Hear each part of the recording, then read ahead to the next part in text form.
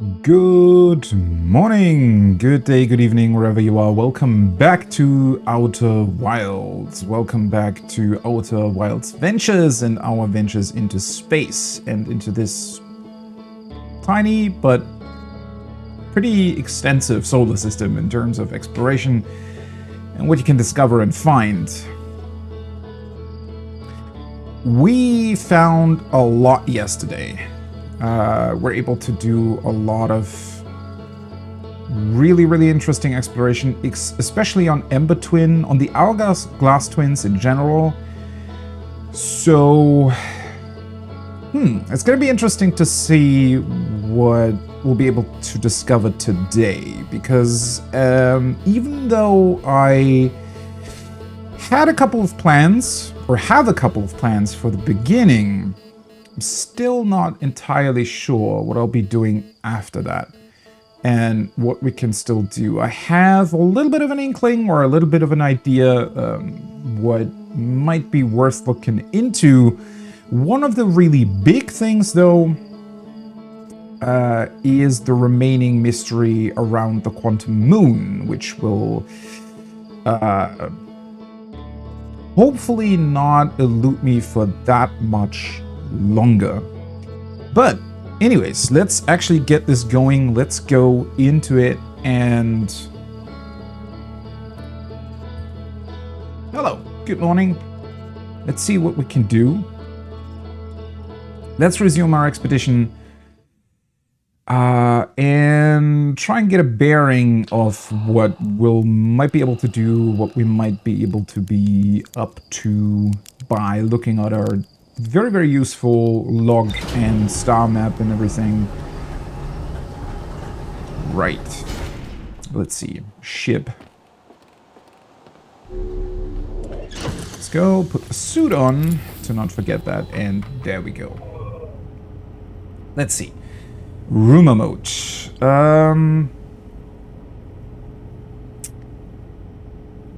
Trying to think back on my plans from yesterday. So, one thing that I did want to look at again, which I don't think is going to yield any new information, but might still be worth checking out, is the high energy lab. The problem is that last time I was there, the sand was rising too quickly, and I didn't really realize at first how that whole, well, what looks to be their big experiment, how that works, right? The whole setup with the big wall, or the big wall window that can be shut, or we can move the shutters. It looked like there was an experiment going on, or rather they were creating the warp cores. Although, now that I've been to the Black Hole Forge, I'm not entirely sure what they would have done there. Right? So is it that they initially take a part of the black hole, or some sort of energy from the black hole, and then they move it to the high energy lab, and that's where the actual warp cores are created? Anyways, that was something that I would like to look at again. Another thing was the interloper, the asteroid, because we did discover the ship on Ember Twin, and what remains to be seen is the supposed fissure on its surface on the sun side that might allow us to go into the asteroid and hopefully find the corpses of the two remaining Nomai that supposedly ventured into said core. So those were the two bigger things that I wanted to do first. Right.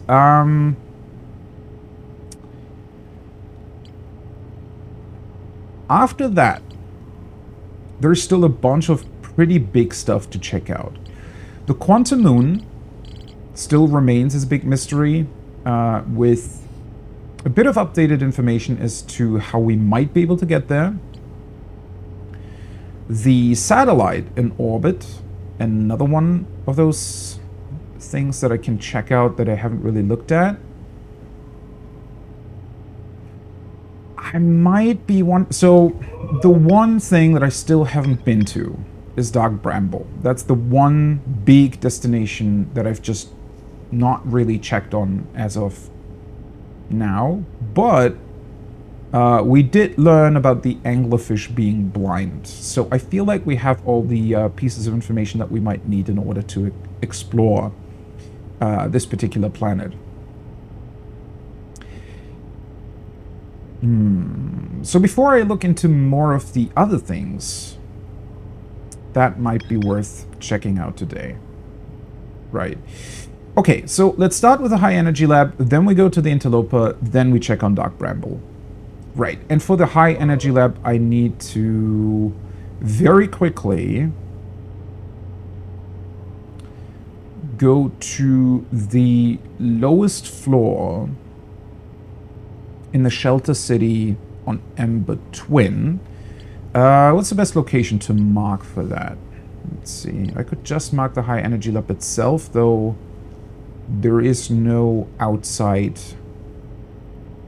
entrance. Well, there is, but there's ghost matter in the way, which I'm still so curious about that. I don't know. I keep going back to the ghost matter and thinking that there has to be a way to get past it, or some form of... But the thing is, at this point, I'm fairly certain that we're not really going to get any new game mechanics in terms of what our character can do. I might be wrong on that, obviously, but I don't think so. So any kind of information that we would get for the ghost matter would have to be something that we can do without adding in any new suit or weapon or anything like that. Which makes me really questioning whether or not there is something. Ghost matter might just be an obstacle that you need to find your way around, because in most places so far, or rather in all of the places, there was always a secondary entrance. So it was never that the ghost matter completely shut off any kind of potential progress I would be able to make. It was just that you had to find a way around it.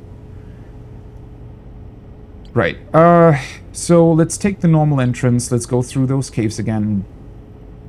It shouldn't be too difficult. And then just immediately check on the potential experiment they were doing there. Let me see. So what should I mark for that? Technically, we need to go here first. And I'm going to take the entrance through the gravity cannon. Should be easy enough to find, and the... It's in between, that's alright. The, what's it called? The sand shouldn't be too much of a problem, because... Ooh, it's a bit fast. Let's see. Ooh, can we still brake? Almost. Well, kind of. Yeah, almost. It's fine. Where's the... There's the entrance.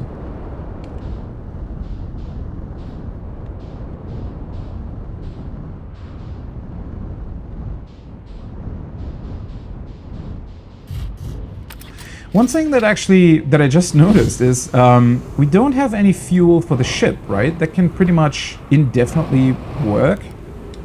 Which I think, well, considering how short the time loop is, I guess they thought that it wasn't really worth it to put any sort of fuel mechanic into the ship, which is completely fine.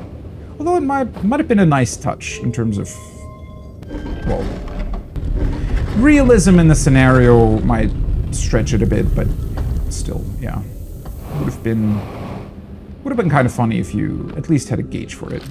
It was this thing, right? Yeah. Trailhead. Let's activate the light. And then it should be here.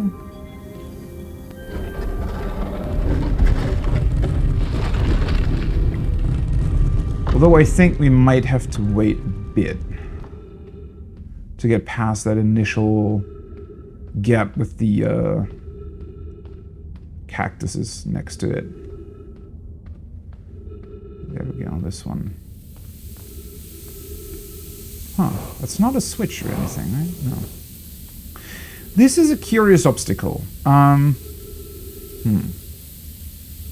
wonder why this exists. Because, well, I mean,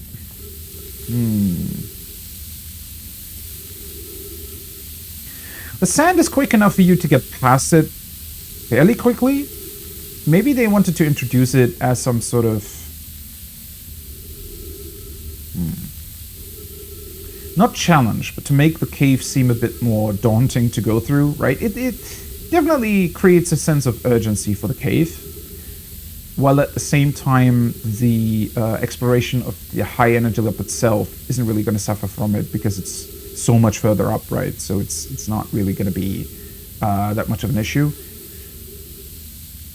It is somewhat annoying when you're trying to go into it again. Which, yeah, I wonder. I mean, the door is shut either way, right? And that's always going to be closed because you can only open it from the inside, and that's only going to happen once you were already in it the first time.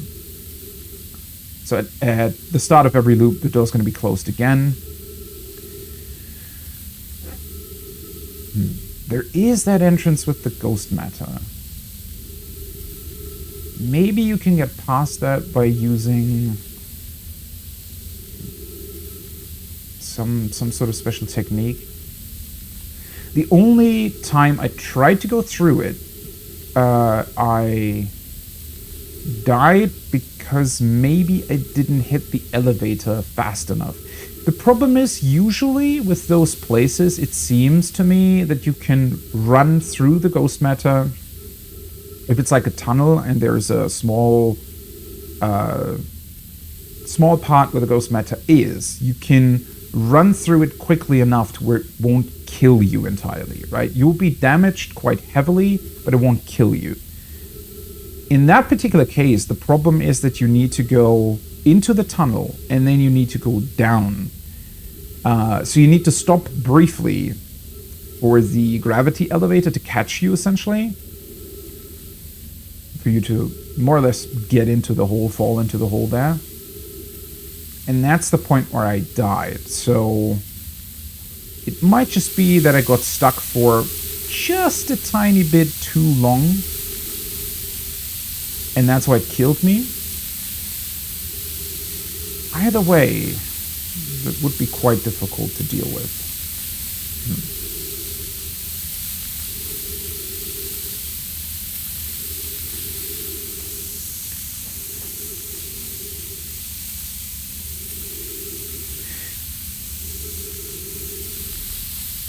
Okay, so I'm that's... Really? Come on. Should have been able to get through there. I'm no expert on cactuses, but... Wait, that's the wrong way?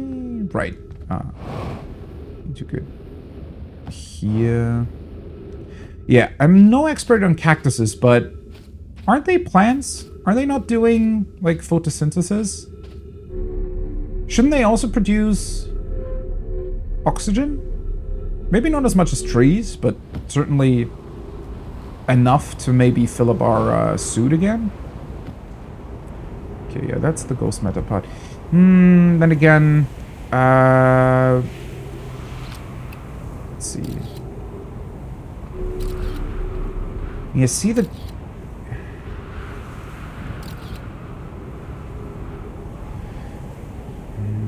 It does appear that the ghost matter is kind of around it, so... Maybe it's really not possible to get through there. Oh wait, that's where it came from. Wrong direction. This way, I think. Does the lab have oxygen in it? It should, right? Pretty sure that it had.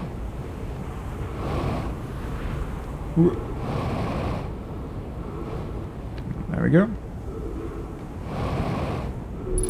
It does. Okay. Right. So, let's first open this thing up.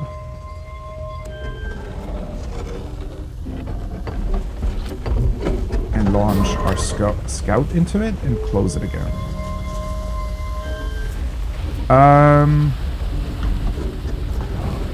Then I need to revert the flow of power. Which does make me wonder, if you do this, does it do something to the city? Maybe some unexpected behavior there? I don't really think so, because without power...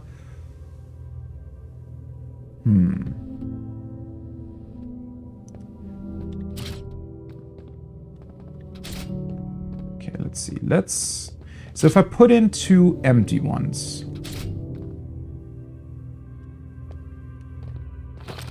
It's not really doing anything, it seems.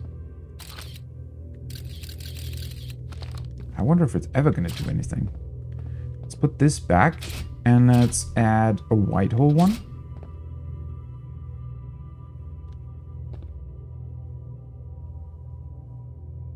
For a second there, I thought the white hole was moving on that string, but nah. This again doesn't really seem to be the case.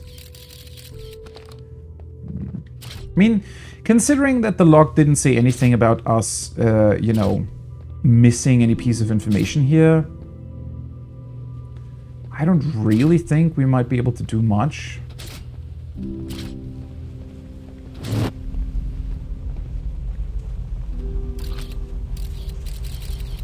Ooh.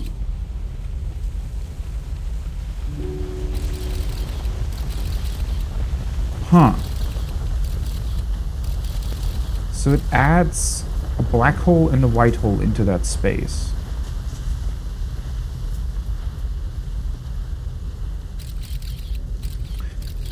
So maybe... Because this was their test chamber, essentially, right? The way I was talking about it previously, I think is a little bit wrong in that the black hole forge really is just to create these things, right?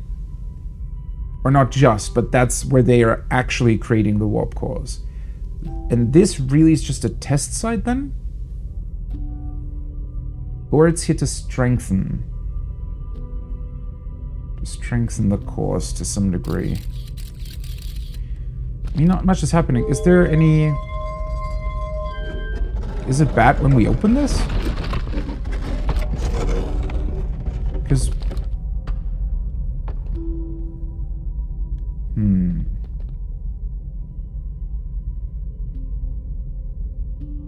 It does seem to be a constant flow of energy here, right? So... Well, as far as I know, they are using the energy flow from the sun station, or were using that, to create an advanced warp core, right?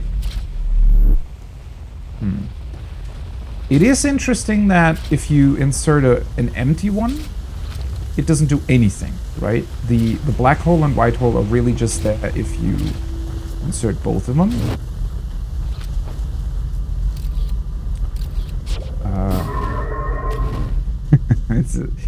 It's an incredible effect.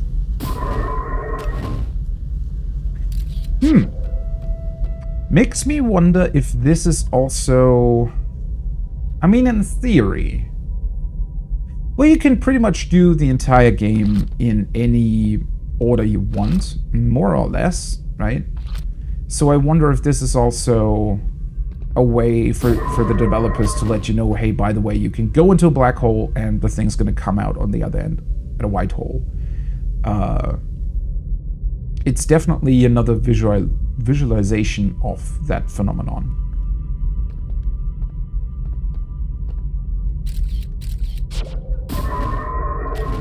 So I think it's really just there to show you this.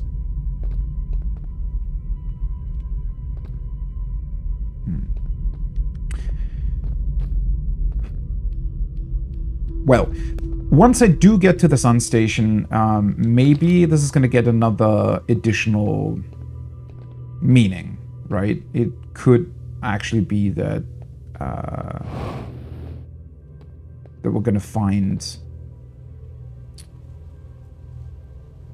or not find, but if we can activate the sun station, it might be that this has some sort of additional effect that I'm just not aware of yet. Right. In terms of the teleporters themselves, this goes to Brittle Hollow. I already checked on this one. That gives you access to the Black Hole Forge. Then we have this one. I would assume leads to the sun station, right? I think this is the last tower at the very end of the bridge. But in order to get to the teleporter of that one, I need to find a way through the cactus maze. Dragon, hi, welcome back. And right, so I definitely still need to check on that one. This one I'm not really sure about. I think one of them just doesn't do anything really. I'm very curious about these two because one of them technically should lead to the very planet you're already on, which is a weird thing. I wonder if it leads to some weird underground teleporter or something. Or maybe there might be a special effect happening when you take one of them and then the other activates it. Okay, this one should be the one to Timber Hearth, right? Which, I mean, I should probably just test what it does because I don't really see what the point of it would be. And this one leads to Giant's Deep, correct? With the Cyclone. And the other side of the teleport on Giant's Deep is just on one of the islands. So once again, I'm not sure why I would want to teleport there.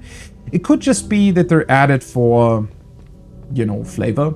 Because in theory, the Nomai would have had uses for it. But maybe you as the player don't really need them, or they don't really reveal anything new. That being said, they might have... I mean, they might give you a different perspective on something.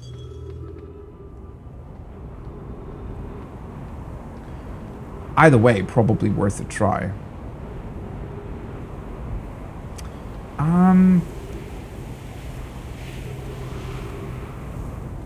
That's my scout. Where's my ship? Oh, right. Is it worth it to go back into the city, though? Or do I just want to test the teleporting?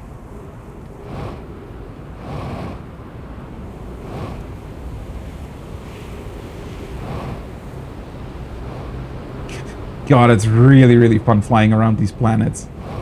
Oh, no, don't fall into that. Okay, good. Because that was a bitch to get out of last time. Right. No, wait. I definitely want to check on... Wait a second. I want to check on the city one more time. So I'm going to use this, and then we're going to be here. In the... There we go. City. It's already filled up. Well, that's unfortunate. Maybe... Nah. There isn't much I can see here. Okay, let's... Okay. So works. Let's get out while I still can. Yeah, I don't know. Some lights do appear to be on still. I don't imagine there's going to be much to see in the city, honestly, when you turn the power off. There shouldn't be, right? Because what would change?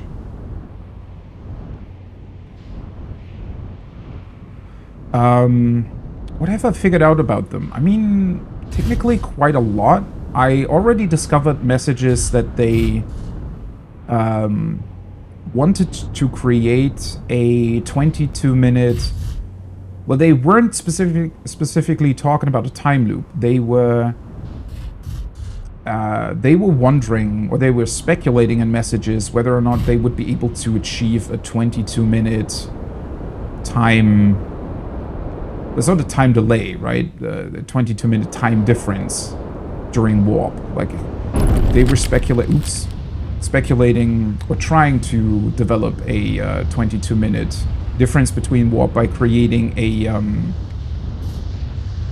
very, very powerful warp core. That's what I found. And apparently in order to do that, they had to build a special energy station, or a special energy... What would you call that? A gathering method? And that appears to be the sun station that floats around the sun, which I've seen from far away, but haven't been to yet. And I think in order to get to it, I have to utilize one of the teleporters here. But why they were going for a 22 loop specifically, no idea. Because that seems like a very arbitrary number. Other than that...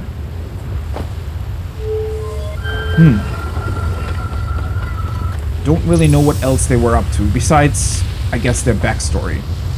You know, them arriving in the system, figuring out a way to communicate with each other, recreating all the warp stuff.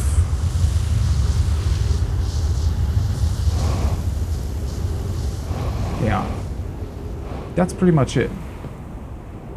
I guess you can also say that they were up to, or they were investigating, or not investigating, but they were utilizing the quantum moon for their whatever ritual that was. Coming of age ritual, I think I called it at some point.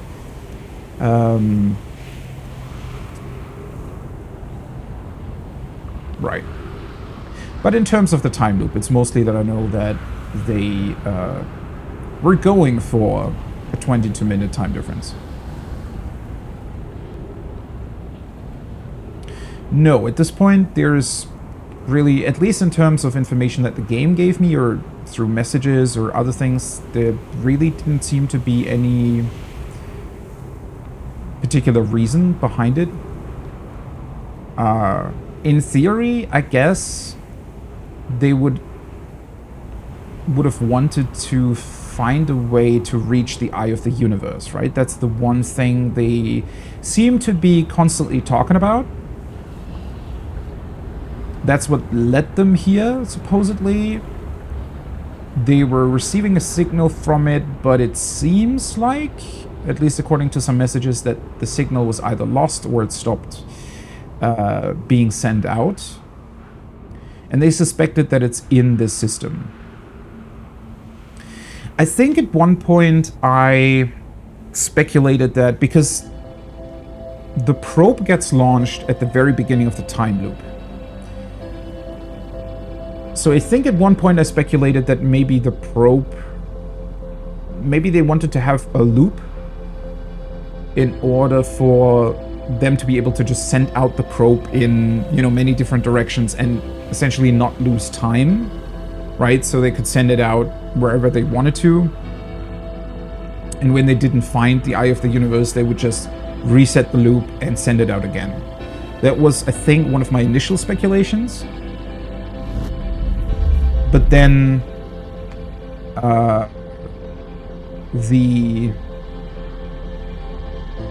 well, as the game went along, it seems like all of their systems kind of start whenever a loop starts. So, I'm not sure if that's just certainly not random, but it might not be directly tied to whatever the probe is up to. But yeah, I guess in general, it's probably got something to do with the eye. Yeah, 22 minutes just seems very, very strange. Unless...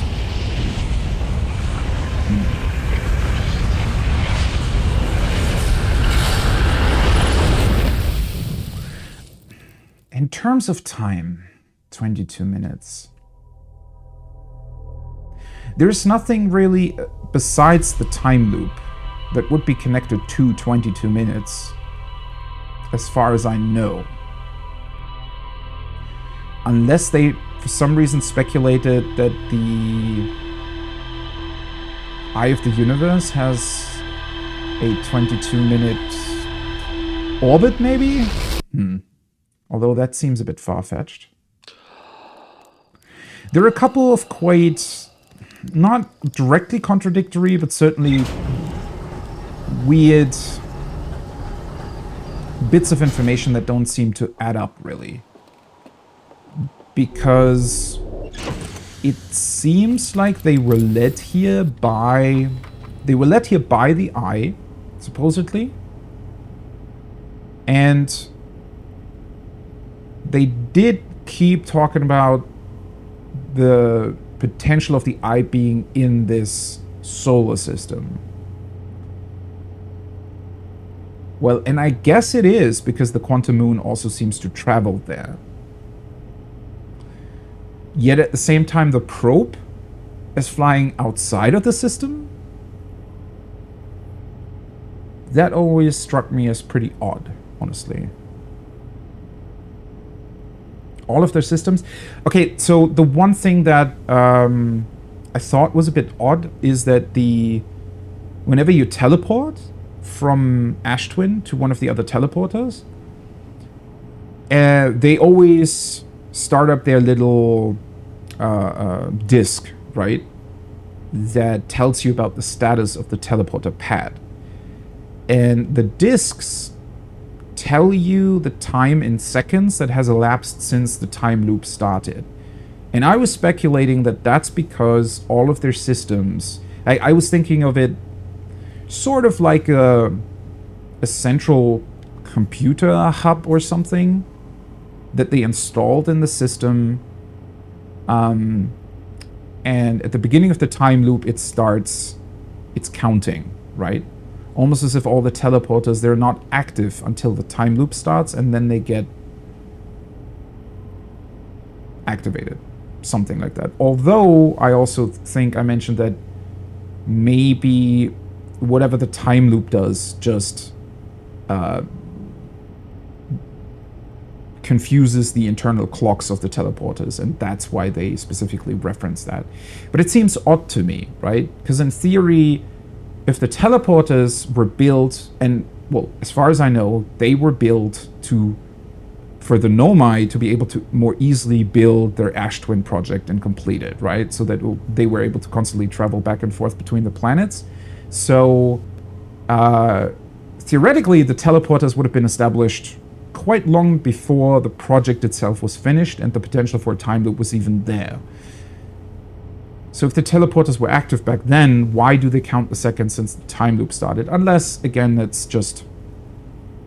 It might also just be for you as the player to more easily discern or to have a reference point there. I don't know. But, yeah, all of their logs and everything. Also, when I went to the probe cannon itself, everything seems to start with the loop, which kind of seems odd. Oh, right, and then there was that other thing where the loop itself seems to be initiated by their advanced warp core that they were building.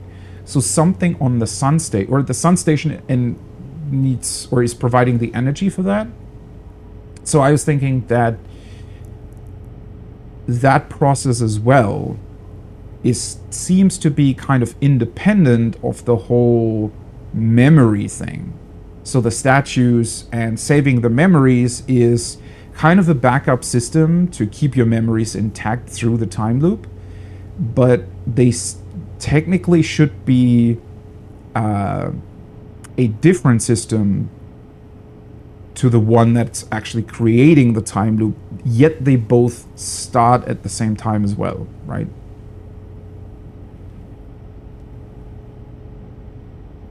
And I guess it's also just when I would be setting up a time loop, right? So I'm building these memory systems, I'm building a probe, I'm building whatever you need, and you're specifically creating this loop.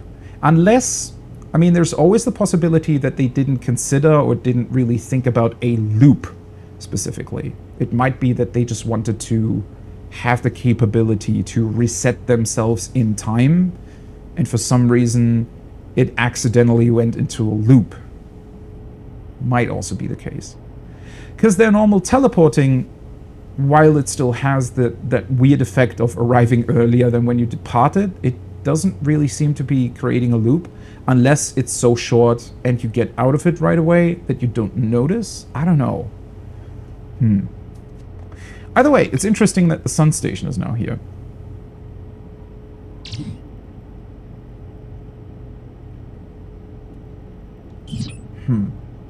I like how it adds that without any indication whatsoever that it's even there at first. It's pretty cool. Right. But I think the next destination I was talking about is the interloper. The high energy lab, well, I took another look at that. I think it's more of an explanation, or not explanation, but I think it's there to show you how the black and white hole works. I don't think there's that much more to discover there. So let's mark this thing, fly to the surface of it, and try to find the fissure that leads into the asteroid itself. Yeah, next go Interloper, and then afterwards I think I'm gonna go to Dark Bramble, because that's the one planet I still haven't visited once. And I got the information about the anglerfish, so guess now might be as good a time as any to get there.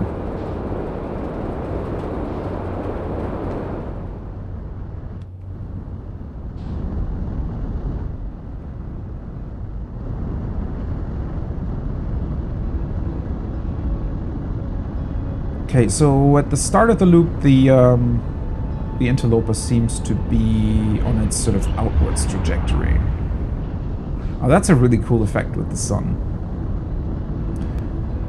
And that's the white hole?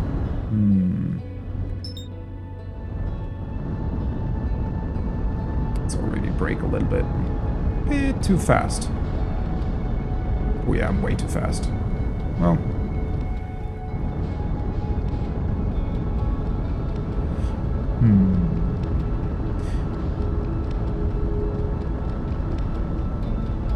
The particular trajectory of the interloper still seems a bit odd to me.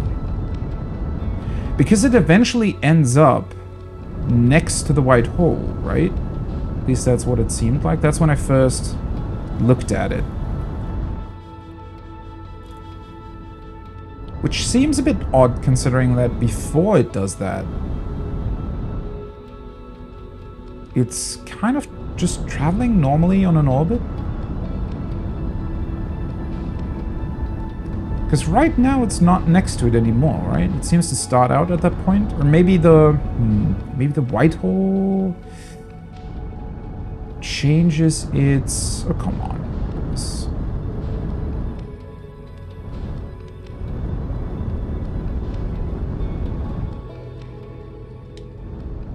That might be something...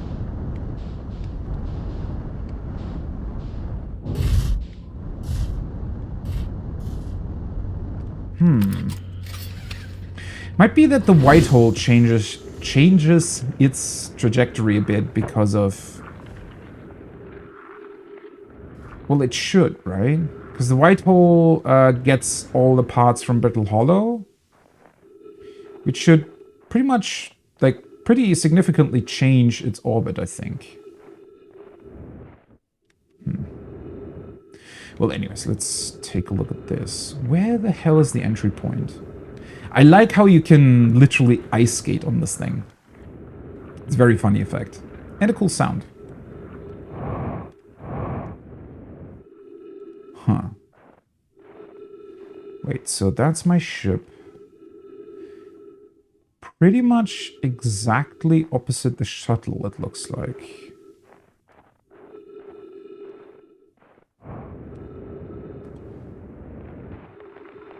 Ah, there we go.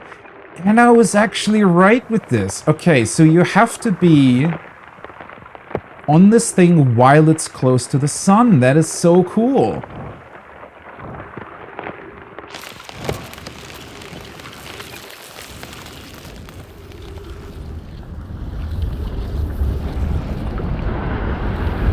Oh, it actually gets really, really close to the sun.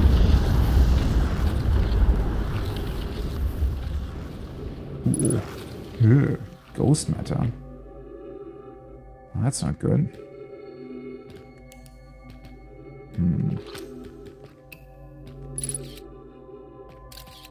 Okay. It's gonna be... It seems difficult to get through. That's where it came from? Right, so let's go this way first.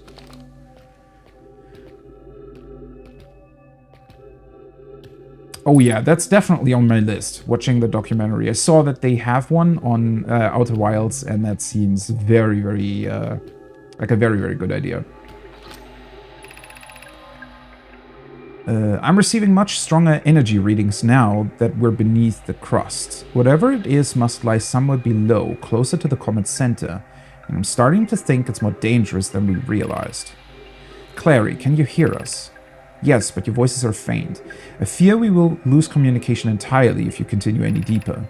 Keep the shuttle warm for us, Clary. We'll return the moment we identify the source of the energy readings. I understand, but be cautious, both of you.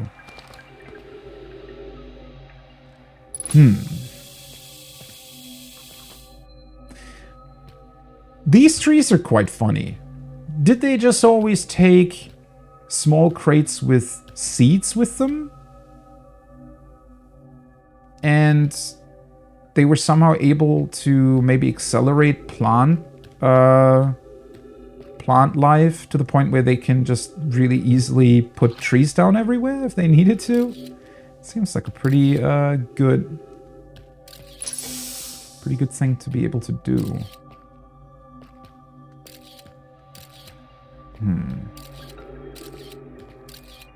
Okay. Most of these entrances seem fine initially, but I'm wondering if they're gonna get dangerous at some point. Ooh, yeah. Oh boy.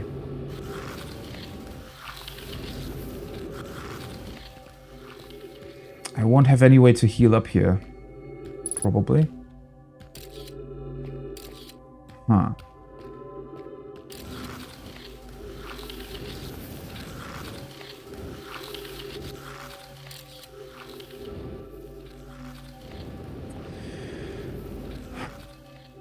Okay.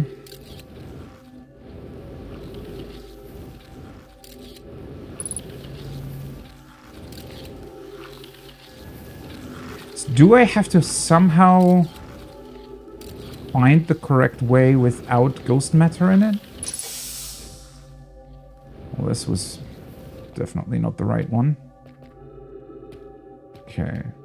So took this one, came out of this one. So both of these lead to some sort of giant hole. I definitely wouldn't be able to make it through that hole, though. I would have died right away.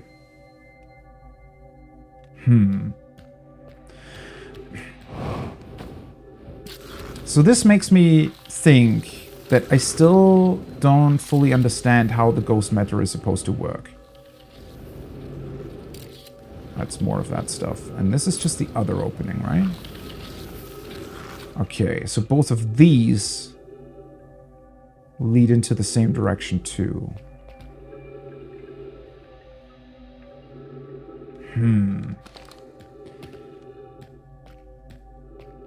Okay. So my problem now is that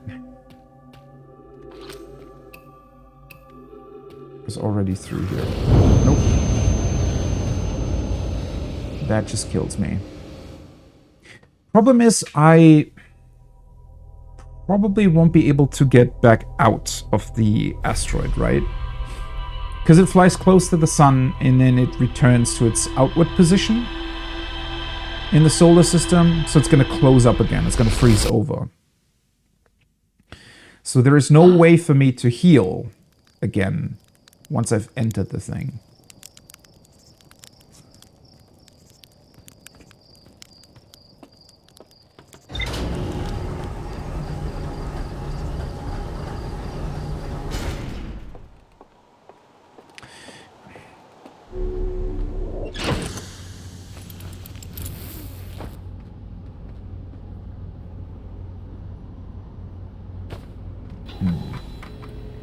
Pretty sure that also didn't give me any new information, yeah.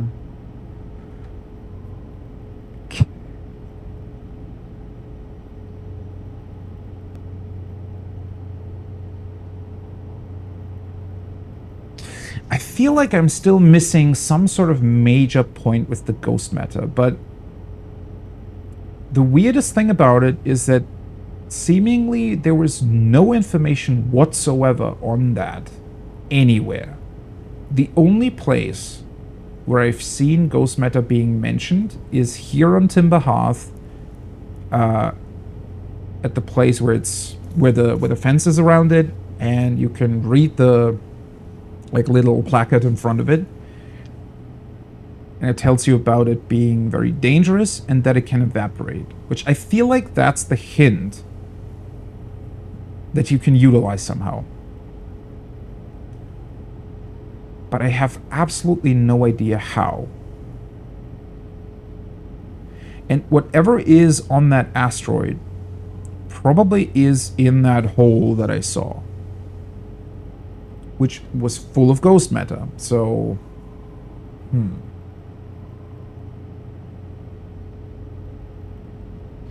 And considering that you kind of need to get to the asteroid fairly early to use it flying close to the sun in order to enter it, I don't think they would make you wait a long time. Because initially I always thought that maybe ghost matter just goes away at the very end of the loop, but I don't think that makes much sense. Especially since it seems to be somewhat modeled after normal, like our real world radiation. And that technically also evaporates, but it takes a couple million years to do so, right? It's such a weird hint, though.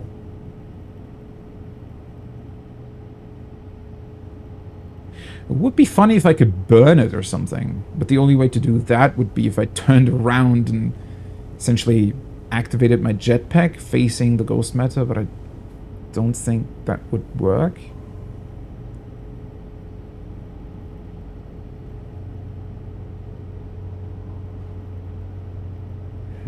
But there's definitely a reason they put ghost matter on Timber Hearth as well. Because that makes it easy for you to just try a bunch of stuff with it, right? And the little kid is throwing rocks into it. Which, that's not something that I can do. Right? I can't pick up rocks and throw them into it. And the scout drone, all it does is it can land within it and it tells you that it's dangerous, but that's about it. Unless taking like 1,000 photos of it somehow evaporates it, but that would be strange. Huh.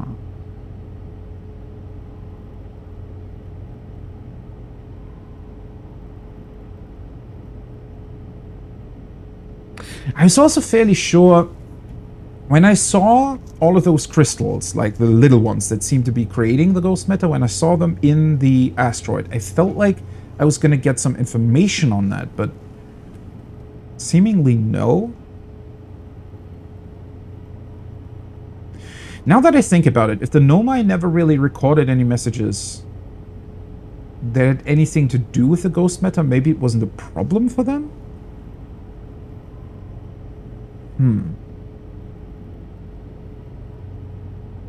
Now, why would that be, though? And even if it wasn't a problem for them,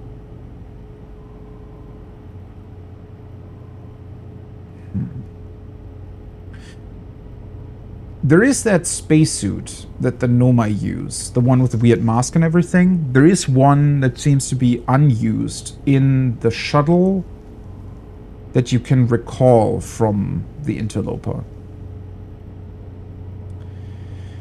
But I looked at it, I'm pretty sure that I would have noticed if you can put that on. I'm also fairly certain that it wouldn't really work because there's no time to... Because I would have to go to Ember Twin, recall the shuttle, grab the suit, then return to the interloper. I mean, maybe that could work.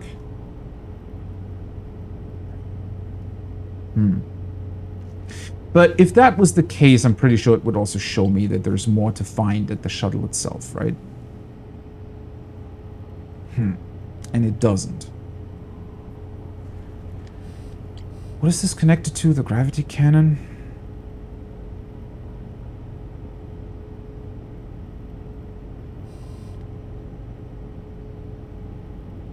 That is so strange.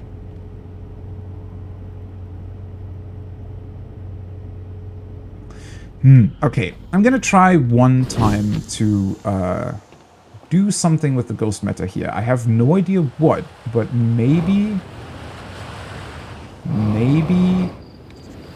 there's something that I could do. I think it should be over here somewhere.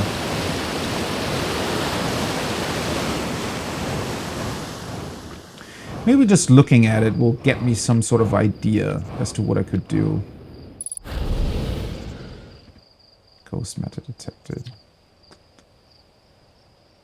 It's like the 4th time I'm reading this.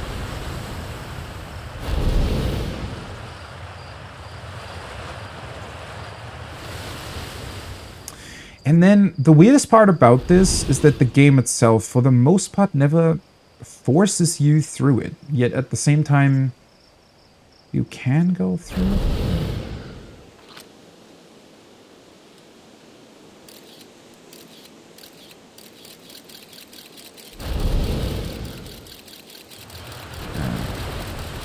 So it seems to be evaporating, right?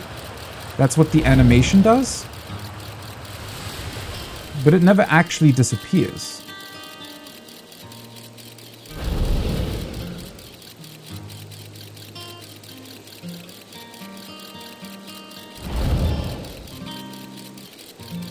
So just taking pictures of it surely doesn't work.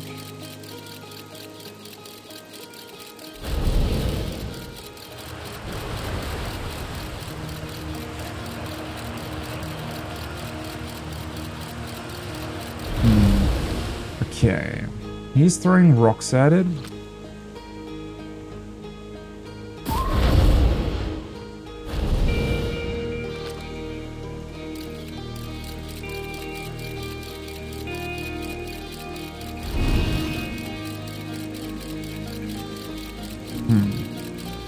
For a second I was thinking that maybe the light of the drone, because I also have a torchlight, obviously.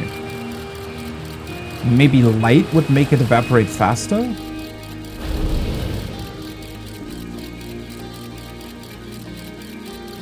Doesn't really look like it though.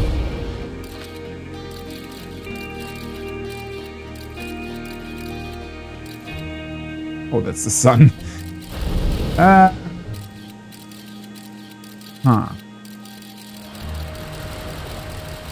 It has that evaporation effect on it. Oh, whoops. Come on.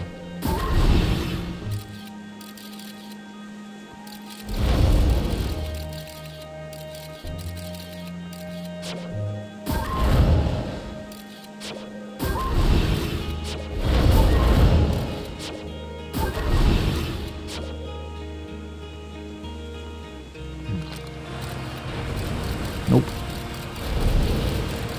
Still looks the same. Because it might have been that maybe recalling your probe, since technically that's a warp, would also warp the ghost matter away, but it doesn't look like it. And if it's the crystals that are producing it, at least to a certain degree,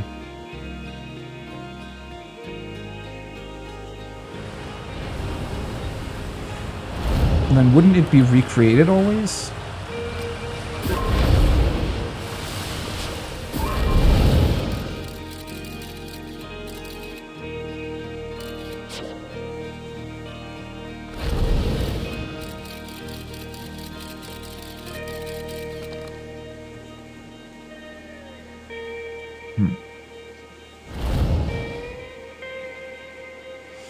I could try taking one of the warp cores to it, but again, that doesn't really work because it takes way too long to get there.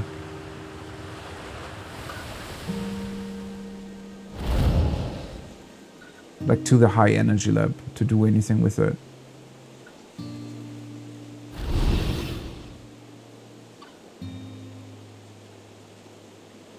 It is so strange because this entire setup screams to me, hey, look at this. This is how you deal with this stuff. But for some reason,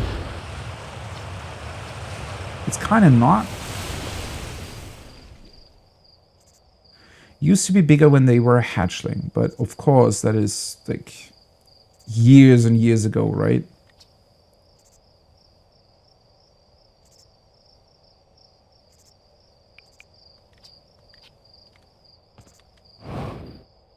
I don't even remember who Tektite is.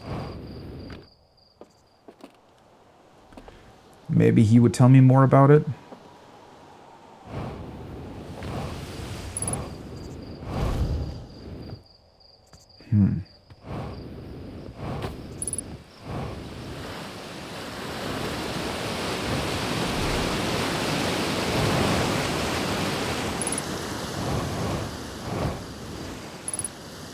And these just lead back into the core of the planet. I could try and run through it again.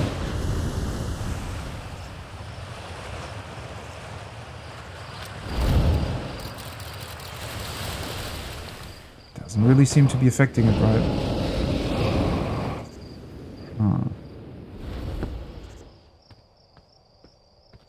This particular place of Ghost Meta does seem to be a little bit less dangerous, though.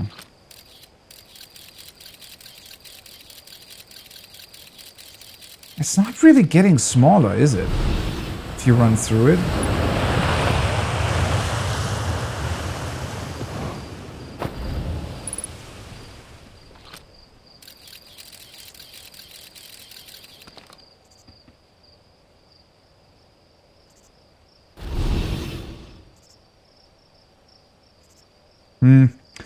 Well, honestly, it's probably a good idea to just go somewhere else for now. Maybe the quantum moon is going to tell me something about it.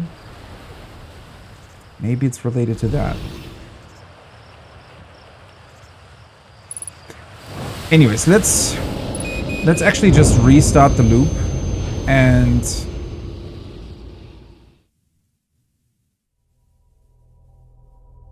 go to Dark Bramble for now. Because there definitely still seems some fundamental information missing about this. And I think without that information, I wouldn't be able to go deeper into the asteroid. Unless I'm making this too complicated for myself. That could always be the case.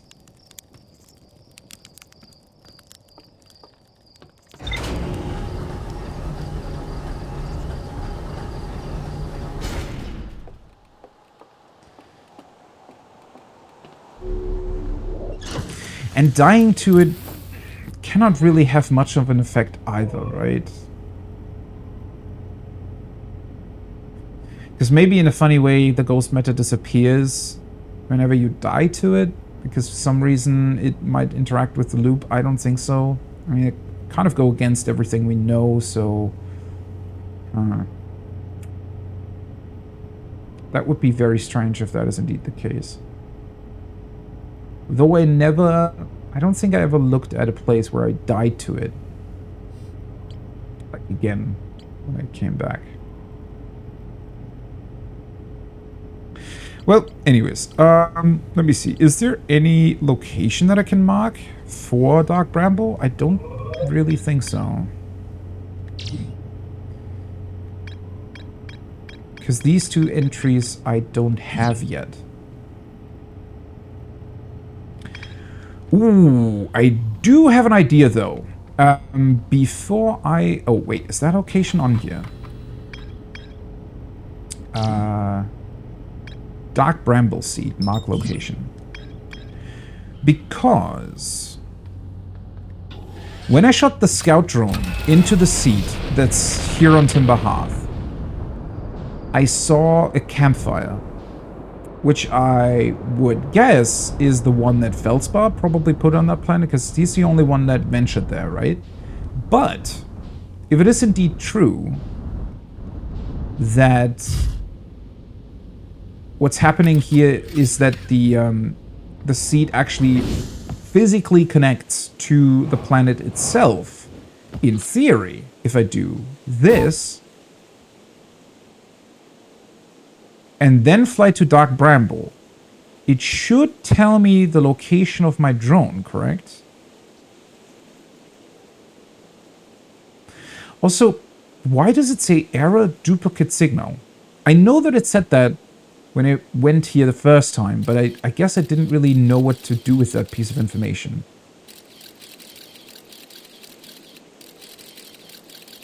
Why would it say duplicate information? Or duplicate signal, rather. Is this the place I wanted to go to? I feel like it flew too far, maybe.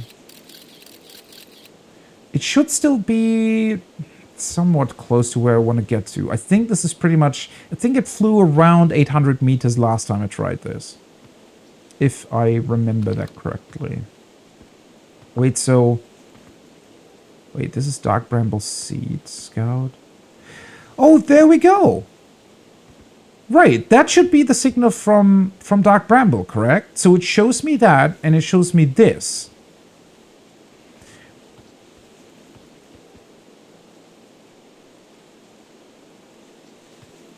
Okay, let's think about it while I fly to the thing.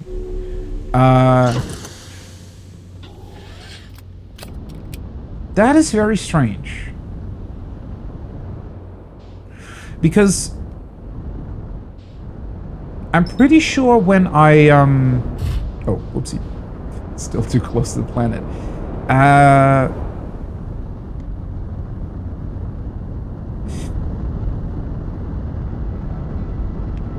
What's confusing me here is when I shot my scout drone into the Tower of Quantum Knowledge on Brittle Hollow, and then it got sucked in, like the entire tower gets sucked in by the black hole, right? And it emerges on the other side at the white hole.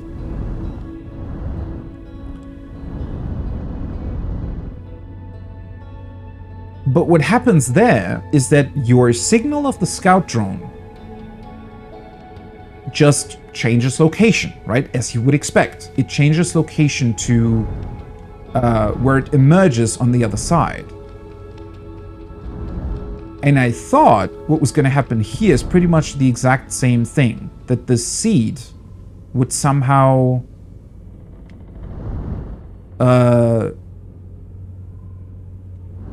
just establish a physical connection to where it came from.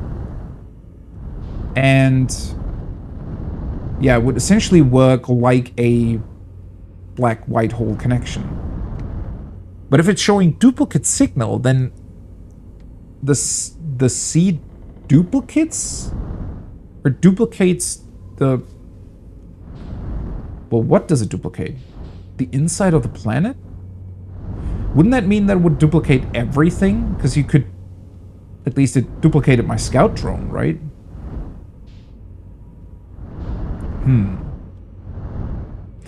Okay, so I can try and fly into the center of this, but I do want to get a good look at what else there is. So, it pretty much looks like a giant version of the seed itself. It seems to be growing all these tree-like brambles around it.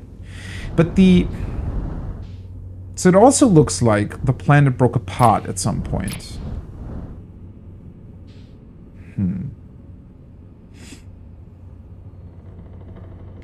What I'm not sure about here is this outer layer. Is it just made out of ice? Or is it those crystals that we see everywhere? It should... I mean, it could just be ice. I don't know. Alright. How do I want to do this? I know that the anglerfish react to... okay, let's pause here for a second. I know that the anglerfish cannot see, so I'm guessing they would react to sound, which means that I should try to just fly into it, but not actually move. At least if I see a fish nearby, right? The problem is that it's gonna suck me in, essentially, because it still has gravity. So it will accelerate my ship. As you can see, it's already doing that, right? So I guess I just need to be careful whenever I see something that looks like an anglerfish, maybe? The scout drone doesn't seem to be too far away, though. It's only a kilometer, unless something weird happens if I enter this. Let's see.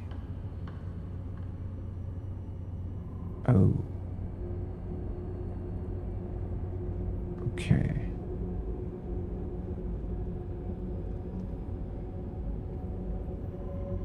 It doesn't say duplicate signal anymore, which is weird. There's a red dot that seems weird. The white dots could be anglerfish, right?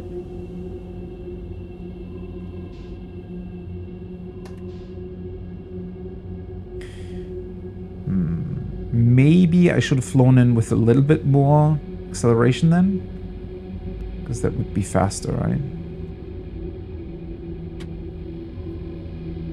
Okay, I really don't understand how this works, though. Are we entering some sort of other dimension?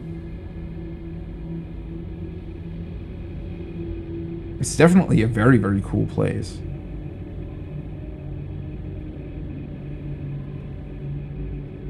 So if... yeah, what does it exactly mean? If the... let's just try to accelerate a tiny bit here.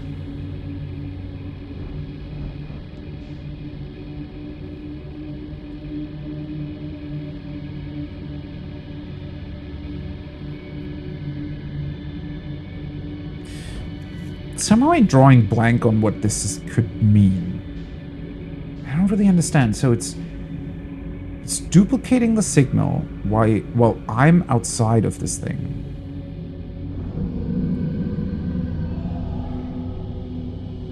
How goes the ventures? Well, I'm entering very, very dangerous territory, it seems like. I think I definitely heard an anglerfish just then. I kind of want to turn and look at whatever that... oh, can I get up and... yeah. I forgot that I can just do this as well. So I'm pretty sure that the sound that I'm hearing must be an anglerfish. It doesn't seem to be the red light, though. Maybe that's the center of the planet or something? Because at first I was thinking that maybe when the anglerfish get angry or something, right? When they're on the hunt for prey, their light turns red or something like that. Ooh, there's another. So there's multiple seats that we can enter here. Danger in this game?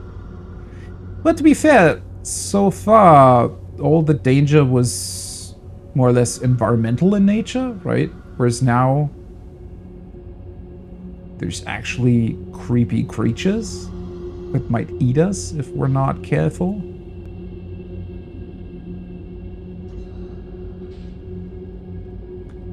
I'm wondering what they react to. Also, technically, if I enter that thing, would I be able to escape from it?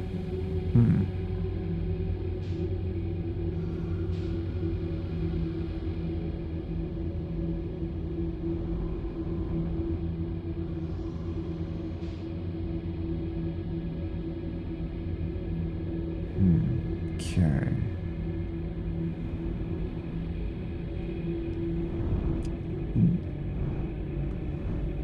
So it looks like you can maneuver to some degree.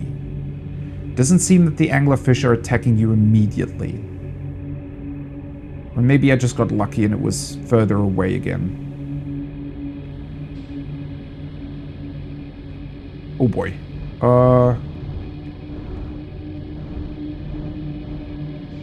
I still not through?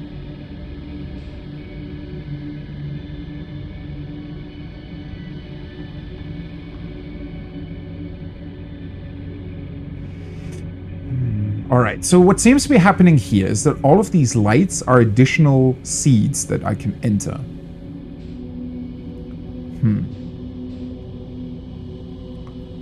And for some reason, they seem to be connected to the same place sometimes.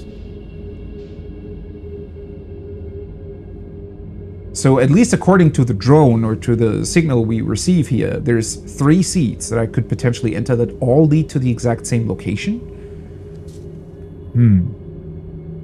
That was a weird thing that just flew into my view.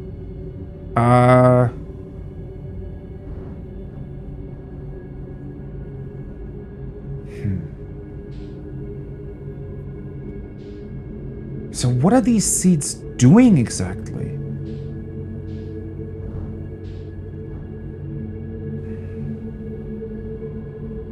Especially thinking about the one that was on Timber Hearth.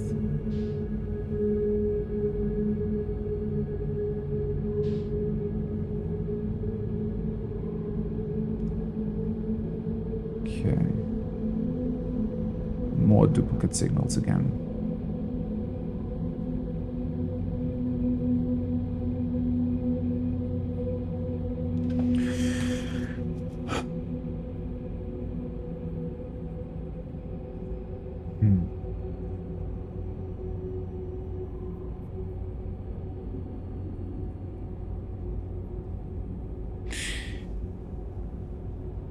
Maybe I'm thinking about this in a little bit of a wrong way. Alright, so the one thing this reminds me of for some weird reason is... oh boy. Oh, there we go. Wait. I think this is what I saw. Because that's a fossil, right? And there's trees here. Wait, and the seed that's in the middle here also duplicates the signal of the drone that is literally sitting right next to it? Huh. Well, that's very strange. Also, what's the blue light behind it? I want to land here, but I don't want to attract any fish. I guess... let's just try this. Somebody is certainly sitting here. Oh, he actually has a gravity stone here? Okay, this can't be this difficult. Wait, let me try this again. Is there no way for me to get inside of this place without, like, making it weird?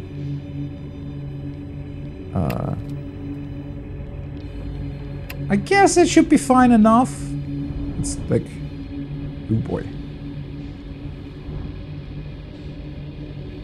I hope the ship just doesn't fly away. Let's try this. Gravity seems to be quite weird in this place. It doesn't really have gravity, I guess, except for here because of the stone. Hi, buddy. How long have you been here? Whoa! Where'd you come from? No one's come here in, well, ever actually. That makes you the second Hearthian to ever reach Dark Bramble. After me, of course. Well done. Say, it's you. They made you an astronaut. And you haven't blown yourself up yet. Good for you. Ah, well, I mean, you know, let's maybe gloss over a couple times that happened. Feldspar, you're alive. Let's go with that. You know where the brightest hatchling were you? Well, I kind of knew or suspected you were alive, but yeah, that's right, I'm alive. Been camping out here since my ship, you know, crashed violently. Well, at least it seems like you took quite a few things with you. Wait, what? Oh, this is a good story. I just finished exploring the core of Giant's Deep and needed a new challenge, and none of us had ever been inside Dark Bramble, so I think, hey, let's give it a try. Oh yeah, can you tell me about that, by the way? How the heck did you enter that thing? I've been cruising around for a while, dodging the odd massive interdimensional vine bristling with thorns. Interdimensional vine, okay. When I ran into this huge anglerfish, the biggest I've ever seen. I pulled a few stunts, tried to shake the thing off. Nothing too fancy, yeah, of course. I'm going full speed when the fish clips me, knocks me into a vine, and, well, like I said, I crash. Blammo! On impact, my ship starts making noises, like it's coming apart from the inside, and I think, well, that ain't great. Sure enough, I barely get out there before the electrical system starts sparking like crazy. It's either move fast or die unpleasantly, so I had to put a little distance between me and my poor fried ship. I camped out near where it crashed at first. I found the skeleton later. Great find. Would have been stupid not to use it. Wait, oh, he's talking about the giant anglerfish fossil he's sitting in. So I moved my setup over here and planted my emergency tree seeds. Been here ever since. Oh, the tree seeds that provide oxygen, right. No wonder there's so many stories about you back home. Heh. You're not half bad yourself, making it here in one piece. Well, I had a little bit of an advantage because there is a crashed seat on Timber Hearth. Which now seems odd that there would be. Anyway, that's how it all went down, hatchling. Story's over, but feel free to stay and enjoy the fire a while. Define yet, yeah. The, anything to do with time, it gets a little bit jumbled now. Or don't, fire's not going anywhere. Anything else you wanted? Oh, we can actually ask him about it, that's cool.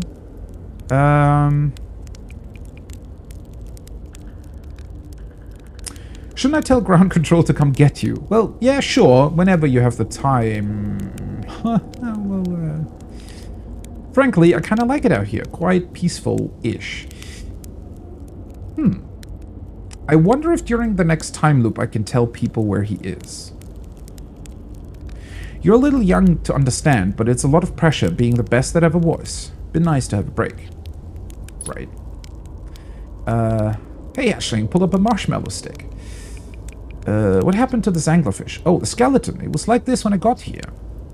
As near as I can tell, this anglerfish must have been chewing on the vine and eaten a seed. And then the seed grew and grew in the poor fish's stomach until this happened.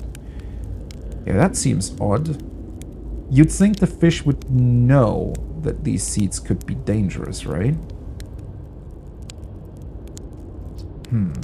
Gross, huh? This skeleton was a good find. Keeps the fish away. See, they're territorial, so they mostly avoid each other. That's why I set up camp here. So is there one fish in every dimension? I really wonder how this stuff works. So where's your ship? Not far from here, as a matter of fact. If you go straight past the tail of this anglerfish skeleton here, you'll see a flickering light in the fog. Follow that and you'll find my old ship. What's left of it anyway. We should probably check on that then. Maybe there's a bit of information there still. You reached the core of Giant's Deep. How'd you do it?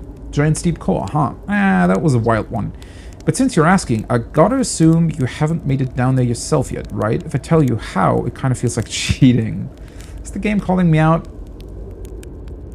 Well, I know in theory, it's just that what I was told, or what I was told by the Nomai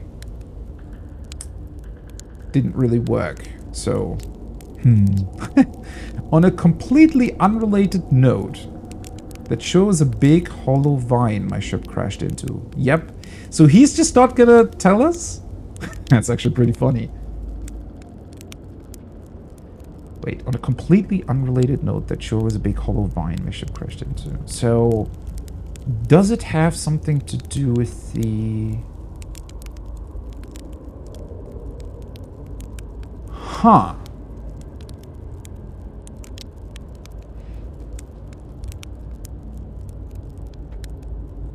That's actually a very, very interesting potential hint.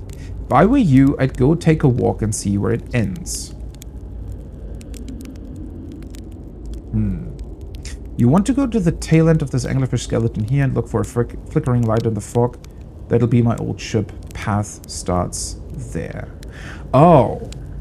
Okay, maybe I misunderstood what he was talking about. Let me pause real quick.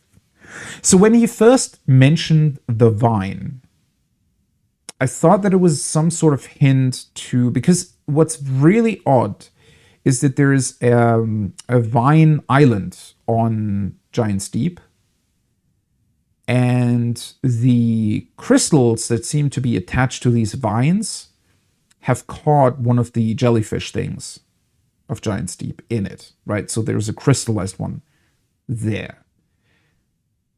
So my initial thought was that since the jellyfish also seem to be electrified, or they have this electrified thing around them, maybe there would be a way to... How would you do that? Maybe there would be a way to move that island into the counterclockwise cyclone. And because of the jellyfish being near you, maybe I would be able to go through the electricity?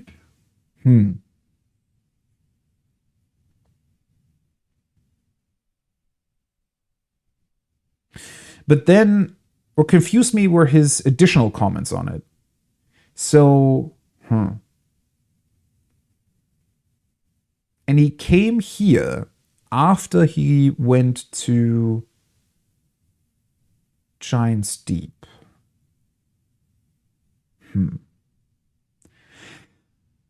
But even if I was somehow able from Dark Bramble to utilize the vine to get to Giant's Deep, wouldn't I just emerge on the island? Like, how does that correlate to getting into the core? Maybe I'm thinking too much about it. Maybe he really isn't giving me a hint after all?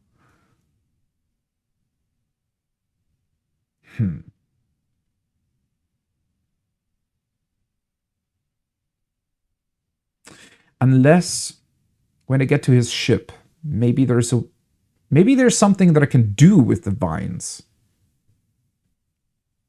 that would help me with the electricity. These vines in general seem really, really weird. So what they... Well, he was calling them interdimensional. They certainly seem to be doing some weird stuff in terms of multiplying dimensions or multiplying spaces. But maybe that's not exactly what is happening. Because there could be a little bit of a different, or a little bit of a...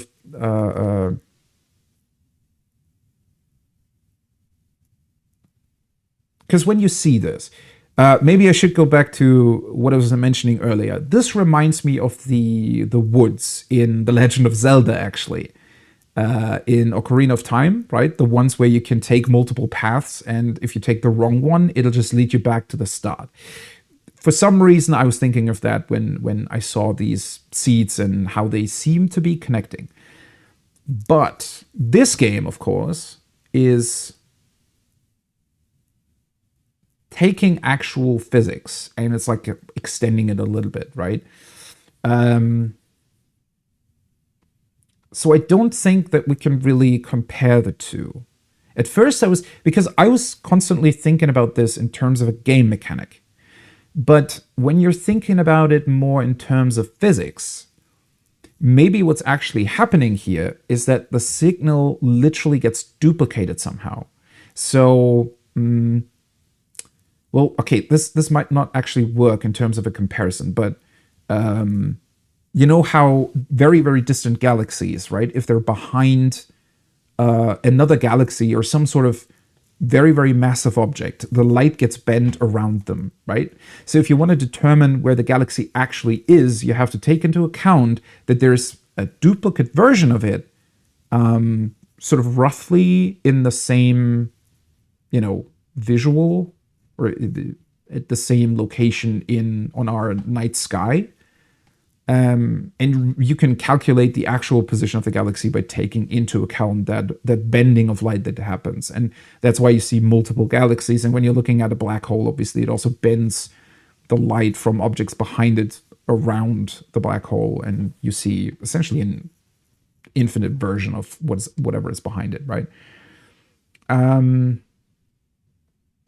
So maybe what's happening here is not that the seeds are creating additional dimensions so much as they just oddly refract light in a way that makes it so that it gets duplicated.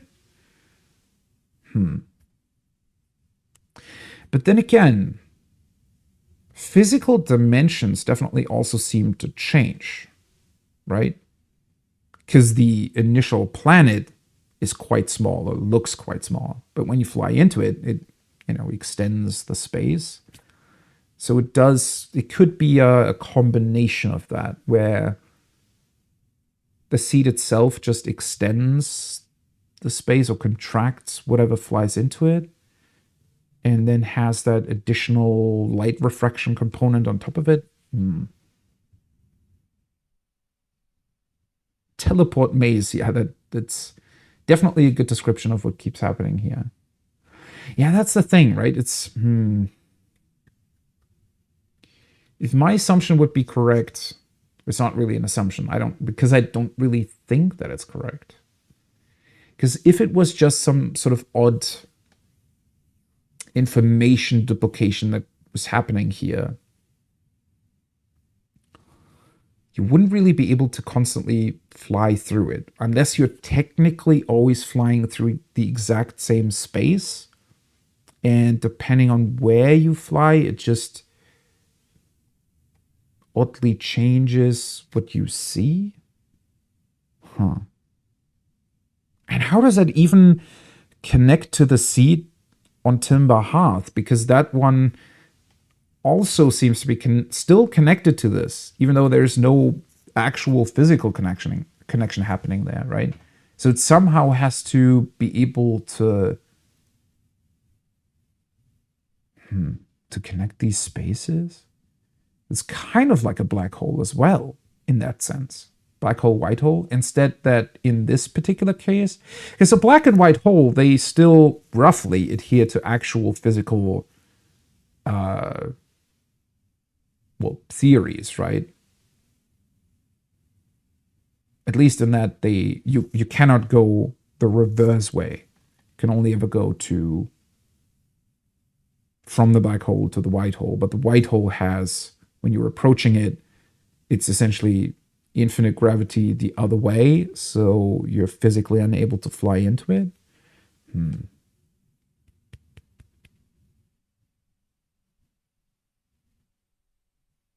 How is everything connected? Well, let's not get into the, theory of everything here, I guess. Yeah. I don't know if I'm missing something here, or maybe it is literally just multiple dimensions or something. Maybe I'm overthinking this. I don't know. Where should I explore here? That's the spirit. Anywhere's good, but you should know that space is weird here. Intensely. Ever tried throwing your scout into one of these weird seeds? Yeah, that's how I found you. See there with the little opening. It's just big enough to launch one through. Your scout tracker will tell you the scout is in two places at once, but I don't think that's wrong exactly, because space doesn't work right here. That seed looks small, see, but inside it's bigger. Much bigger. Like it's recreating the same space again. I've had a lot of time to think about this, and my theory is space in Dark Bramble kind of expands as you go through each sphere. That's why it's bigger inside those seeds.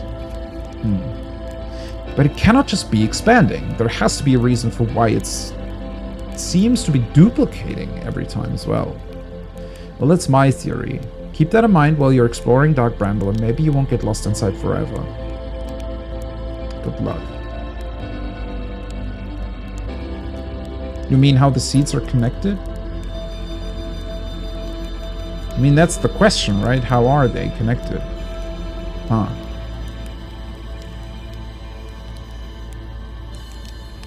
Because the weird thing is, the seeds themselves also don't really connect physically, right? They have that weird light in them. They seem to be extending space around them. And the space inside of them kind of seems to be connected in the sense that it's either always almost the exact same space that they're expanding.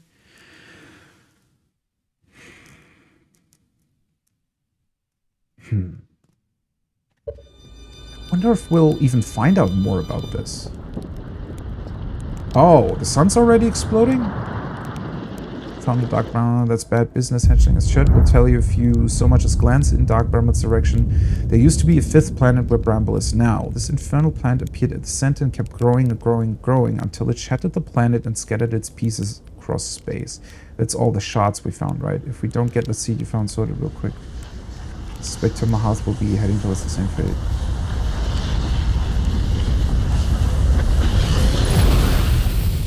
Okay.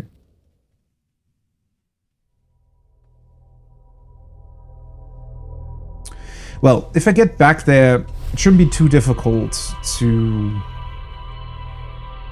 get back there way more quickly than I did now. Because I was thinking a lot of the planet itself, and I looked at it a bunch from the outside and stuff, right?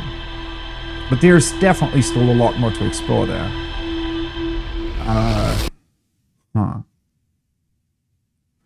Right, I definitely glanced a little bit over the fact that there was another planet there at first. The seed grew inside of it? How would that even happen? So the seed came from somewhere.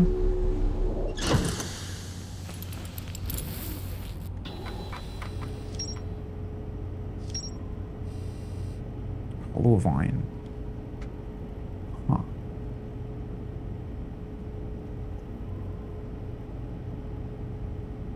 It also seems to be pretty far away from everything the Nomai did, right?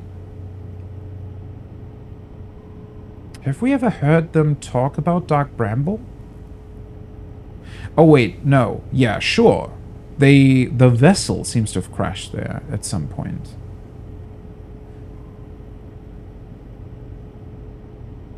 And they also knew about the anglerfish.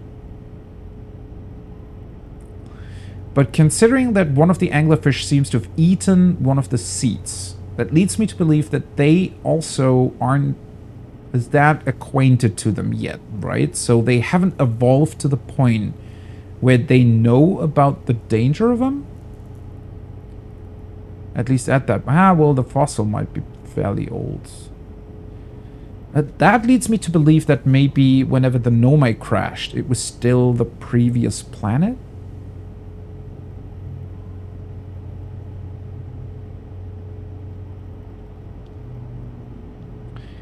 I mean, that's the thing, right? Was Dark Bramble there, or did the Nomai crash into what was there originally?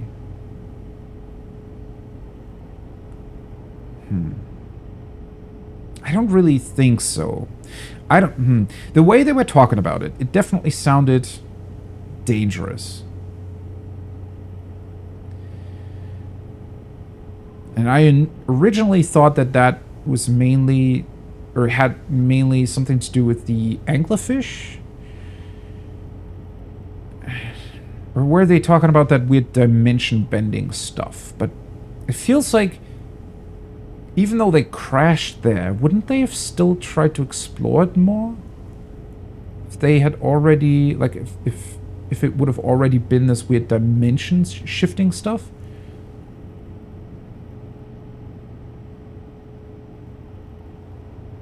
And also, if it had already been... Maybe it was just starting? Maybe all the seeds were just starting to do something when the Nomai came here?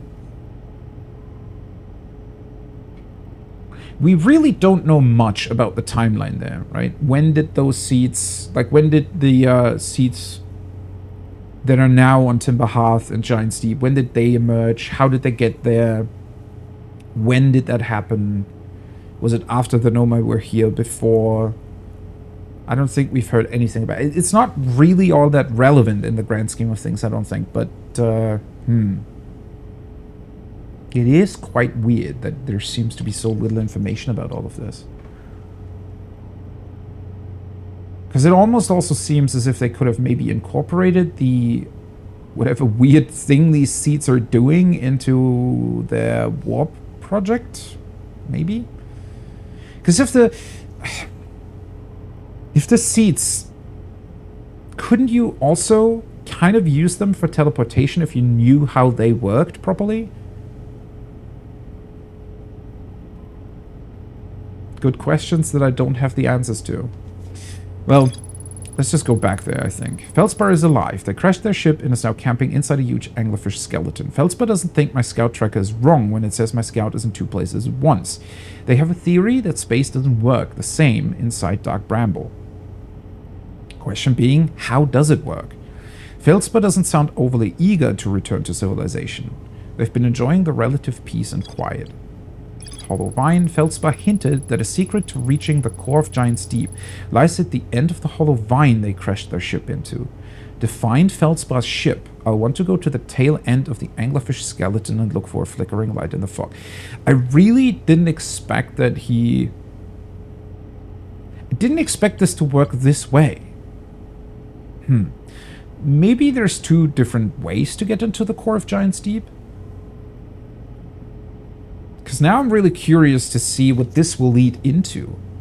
Like, will I still need the other hint about the counterclockwise cyclone? Do I need to combine the 2 in order to get there? Or is this an entirely different way to approach it? That's going to be really, really interesting to see.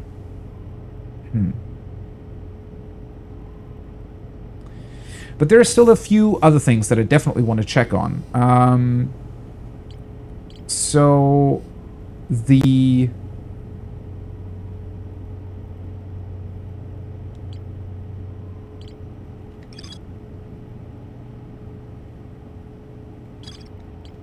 vessel.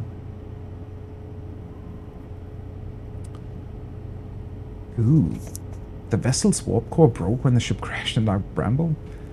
Did the warp core do something weird with the seeds then? Kind of a funny theory.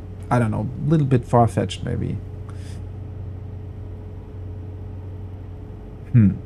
I wonder if the red light that I saw is the crashed vessel. I could try to go towards it. I will definitely go back to Feldspar first though. But the Vine on Giant's Deep definitely didn't have an entryway or something that I could shoot my scout drone into. Because I'm trying to think if I could somehow maybe try to get my scout drone to wherever the vessel is.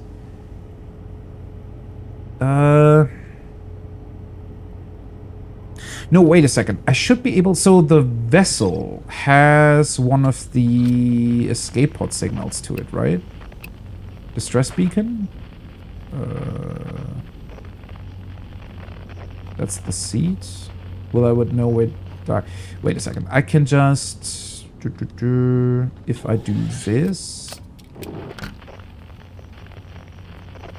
If I were to follow the signal of the distress beacon inside of Dark Bramble, I'm pretty sure I should get to where they crashed their vessel. That shouldn't be too difficult to do.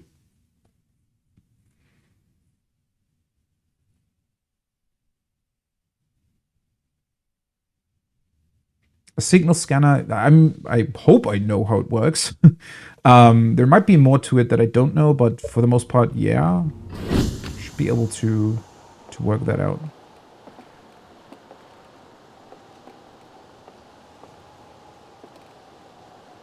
The one of Giant's Deep is part of Dark Bramble, not actually seed.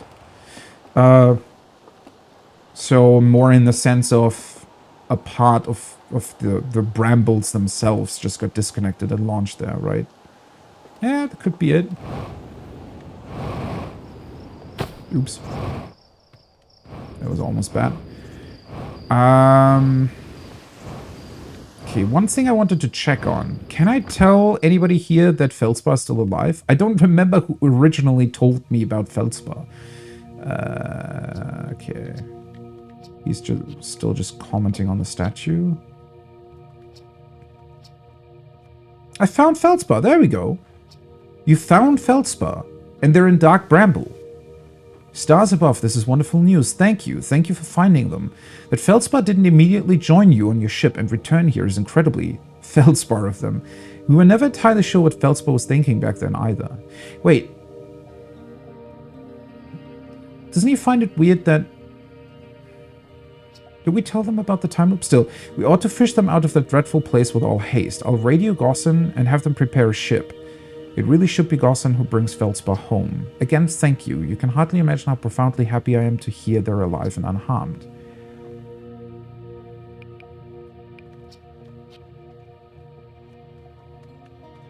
Isn't he confused by the... Do you know about the time loop?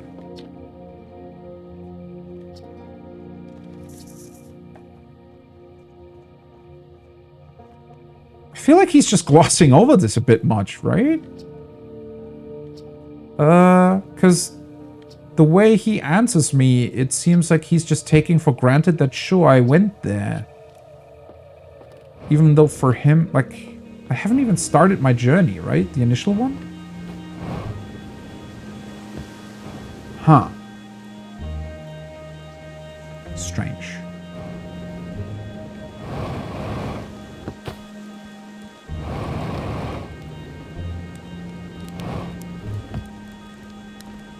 Oh. Oh, right.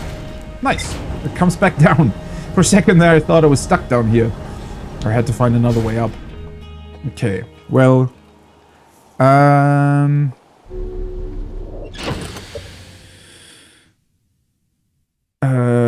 Because of the gravitational pull, Bramble fell towards giant steep.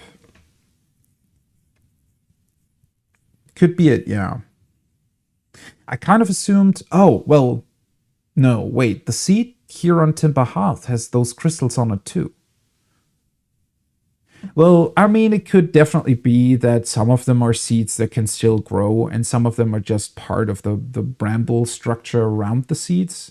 And both of them could have, you know, fallen away from the planet, and the seed happened to land here, the bramble happened to land there. Huh. Still kind of strange that it's not actually a seed, though.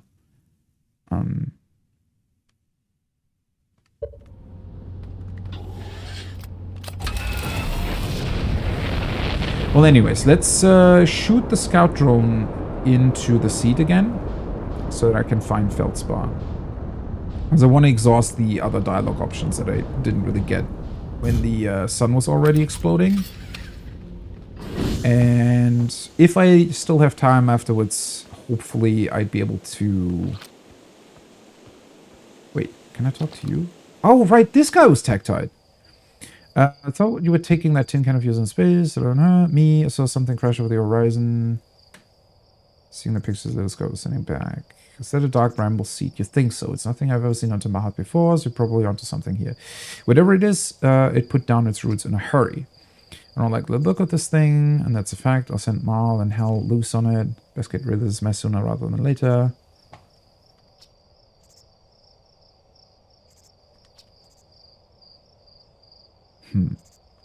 Makes me wonder what would actually happen if you took the thing apart, right? So this guy lost a leg to ghost matter? I wish I could ask him about how to handle that stuff. Okay.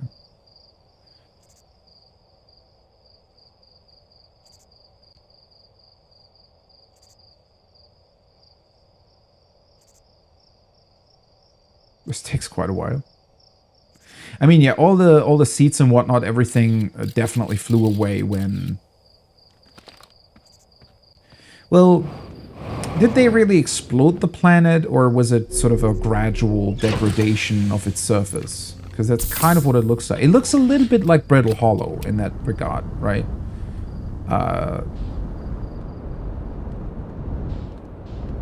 There we go. It's pretty cool how this works in terms of you mark the dark bramble seed, and then you see your scout drone. It's like a double marking.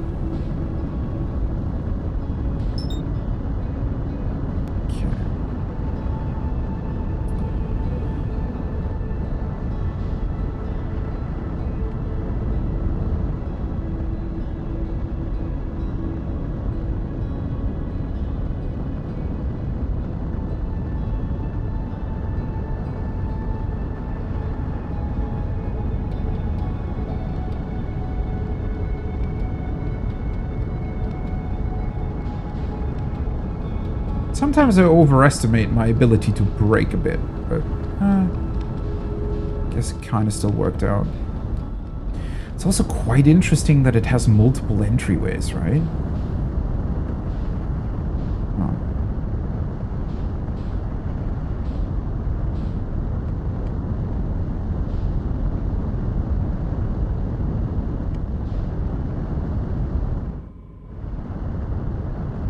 So strange. I want to know what this planet was originally.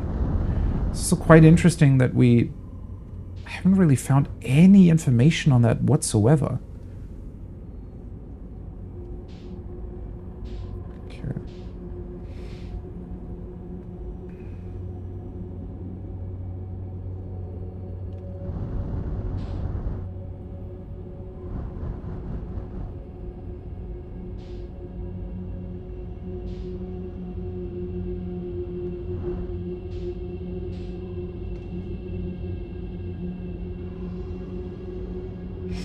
Wait, did it...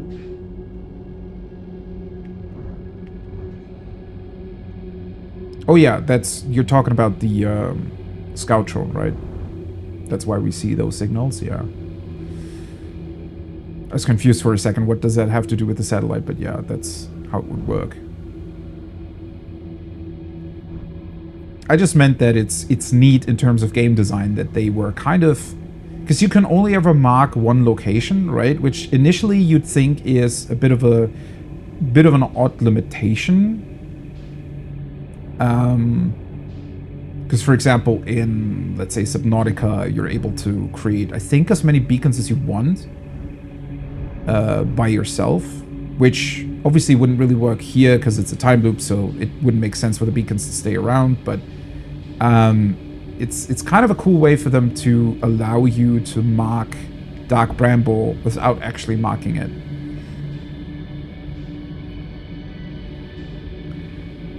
I just like this idea of how it solves itself without them having to add some sort of awkward or weird additional game mechanic that would feel out of place maybe.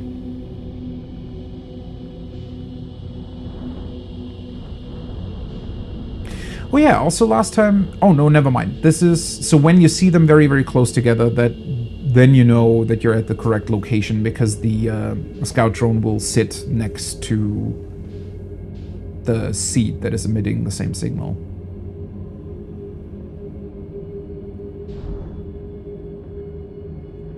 There we go. Okay. So the blue light at the end there, that's probably his ship. And the possible path to Giant Steep. The one thing that I find a little bit curious here is that they're not really giving you a good place to land. I guess maybe you're supposed to just land here. I wonder if there's actually an anglerfish nearby in this particular space. And if it would... Like, what would happen if you, quote-unquote, led an anglerfish... Oops, that's not what I wanted. If you led an anglerfish to this location, if anything would happen, or if they would just... Oh, they're very territorial, right? So maybe the anglerfish would see the fossil, because the fossil still has the... No, wait, they're blind. Huh. Maybe they would still somehow identify the fossil as a possible rival and keep their distance. I don't know. Where'd you come from? Yeah. They made you an astronaut. I haven't blown you, so good for you. Let me guess anglerfish. I wasn't able to say this last time, right? You got in one. Kind of hard not to once you've seen one of those fish up close and personal like. We'll take a load off and refill your oxygen tank actually. Plenty of fire to go around. Can we... I don't think I could tell him about the time loop, right? I wonder if he would believe us. Because he seems like the sort of person that would, right?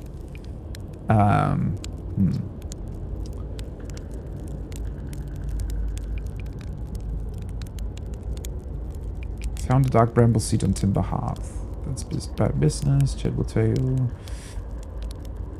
There used to be a fifth planet where the bramble is now. This infernal plant appeared at the center and kept growing and growing and growing until it shattered the planet and scattered its pieces across space. And also these weird crystals that maybe are just normal ice crystals. If you don't get that seed you found sorted real quick like, I suspect Timber Hearth will be heading toward that same fate. And I tell you what, we Hearthians have overcome far too much to be done in by some worthless seed. Although...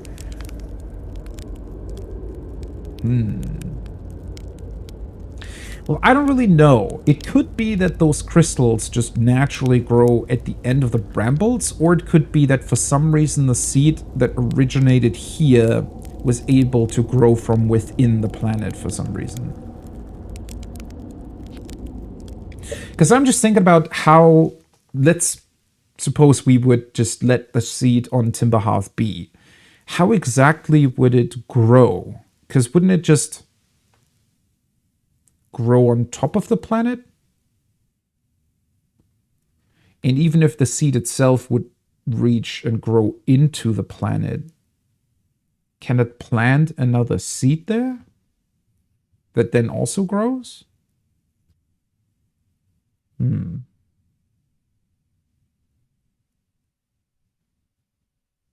Well, that's difficult to answer without really knowing how the seeds work in general, right? Because all I've seen so far is that, well, Dark Bramble is a seed in the middle and branch is growing out of it. And then when you enter the seed, there seems to be multiple seeds in them, but that might just be the weird dimensional thing. So it's kind of technically the same seed, almost, maybe, just in another dimension, and it multiplies itself within itself. But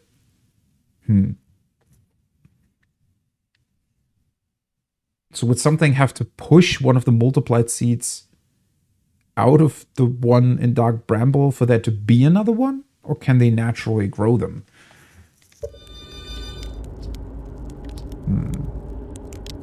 I found my writing saying anglerfish are blind. Aha! So the blasted things do have a weakness. Meaning my fly as fast as I can approach to dealing with them could have used a bit more thought behind it. Oh yeah, that probably doesn't sound like a good idea. Ah well, at least they didn't eat me. All's well that ends well, eh? Cool. Oh, I should probably mark him, right? Right, I forgot about that. Now that I've identified a signal, I should be able to just follow the signal itself, so that I don't have to shoot my scout drone every time. Oh, that's cool. Do I want to take my ship with me, or should I just... Because I don't know if I will be able to land again. Or maybe I don't even need to land. Okay, wait a second. What would happen if I shoot it inside this thing again?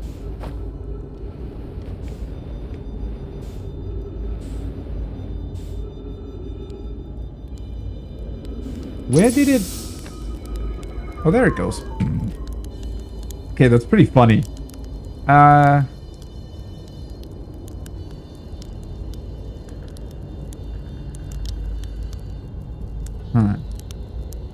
So I shoot it in here, and it originates... Where exactly? At the place where I came from now?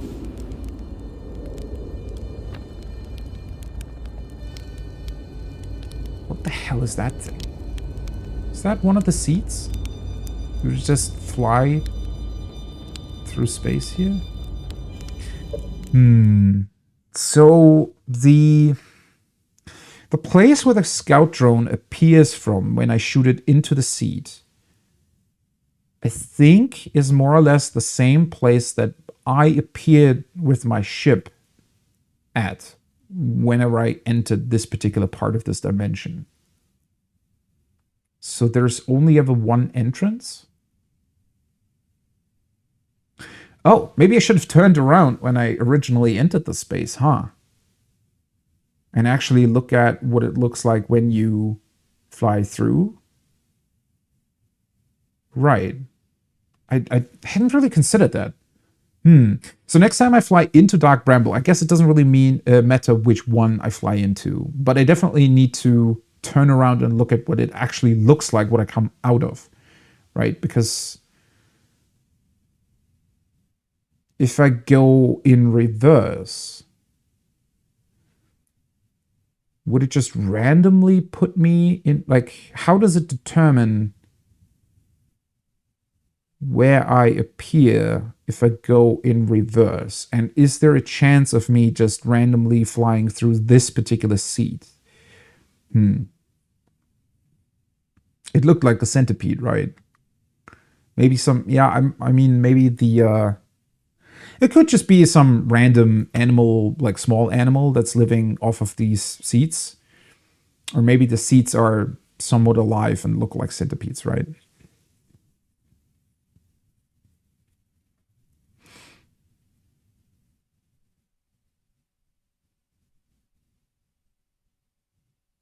I mean, in terms of gravity, yeah, it definitely, it looks like it took over the original planet and pretty much didn't even really change that much about the planet itself, except for the fact that obviously the planet doesn't really exist anymore and it just shattered its crust and made it fly off into all kinds of directions.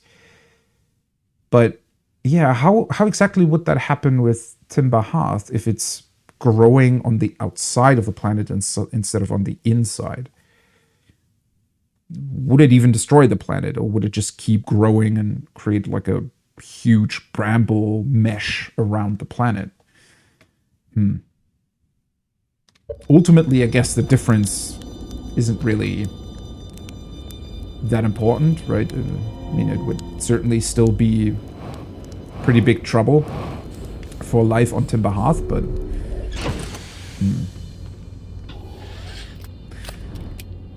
I guess there's definitely a bunch of questions still with these plants, right? Because do they need nourishment? It's still a plant to some degree. So what does it feed off of?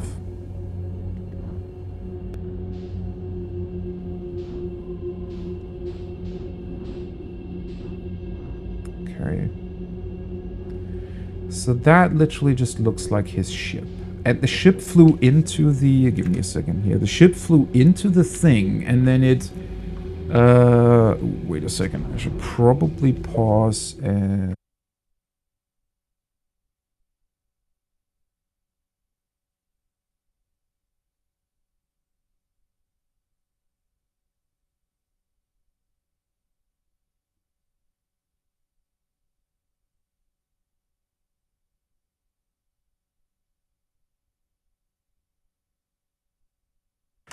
Sorry, I muted myself too early. Anyways, just had to deal with a quick thing. This looks like the ship shattered one of the branches. Feeds off the sun could be, but it still needs nourishment, right? I mean, plants, at least plants on our planet, still need the sun, but they also need water to grow. Why does this... What?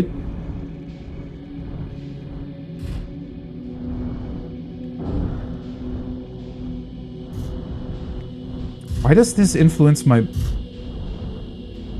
electrical systems? Okay, this looks weird.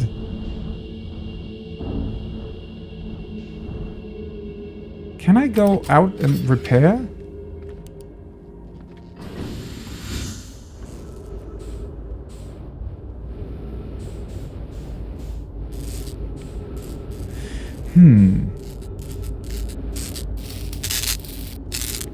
These things really do bring up a lot of questions,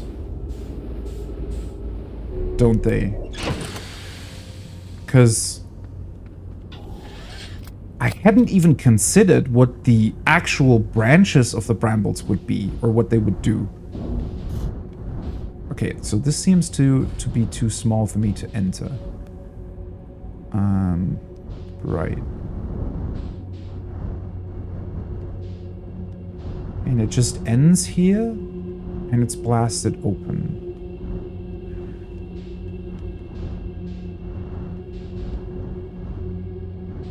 Oh, the ship's flying away now? I guess that's why, because I hit it, right? So, I guess I just have to try and enter this without my ship then?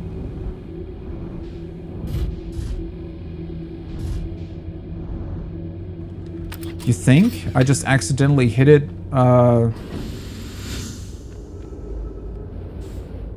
at the exact part where my electrical systems are located? That would have been an odd coincidence, honestly. Okay, so this just gets smaller and smaller. And then you get somewhere else.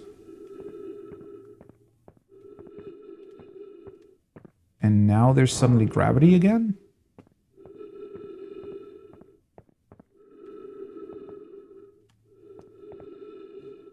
"30 kilometers away."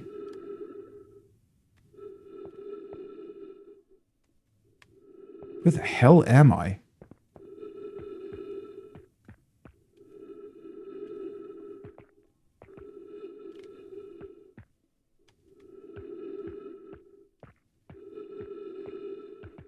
Oh.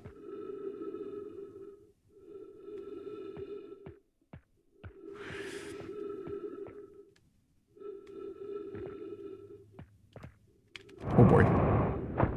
Probably not go down there.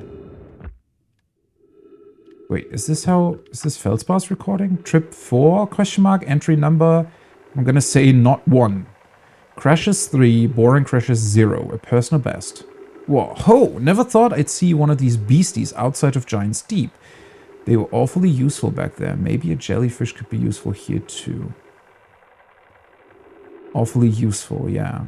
So I think his weird hint that he gave us might be correct in that I need to utilize the jellyfish somehow in order to get into the core. Blah. This thing tastes terrible. The outside is all rubbery and tough. Maybe that's because it insulates the jellyfish's inside from getting zapped by electricity. Right, I'm going inside of this jellyfish's interior cavity to see if what's in there tastes any better.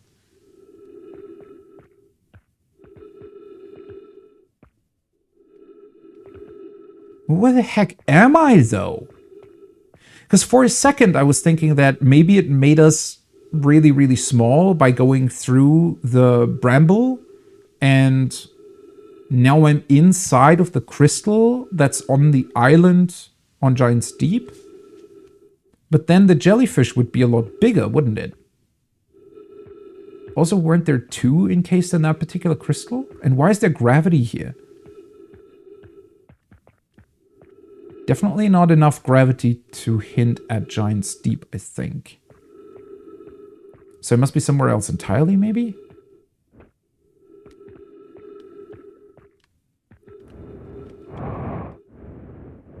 What? It's kind of weird.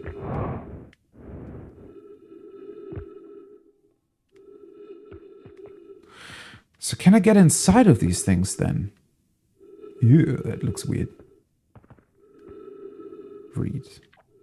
Note to Feldspar, do not eat this, even if you are dying. It would be too sad if this were the last thing you ever ate in this life. I guess these jellyfish are only useful for insulation from electricity. Again, do not eat. Love, Feldspar.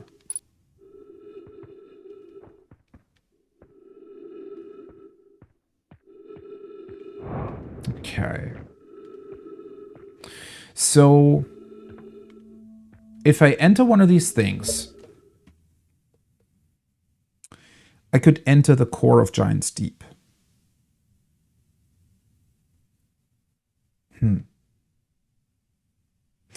That is so strange, though. if you can, like, what's the hint with the cyclones about then? Do I still need that in order to overcome the gravity somehow? But that doesn't really seem to make much sense. I guess I need a way for these things to fly into the core, right? Because one of it was, and I still, as long as they're alive, am I even able to get inside? Because they still have electricity around them. So do I need to somehow... Do I need to somehow enter the crystal on the island and then...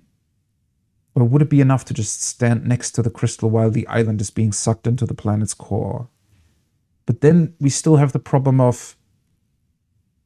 How do I get that particular island into the cyclone?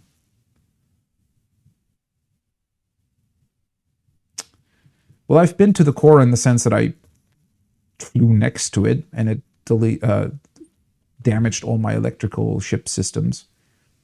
I tried to use the to utilize the hint that the Nomai give you, or that they've discovered and written down in terms of how the a part of the probe launcher even got into the core, which is using counterclockwise spinning cyclone. But when I tried to fly into one of those, it did suck me to the core, but not enough to overcome any sort of resistance that was there. And originally my assumption at that time was that I had to find some way to, well, multiply the strength of the cyclone in order to be pushed further into the middle of the planet. But now it seems I also need to be insulated. Okay, that's still... Ooh, no, I don't want to do that. Still doesn't really answer the question where the heck I am now and how this works.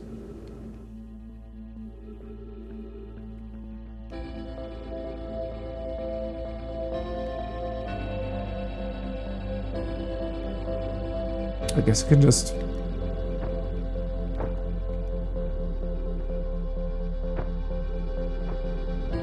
Oh. Huh. Wait, what?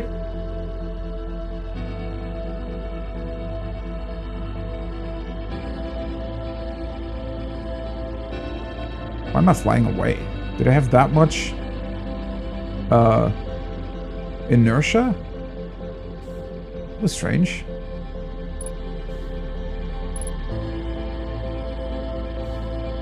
No, I don't. Yeah, I don't want to have any advice whatsoever.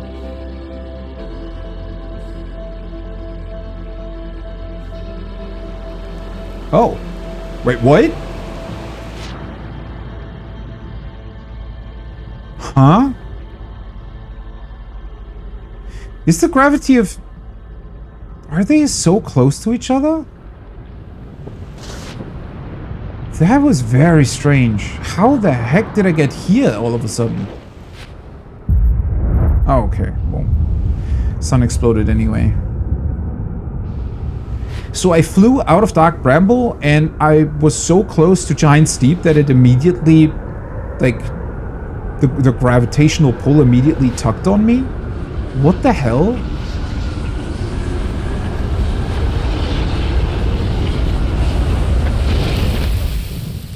That was definitely unexpected.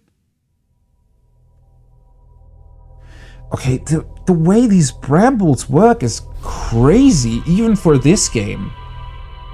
Not only are they creating, like, multiple instances, it seems, of the same dimension, or something like that, but when you enter the plant itself, it, like...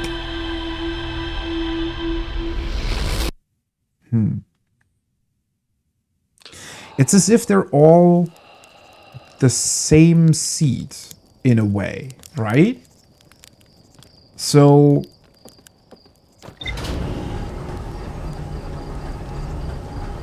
Since the...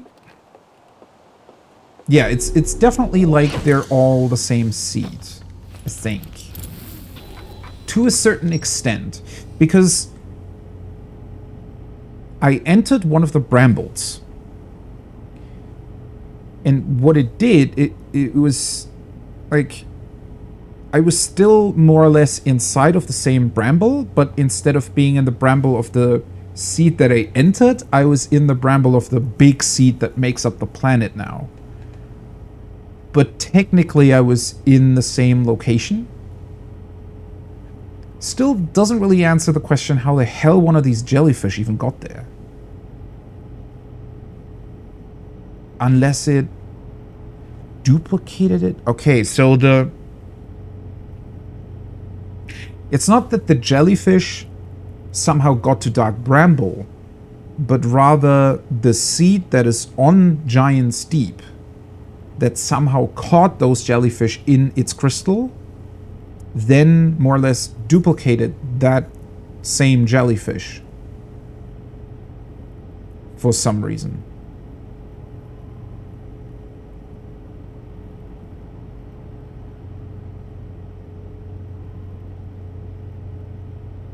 Does that confirm that the Bramble part was pulled towards Giant's Deep?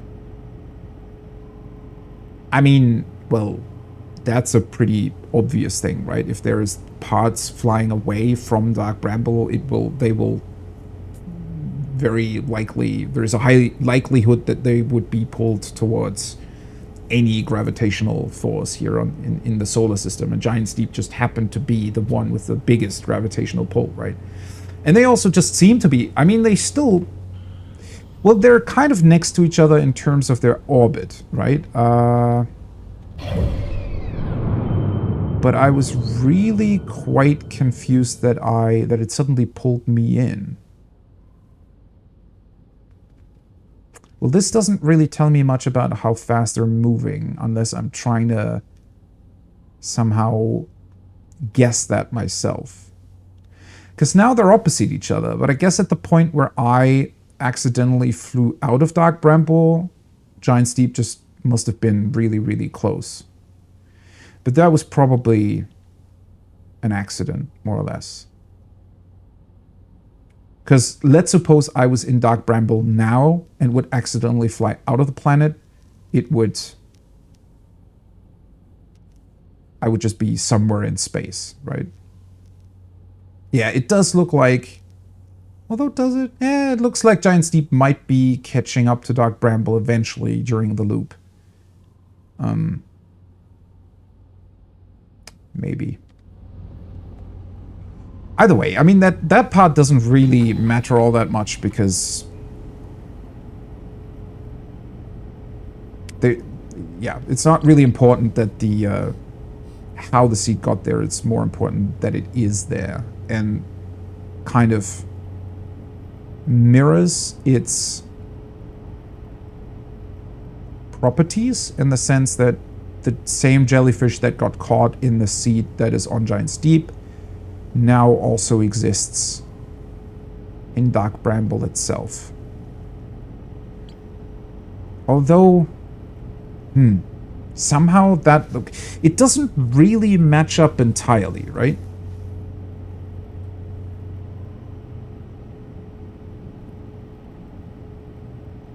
Well, I mean, the part with the jellyfish, that's what I'm kind of already answering, right? It's there because the seed landed on Giant's Deep and somehow caught a jellyfish, and then now that same jellyfish also exists in Dark Bramble for some odd reason that pertains to how the seeds themselves work.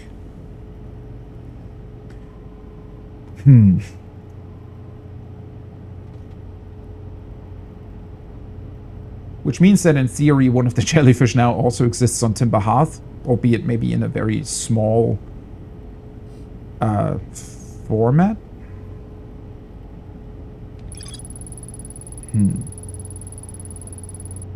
Feldspar documented their attempts to eat this enormous jellyfish frozen in the ice. The outside was all rubbery and tough, possibly because it insulates the jellyfish's insides from getting zapped by electricity. Feldspar decided to venture into the jellyfish's interior cavity to see if it tasted any better on the inside. After tasting the inside of the jellyfish, Feldspar concluded that these jellyfish are only useful for insulation from electricity. I find it quite weird how this is laid out here. Almost as if Dark Bramble itself mostly just yields, which I guess it does, it yields information about other things in the solar system. It's not really an object of interest itself, like in and of itself, I guess, for now at least.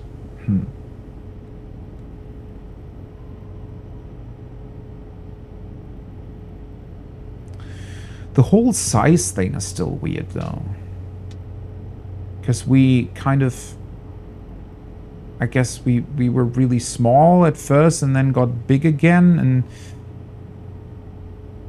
and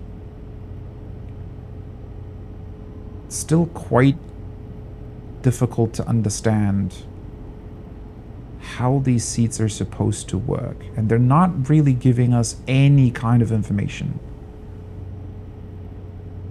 Yeah, it's just a huge question mark, essentially. That's pretty much it, right? And the way it connects to everything just makes it more of a giant question mark because,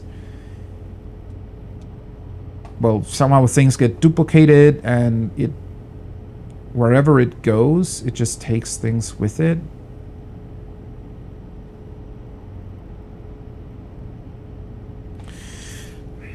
Also, the question about what the ice even is really difficult to answer. I mean, it might just be ice, but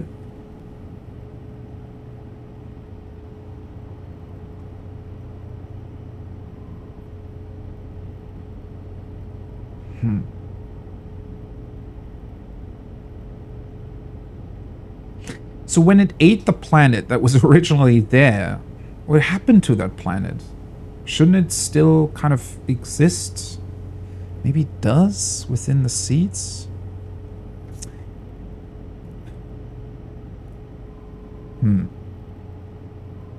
Well, anyways, I think it might be worth it to try to get to the vessel.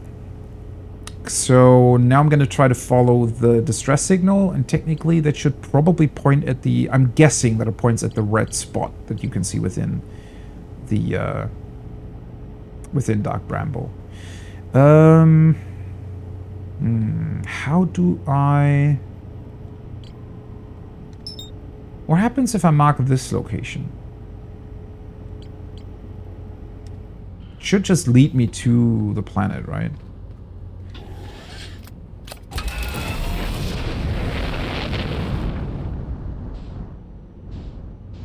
Okay, Feldspar's cap.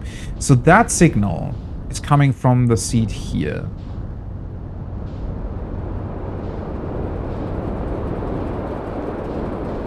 I do really want to take another look at... Wait, can we... Let me just confirm. Yeah. It looks like Giant Steep is just catching up to Dark Bramble, so it eventually ends up being very close to it.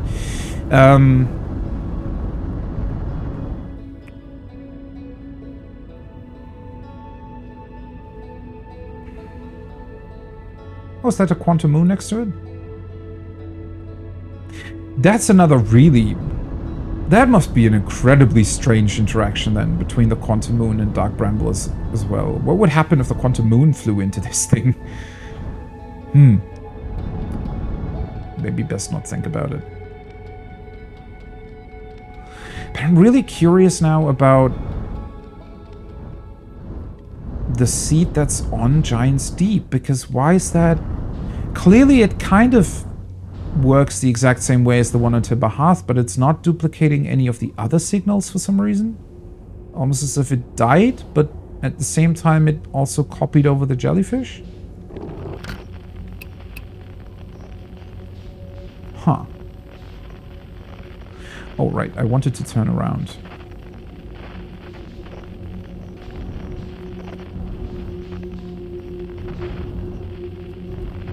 So are we... It doesn't look like the seat, right? It's almost as if we're coming out of one of the brambles, maybe? Wait, let's see. Let's just try. Let's deactivate this. What happens if I fly back out? Do I just emerge on the outside again? This really looks like one of the brambles, doesn't it? Okay. So it is consistent, though. It never... Well, I guess I already knew that, because the way the seed on Timber Hearth works is also always the same. It always leads to the same location. So it's... I guess you could call it deterministic in how it functions. But the way it works, if you turn around, it's as if we're flying into sort of the middle of the seed, and we're coming out of one of the branches. Almost. Not really, but almost. Because the bramble branches here, they end up in the ice casing. But the branch we're flying out of kind of is just a twisted opening of one of them.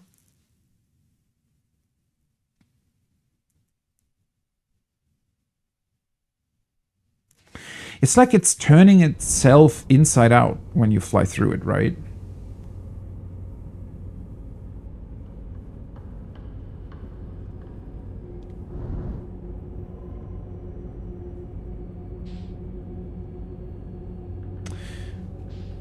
Also makes me wonder if I would be able to just randomly fly. Like, where do the other locations lead, right? Each one of these lights must be one of them, one of the seeds, more or less.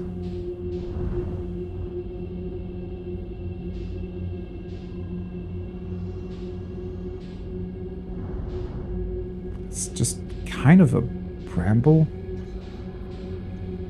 Looks really, really strange.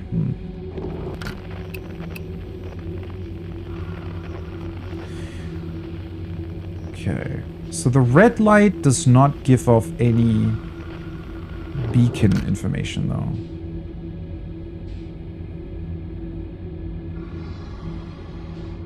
And what I'm hearing is obviously an anglerfish, but it doesn't seem to be the red light itself. Right, I always forget that I can free look. I'm guessing the anglerfish would only ever appear like when we're already really, really close to them. Okay, so the red thing is still just a seed as well? Why is this one glowing red?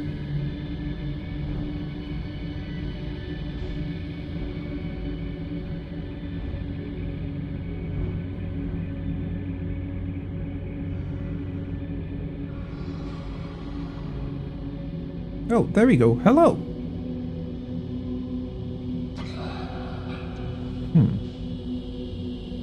That is a lot of these fish.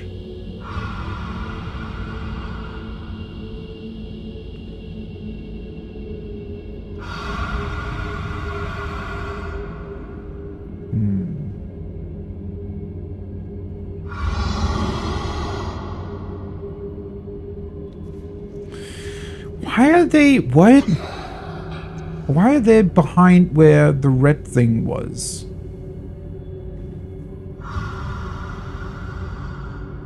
Now we have another red thing.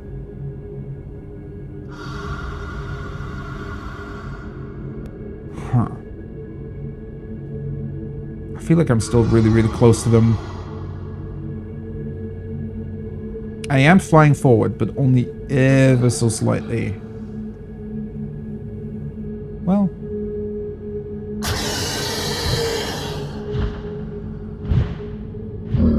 Okay. So you really cannot do anything. They'll immediately eat you if they hear something while you're still close to it. Okay. So I guess... if I do want to fly into the red thing, I need to have some more velocity. I need to be faster to get past those things without wasting too much time.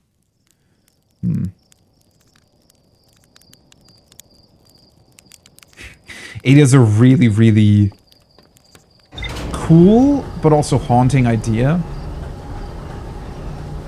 Like being very close to the things and especially hearing the sound. I mean, it's just another example of how incredible the sound design of the game is. But yeah, it's quite... Definitely makes you feel the danger a lot more, or rather, it's a lot more successful than making you feel this as a, you know, potential danger compared to other games that desperately try to create these feelings, but ultimately end up failing because they're kind of just using what I would maybe call cheap tricks in order to achieve the same effect, right?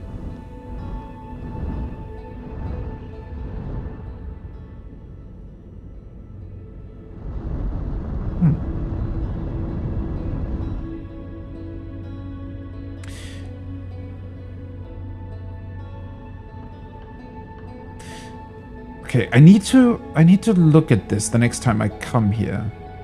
It almost seems as if the planet doesn't really change size when you're far away from it. But that might have been... is that some sort of optical illusion? It definitely does when you're approaching it, right? Huh. Might have just been that it looked weird. I need to take another look at that next time I'm here. Okay. Still quite confused why I didn't hear the distress beacon.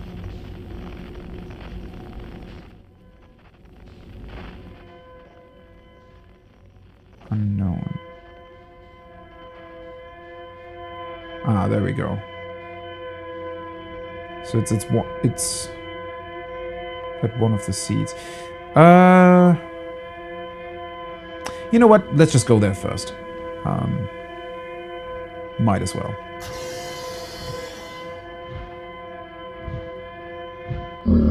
Okay. I did not hear that there was an anglerfish close because of the signal. Okay, I just need to be more careful. Well, anyways, gives me another chance to look at that weird phenomenon with the planet that I thought I saw, but maybe didn't see.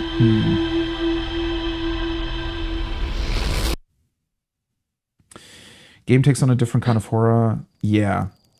It is somewhat similar. Well, I guess Subnautica mostly has that, you know, fear of depths and oceans that some people experience, right? Although it's still... It kind of creates a very similar effect with the big fish that can also, you know, damage you and be quite scary when they catch you in Subnautica as well. And I do think that it just works a lot better.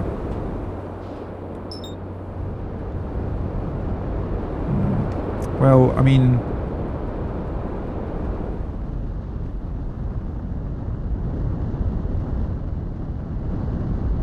Maybe it just looks like that. I mean, it's really not that far away.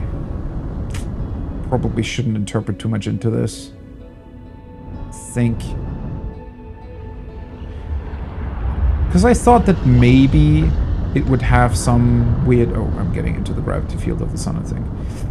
Maybe it would have some weird effect with it just appearing larger than it actually is or something. But I don't think that's what's happening here.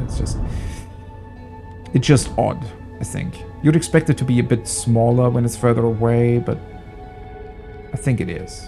Yeah. Just thriller. Yeah, that's why I don't really... I personally really don't enjoy, you know, your typical horror stuff. There's a couple of movies or stuff here and there that... Because sometimes with horror movies, they can also be quite funny. And that's sometimes what I enjoy, but for the most part, horror is incredibly cheap in most cases, I think. Like, what's considered horror movies and stuff, right? Because they just... Like, gore and jump scares are not horror to me. I think that's just... Well, it's gore and jump scares, right? That's not horror. Horror should be like a this uneasy feeling that you get whenever there's like danger nearby, or, well, I mean, this is a very good example of what horror could be, right? Well, hello there.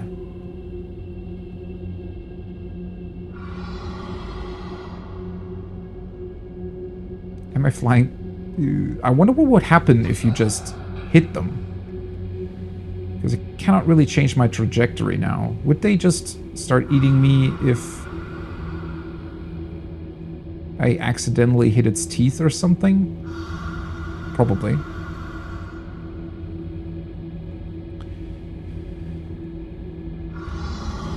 Is it actually called Thriller? I'm not entirely sure on that terminology, actually. Because a thriller, as in a movie that is a thriller, is typically like a suspenseful movie, right? Can also be like a murder mystery type of thing. Played Subnautica, you mean? I actually wanted to go back to it because I've never played the DLC of it, and I did stop at some point. I think mostly because it was annoying me in certain places. The problem is that it has a couple of bugs that made it a little bit annoying to deal with, because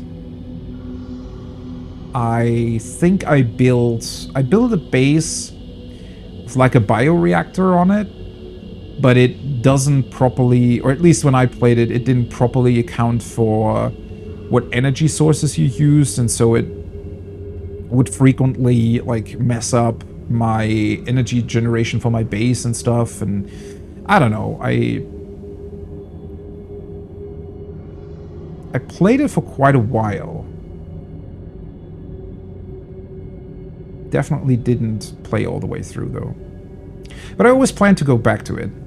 Just do a proper, playthrough from beginning to end, and then also add on the DLC. Mostly since they also did a free PlayStation 5 upgrade, and when I played it, it was still on PlayStation 4. I think it also had a couple of, like, in general, technical issues and stuff.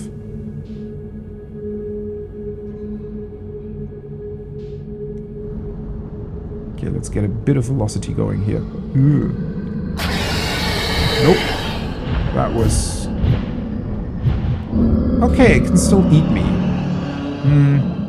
Well, that was a bad choice then. I really need to... I need that velocity before I get into it, but it's quite difficult to determine at what... Oh, that's a very scary picture. It's difficult to determine at what point the game sort of transitions from before you enter until after you enter, and obviously I need to stop increasing my velocity once I push through. That was unfortunate. Well, just need to try again then. Huh. Well, I guess I do have enough time, right? I should just wait until I fly past the anglerfish whenever I get there.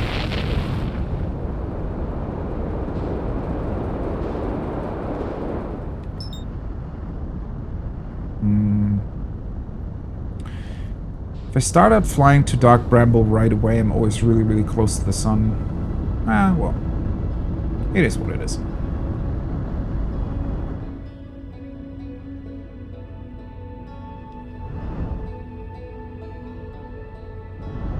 I've seen stones fly in Dark Bramble that looked like the things that are creating ghost matter, or at least the like little crystals. Some of them flew past me. I don't know if there's much significance to that, though.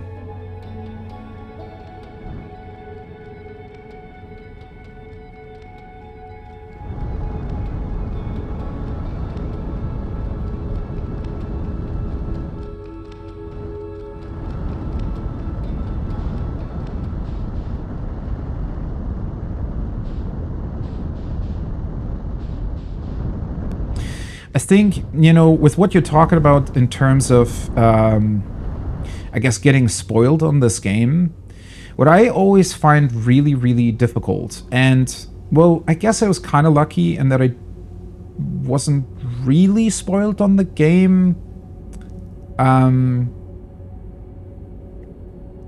Maybe that's also due to how long it is since I've seen anything about it, right? But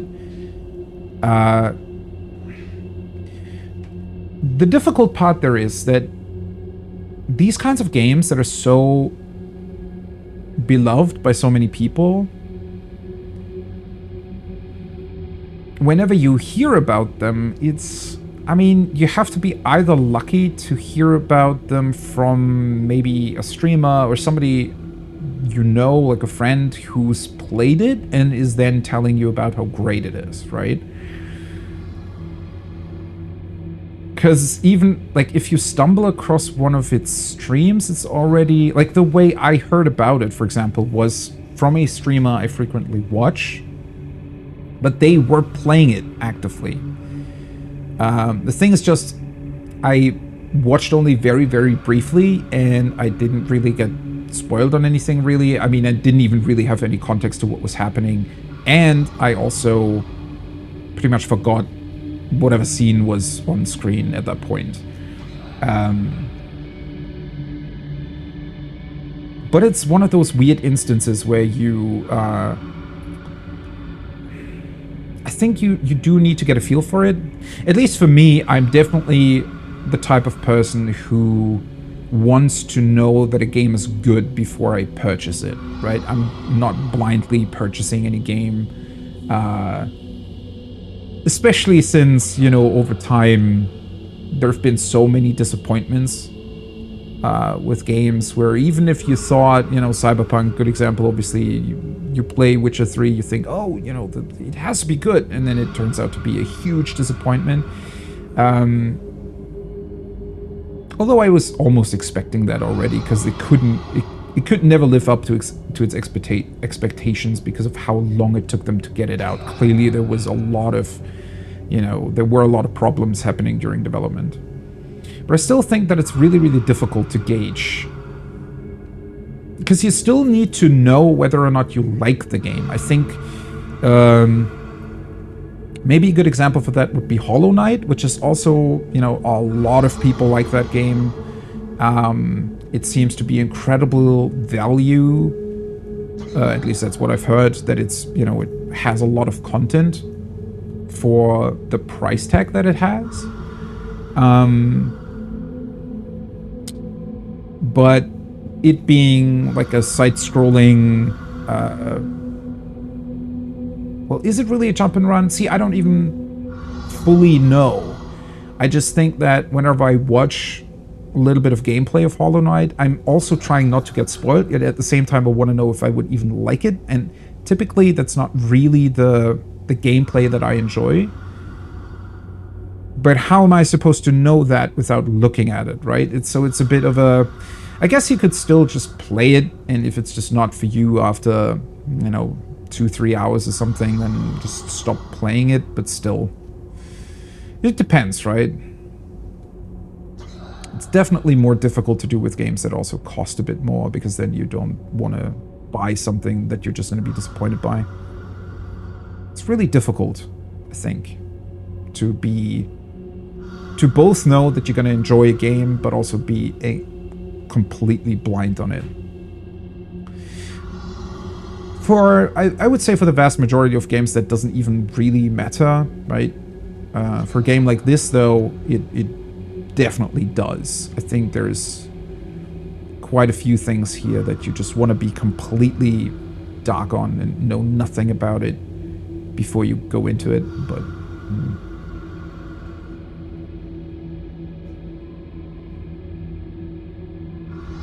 Exploration puzzle mystery game is a very, very good description. Man, I want to fly faster, but I don't think I can. This thing's still exactly behind me.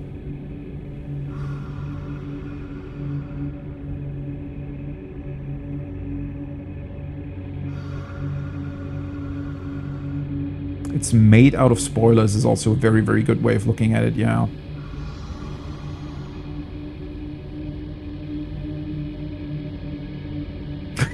You can copy-paste that when needed. I mean, it's definitely good, right? Because that way you can immediately warn people about it if they want to play and experience it themselves.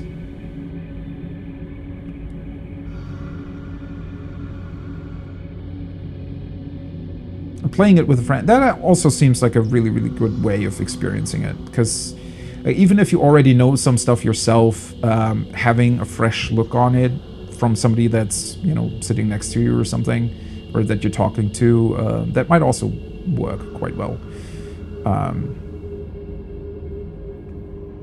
It's another space game. Yeah, I mean, it's definitely still not for everybody. I would say, like, from my perspective, it is a game that should be experienced by everybody, but I can obviously still see that there would be people that may not like the gameplay of it, or they might not really enjoy the exploration of it because it's space, or, you know, when they're not that interested in, for example, the physics behind the gravity and stuff, then maybe they wouldn't really be all that interested. Okay, at this point I definitely need to increase my velocity a little bit, because otherwise the sun's going to explode before I get anywhere. Which I probably already wasted quite a bit of time. But this is difficult. I feel like this anglerfish is always quite close to this red seed. So it's difficult to increase your velocity before flying through it, and you cannot increase it after you're through it.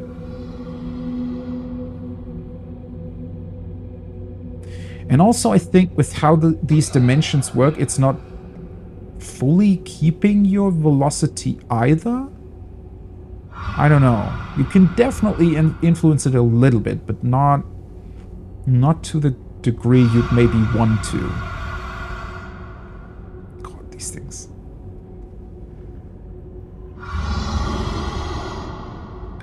What I do quite...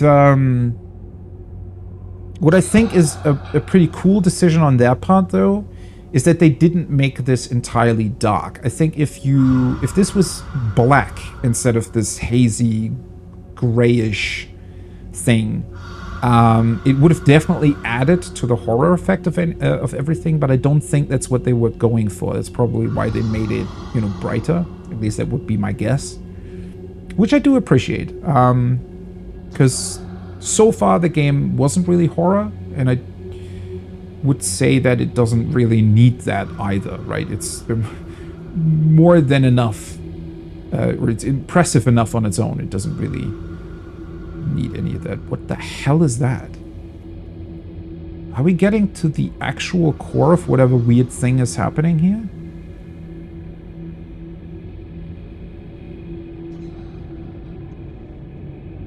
Oh. No, never mind. Maybe that... Are these anglerfish eggs, maybe? That would also explain why there are so many anglerfish next to the entrance here. So they've taken one of these weird dimensions and made it their home, if you will. I like that it increases the redness around the screen when you're approaching these things. Don't really hear any more anglerfish, though. Maybe they're not exactly in the middle of this, but rather... Does this emit some sort of signal? I don't think so. So I think they're protecting the entrances to that place. Not the eggs themselves. Assume there are eggs? Do the little lights inside of the eggs already mean that their funny light on their head has developed? Or to a certain degree, at least. This is really cool.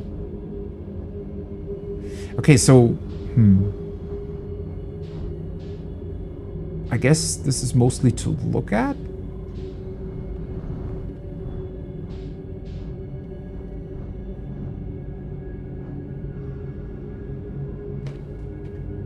I mean, you can go back through the VOD, maybe, if you're really interested in that. There's a mod that removes the fog. And it makes it harder to see? Okay. Well, the fog, funnily enough, it amplifies the light sources, right? At least I would assume that's what it's doing. Because without it, this place probably just would be dark mostly.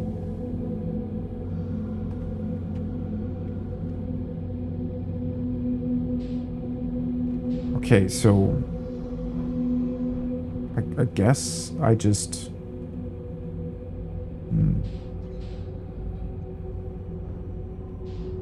Can't really do much here. Well, let's just continue then. What I find weird here in particular, though, is that the X seem to be much closer to all of the brambles growing out of the seeds. Maybe that's just because of the red lighting, that they're more easy to see.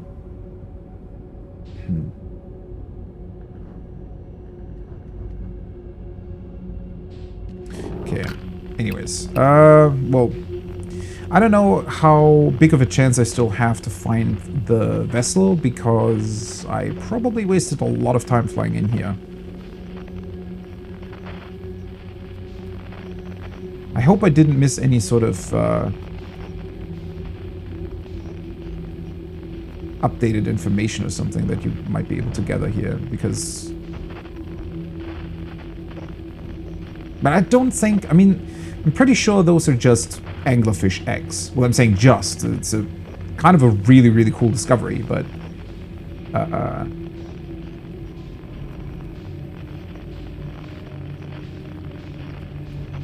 guess there isn't really that much more to it. Okay, for some reason the distress beacon isn't appearing here at all.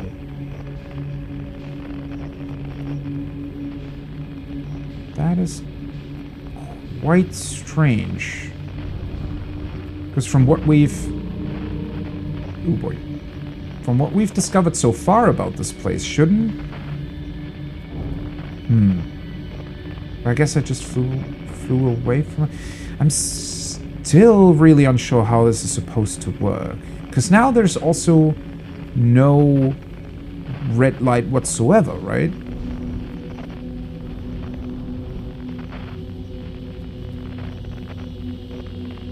Previously, I kind of thought that the way this worked was that all of the seeds are more or less mirroring each other.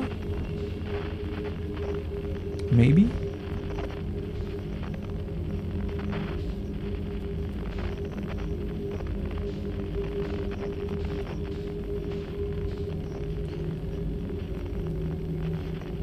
Is that thing moving because it's the fish?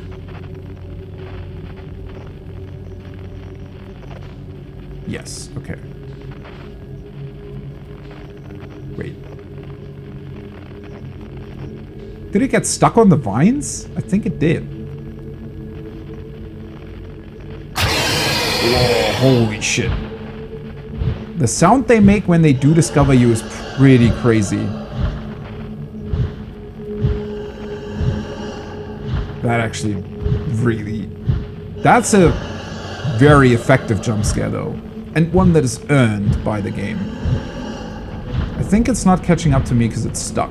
Let's just fly through. There we go. So if they can't physically reach you, then you're fine. Well, I say fine. I'm definitely not fine after that sound, but... Okay. Am I in some sort of infinite loop here? Because now I'm only seeing two things again. Okay.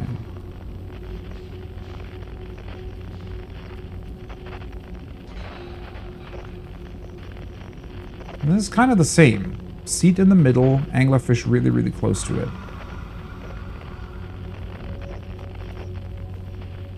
Oh, that's weird. I went through it sideways. Yeah, I feel like I'm on like a looping trajectory here for some reason. And it's not really changing anymore for some reason. Are there other lights that I can fly into? Why would there be one that just loops?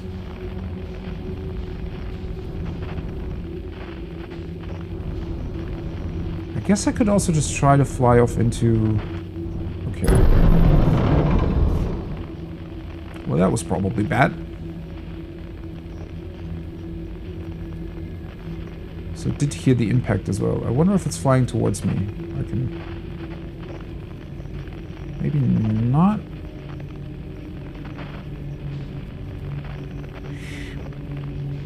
So is this...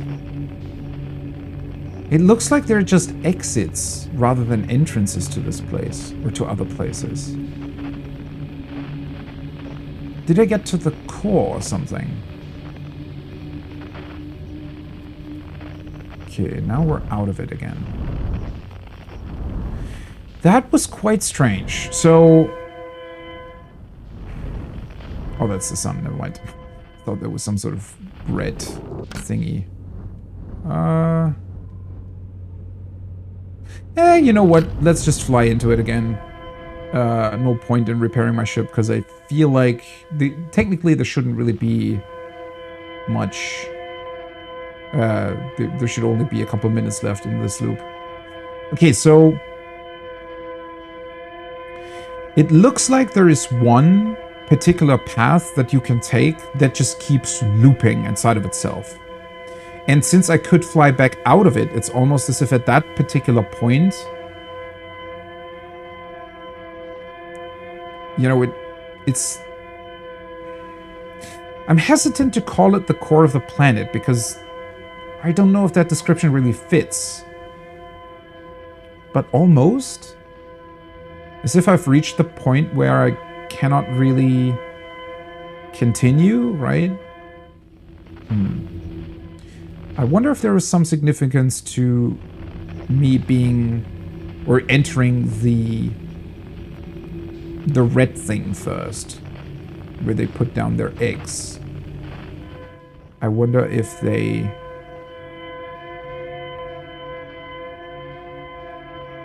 I wonder if would the anglerfish know? Maybe they have some sort of inherent... Oh, fuck, really? Maybe they, you know, over the course of their evolution or something, they gained a feeling for the place and put down their eggs next to the place where it would be looping, so that whenever there is danger to them, they could just catch whatever danger there was by looping, or nobody could escape with their eggs or something like that.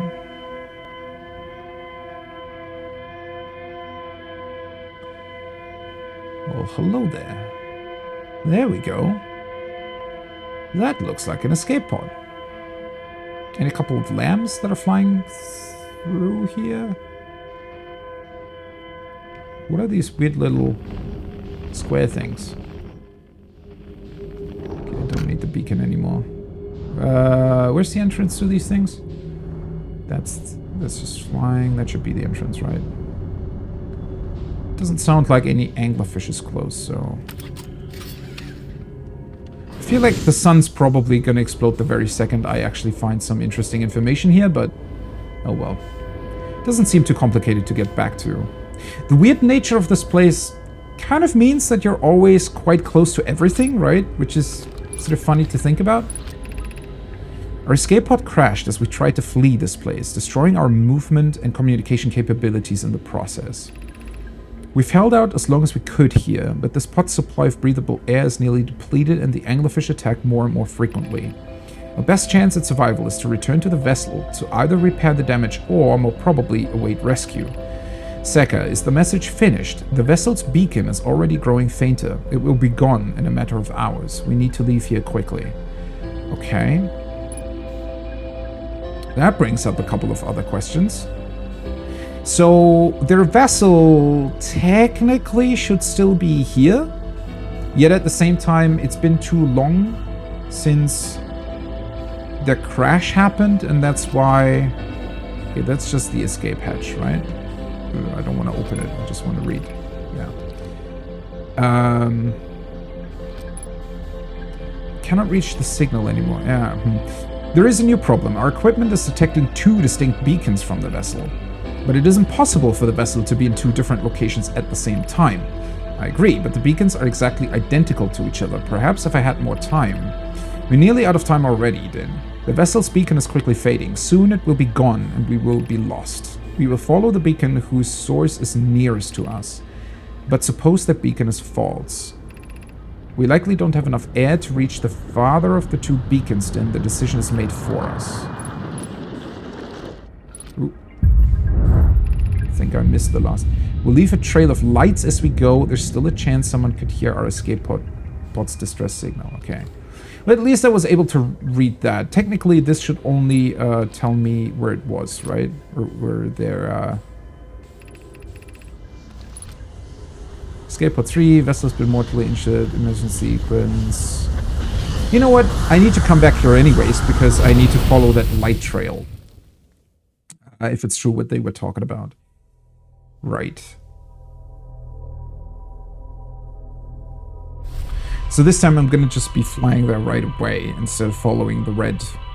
That was the same loop, right? This one where I followed the red signal? I think it was. Yes, it was.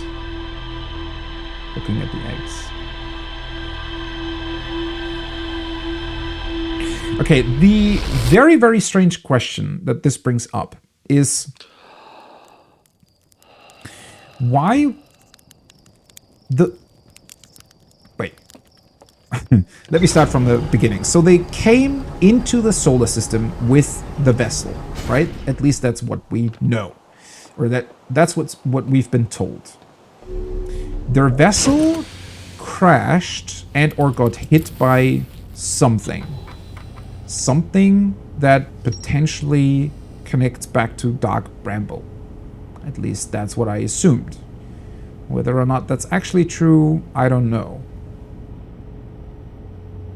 And I also don't know still if the Eye of the Universe has anything to do with Dark Bramble. I don't really think it does, but it is weird that they would crash there in particular. Yeah, Dark Bramble is a very, very mysterious place and brings up a lot of weird questions. Especially because everything so far seems to have been so intricately linked to the time loop and to their projects and everything.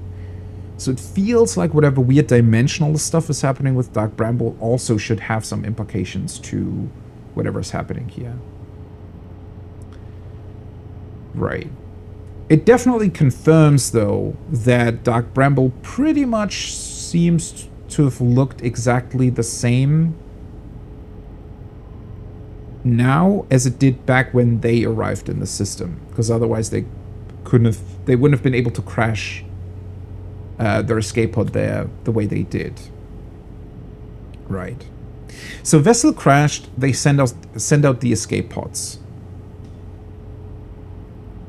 And the only escape pod that seemed to have still been able to pick up the vessel's signal is the one in Dark Bramble, suggesting that the vessel itself is also there, or that it crashed either in or near Dark Bramble.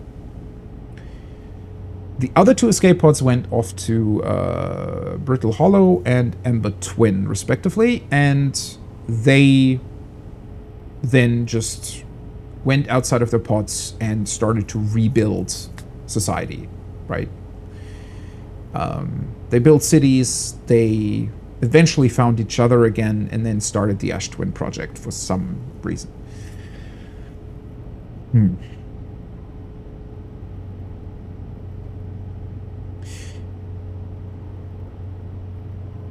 But it is one thing that we've not heard about, I don't think we've heard about it, is that they went back to Dark Bramble to look for the first escape pod. I seem to remember that one message might have mentioned that. Wasn't there something about them being too afraid to go back there or something? Because that's where they crashed, and so they just left it alone, essentially. I feel like I want to say that's what happened. But I'm not 100% on that. Right, so...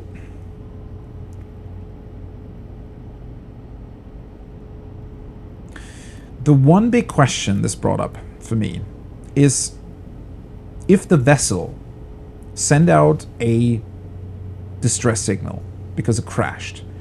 Why would that signal vanish?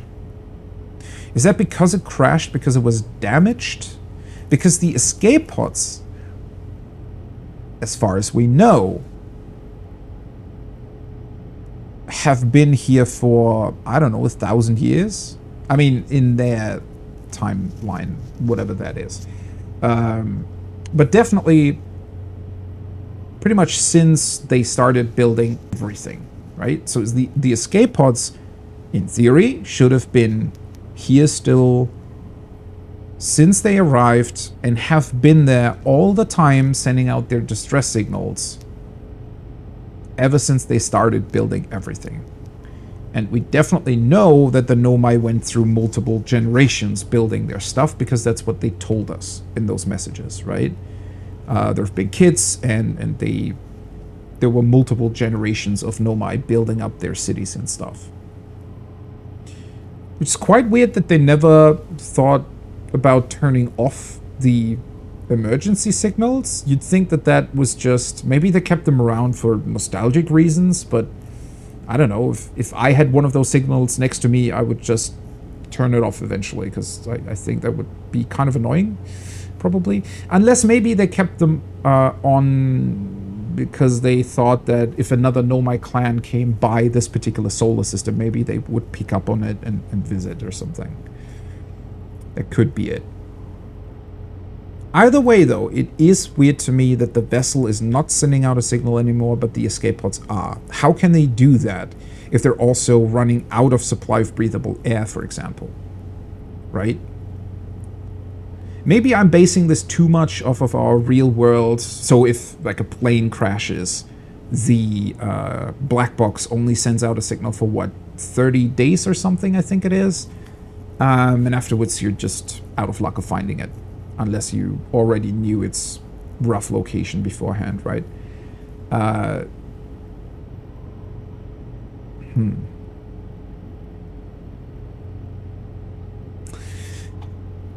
It might really just be that I'm overthinking this, but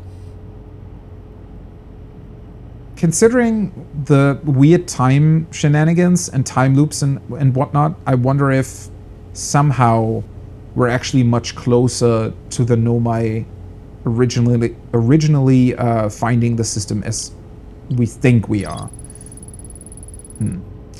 One of 3 Nomai escape pods that crashed in our solar system. All 3 escape pods were launched from something called the vessel, which was badly damaged. The survivors from escape pod 3 detected 2 distinct beacons from the vessel, as if it was in 2 locations at once. The survivors from escape pod 3 abandoned the wreckage and attempted to return to the vessel. The survivors decided to follow the closer of the 2 vessel beacons due to their limited air supply. They planned to leave a trail of lights behind them in case someone heard the distress signal. Right. So those lights are what I'm now trying to follow. So let's get back to that. Let's read the remaining entries on the escape pod itself and then follow the lights to hopefully the remainders of the vessel, or maybe just some unfortunate corpses of Nomai. Either way, I hope that they've written down some of their observations from Dark Bramble. Maybe, hopefully, there's going to be a bit more information as to how maybe they thought this thing works.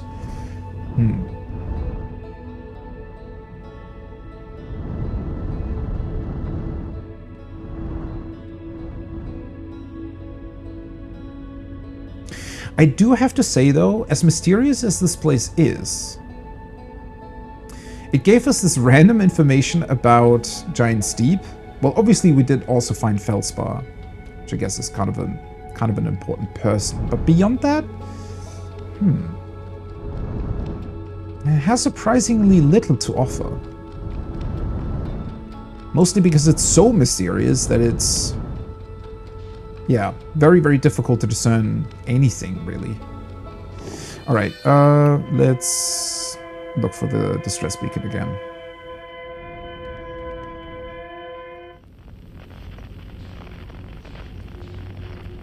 It's that one.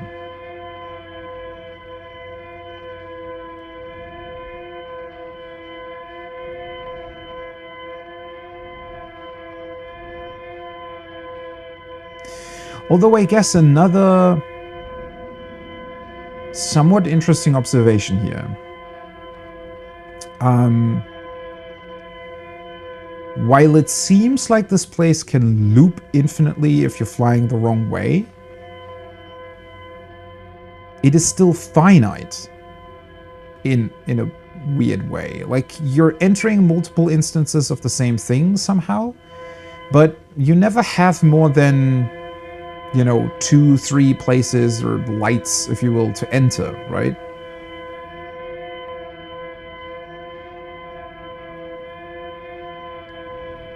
Wait a second, is this even...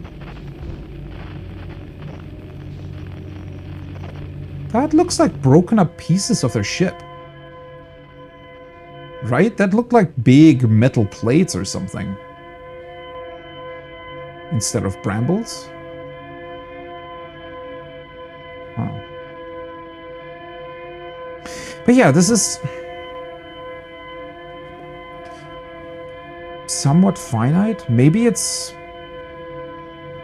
defined by how many outward brambles the seed has or something.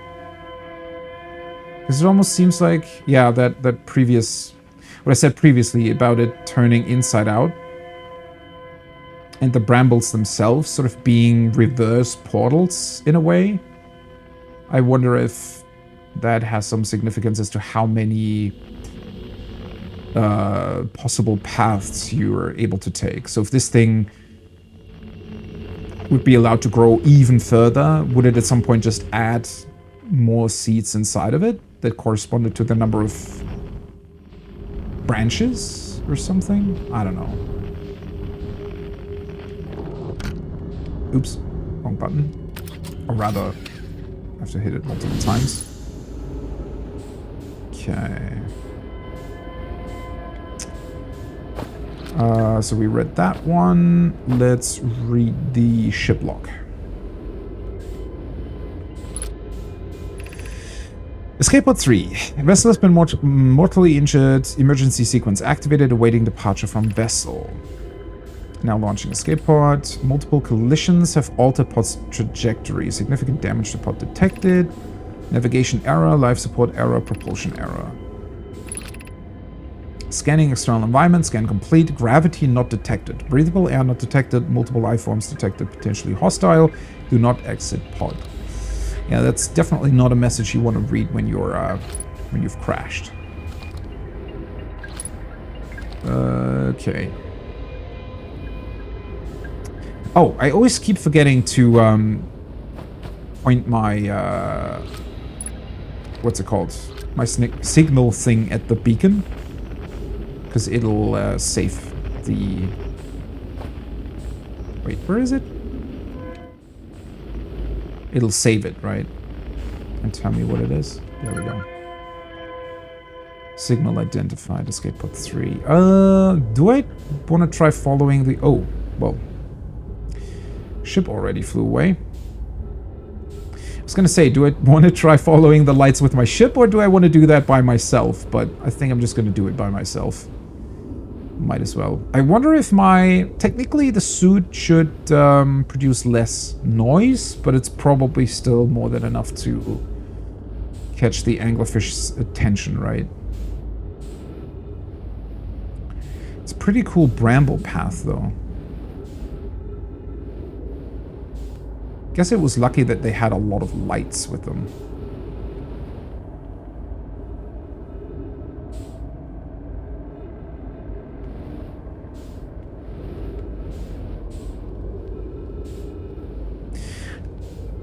Yeah, this looks very strange.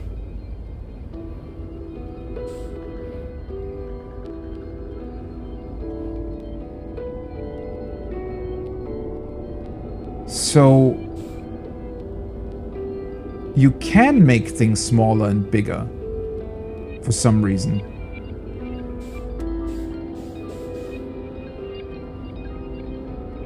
The music is actually... It's a really, really good music choice for this. Oh, oops. That's not what I wanted to do. Oh, there we go. To any who come here searching for us, we followed one of the 2 beacons from the vessel to this place, but now can go no further. It's almost too faint to hear now, but the vessel's beacon is still faintly emitting from within this thorny seed. Yet the opening's too small for even a single nomai to fit through it, so our escape pod couldn't have flown through here. I don't understand how this could be possible, but this gruesome place seems able to manipulate space itself. Maybe this was our undoing. To be so close to the location of the vessel and still so far is difficult. Worse, the vessel's beacon is dying. Soon we will be unable to hear it.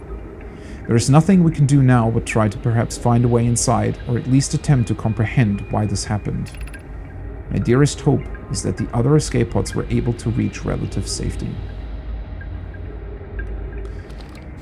Well, I mean, I guess that's the one good thing we can say about this.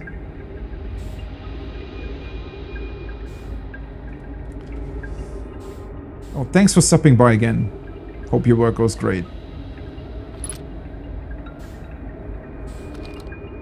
I'm still slightly confused here, so...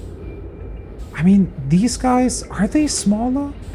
Or are they... They're the same size as me, right? They're still normal sized, I want to say. Huh. There's a lot of them here. So these are all the nomai that were in this particular escape pod, I would guess. They all flew to the beacon and then discovered that they wouldn't be able to enter it. Which is still... Like, this seed obviously is very different to the bigger ones. I want to say there should still be some significance to this as well. Why are there some that we're not really able to enter? Is that just arbitrary, or has it some sort of deeper meaning? Is this thing the thing that I read, right?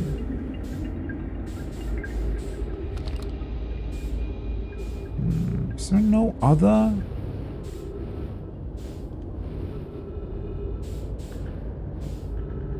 Is there nothing else here? Aww. That's actually really sad. It was probably shortly before they were dying, or rather running out of oxygen, right? So they realized they were dying and kind of embraced each other.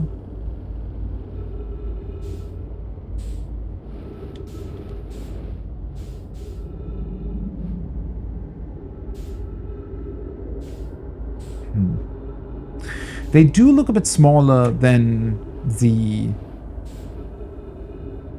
remains that I found on Ash Twin, for example, but that might just be because they're in space here. Oh, wait. Get back. Can I... There we go.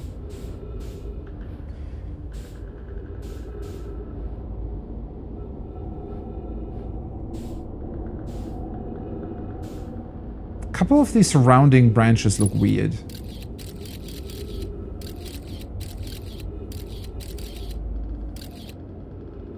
Okay. It looks like it might have landed where the ship is. Well, the problem is my ship has now flown away.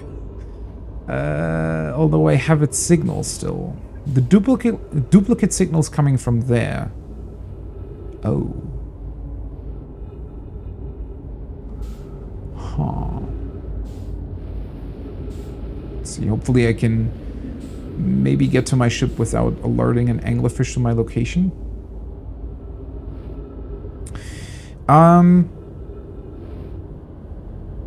Considering, yeah, that's close to the red light.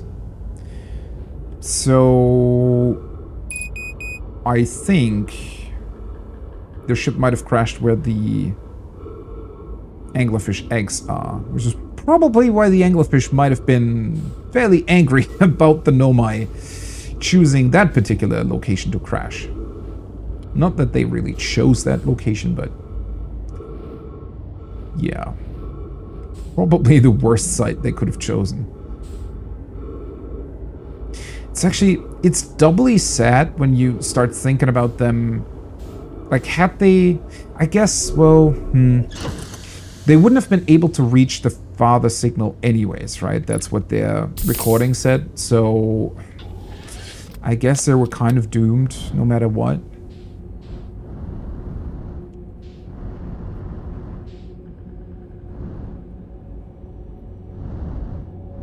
If they would have been able to,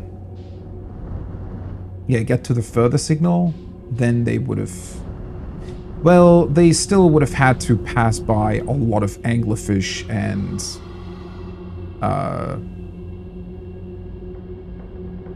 as you can see, there is still quite a distance to, you know, traverse here, so it's unlikely that they would have made it, but... Huh.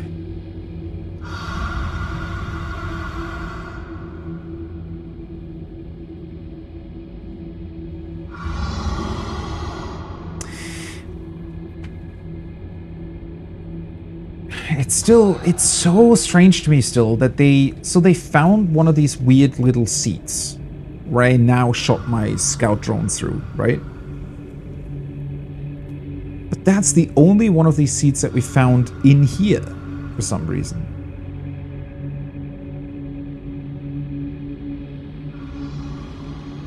I guess theoretically there could still be a lot of other ones around, but...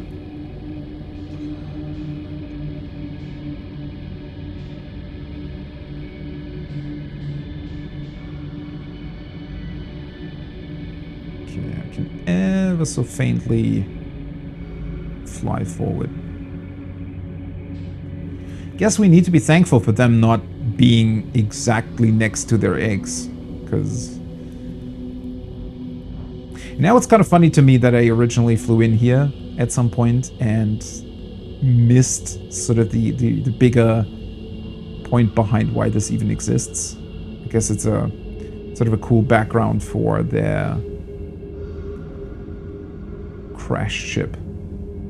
Although it seems like their ship didn't even crash next to the seat, huh? Well, that's a different visual.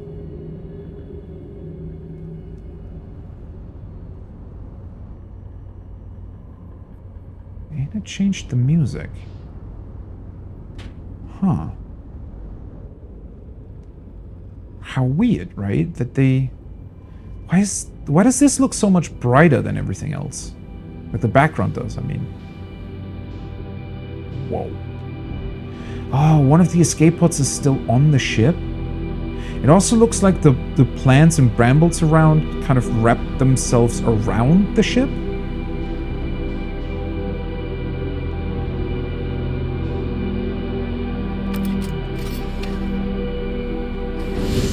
Oh, I love the music choices. Oh, holy. That's a lot of dead nomai. But can I... Okay, there's no signal here.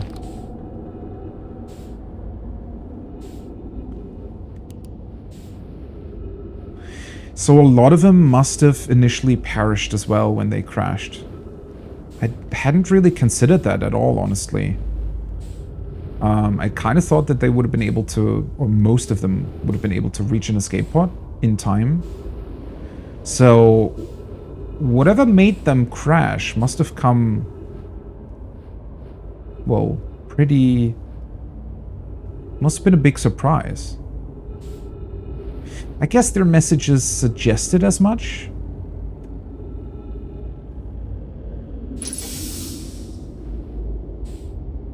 Trees are still alive, though. Is this the ship's core?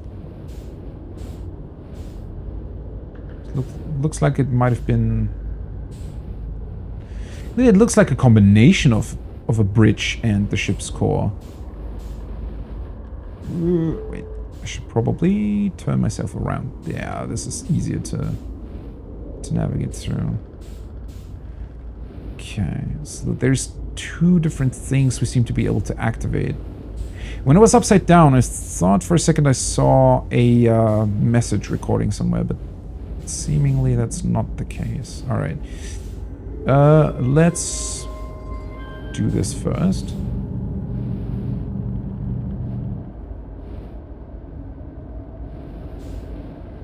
Okay. That looks rather interesting. It looks like an actual puzzle of sorts. What the hell?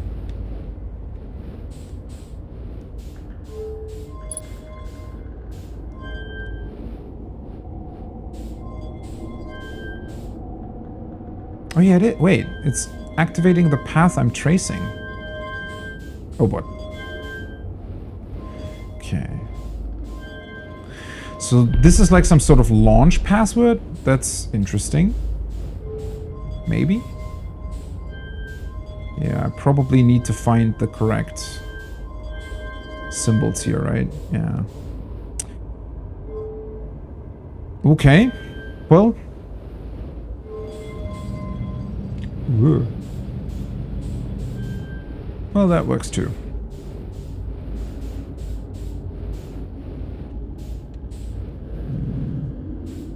So is it not doing anything unless I activate the ship itself? No idea what this is supposed to mean, honestly. I want to say it mostly looks like some sort of star map. Might not be, though. A smartphone lock screen is actually a really, really good comparison, yeah. What happens, though, if I just do this? Okay, nothing. So it looks like I'm supposed to enter a password of sorts. Smartphone lock screen password 3 times. And probably afterwards we'll have to activate this thing. Fairly certain it won't really do anything in between, right? And then after I've done that, I probably need to push this orb towards whatever this is. Okay. Well, let's hope that somebody left the password behind then. Let's see. Wait, did I turn on the lights? Maybe I didn't. My ship flew off again. What the hell? Wait, this is... Oh, I might have gone the wrong direction. Oopsie. Right, because I changed my orientation too much. Oh. Huh. Well, this is not very helpful then. So most of it is closed off.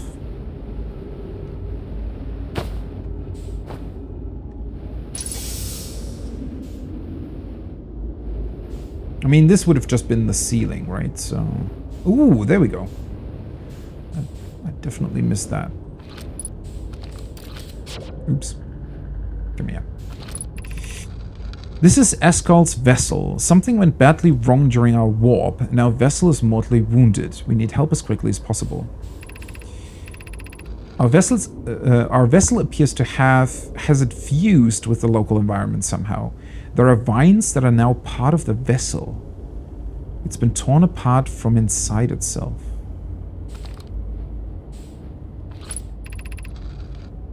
We're abandoning our vessel. Any Nomai clans or spaceflight capable species receiving this message, I implore you, we need your help. Is this broken? Can anyone hear me? Our vessel is dying. We need immediate assistance. Oh, so this seems to have been another one of their message boards that was capable of communication over distances, right? So the projection plates that we've seen within this solar system, those are basically recreations of whatever this message board was, right? So this way, they were probably originally able to communicate with other ships and possibly their home planet as well. To any Nomai clans whose vessels can hear this message, it's clear the universe is dying.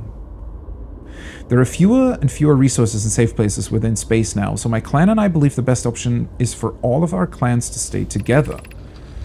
If you can reach the Gloaming galaxy. We found that black rock suns are fairly stable, and life in the star system is comparatively thriving. We live in relative safety. The gloaming galaxy? Is that where we are now? Black rock suns are fairly stable. Why is that multiple? Is Black Rock a part of the galaxy? If you prefer to continue exploring alone, know you will be on your own. Kanna, we're making our way to you. Ooh. It's good to hear from you, Bromy. We'll watch for your vessel. Has anyone heard from Neem? His clan was on its way to our vessel, but they never arrived, and he hasn't sent any messages. I'm beginning to worry. That is unsettling. It reminds me of that old myth my grandfather used to tell, the disappearance of Escal. I remember hearing that story as a child. One day, Escal's vessel simply stopped responding. The other clans searched and searched, but found no trace. It was as if their missing friends had warped out of existence. That's no myth, friends. Escal's clan existed, and their story was real. What a curious event to have passed into myth. Our ancestors' ancestors were told that story when they were young. Are you sure it's true, Hyssop? It was a very long time ago, but yes, my clan's ancestors searched for Escal's clan for a long time, but in the end, none of them were ever seen again. It's the only... Oh, shit. Yeah. None of them were... It's the only time in our history a vessel has ever disappeared this way. Hyssop, I hope you aren't comparing Escal's story to my clan's vessel. Neem, my friend, we feared you were gone. Not yet, we aren't, but nearly. We found trouble during our warp. The triple suns of the bright spark system exploded. It was only a lucky coincidence. We weren't caught in the blast. We'll meet you soon, Cano. I'm relieved your client's safe, Neem. It's good to hear you. Words. Any vessels nearby, remember to be extremely cautious of potentially unstable stars, which is most of them now. Whew. Okay. So... Huh. There goes the sun.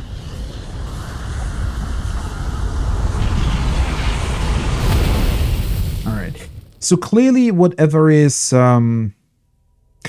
happening with weird dimension bending, whatever, inside of Dark Bramble is not preventing the supernova from reaching us. So the seeds are definitely not invincible, it seems like.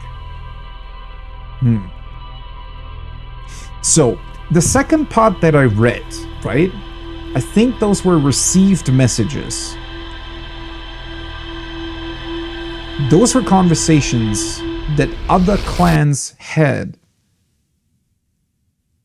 or have had about this clan, I think. So...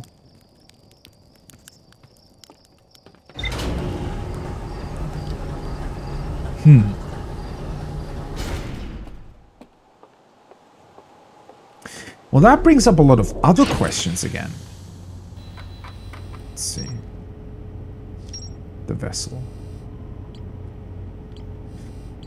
Know my grave. The survivors from Escape Pod 3 followed one of the two vessel beacons to a small Dark Bramble seed where they could go no further. The Nomai could faintly hear the vessel's beacon from within the seed, but the opening was too small for a single Nomai to fit through, much less an escape pod. The vessel's beacon was dying and would soon be gone completely. If I launch my scout into the seed, I can take photos of an enormous derelict Nomai ship.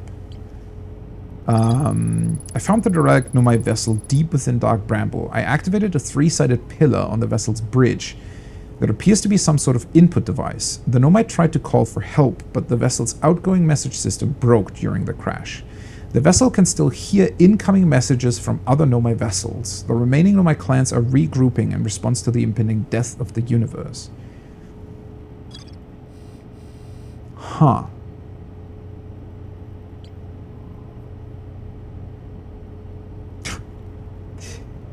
Oh boy. Okay, so as always, the game is answering one question and bringing up like a million others. So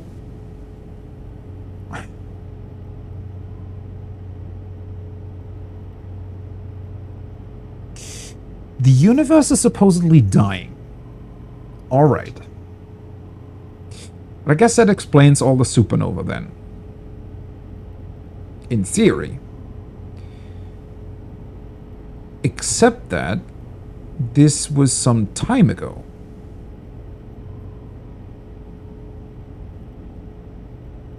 Well, I mean... Okay, so considering that this solar system is obviously smaller than a real solar system would be, maybe when they're talking about the universe is dying, I mean, it's difficult to ascertain if... Are we still on that trajectory? How much time would have passed since they came here? It's just kind of strange because what we've heard so far, their crash must have been some time ago. I mean, again, they crashed and then they were able to build cities, recreate warp, right? Build warp cores, build the sun station, build the Ash Twin project, all of that. And considering that the Ash Twin project seems to be linked to a time loop, it must have been finished, like even if they were theoretically able to somehow utilize a time loop to extend their life or something like that, they still would have had to build everything to even create a time loop in the first place, right? So clearly a significant amount of time passed between them arriving in the system and between arriving in the system and us experiencing this time loop. So is the universe dying still? Is it still going? Is it still accelerating? And because if these messages are saying that all the Nomai clans reconvened, right? They all came back and wanted to live out the end of the universe together, then why did they never... Because, okay, this clan crashed here, and they recreated all of their technology, yet somehow still never communicated with their home planet? That seems odd. So... were all the original Nomai already dead when these guys here, you know, had recreated all of the technology, so they weren't really able to message their original home planet because of that? Because they were dead and these guys still existed? Is whatever they found with the Eye of the Universe maybe the answer for that? Because if whatever weird assumption or weird information they gained about this Eye of the Universe, if it was truly older than the universe, maybe we're in some sort of universe time loop? So somehow they entered the next universe time loop where the other Nomai didn't exist anymore? I don't think that's actually true. That would kind of contradict the vessel stuff, right? Because then the vessel wouldn't exist either.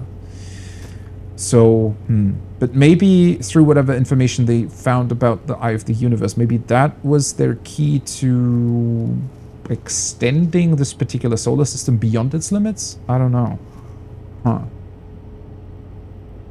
Definitely don't have enough information on that. Right. Okay. It's kind of sad though that, so everybody in the vessel died probably because, well, it was broken apart, literally broke apart because of the brambles. Which again brings up another really weird question about these seeds. Because that made it sound as if they didn't grow into the ship. They just, I mean, the description was it fused with the ship. As if the seeds or the branches just pop into existence at a certain point.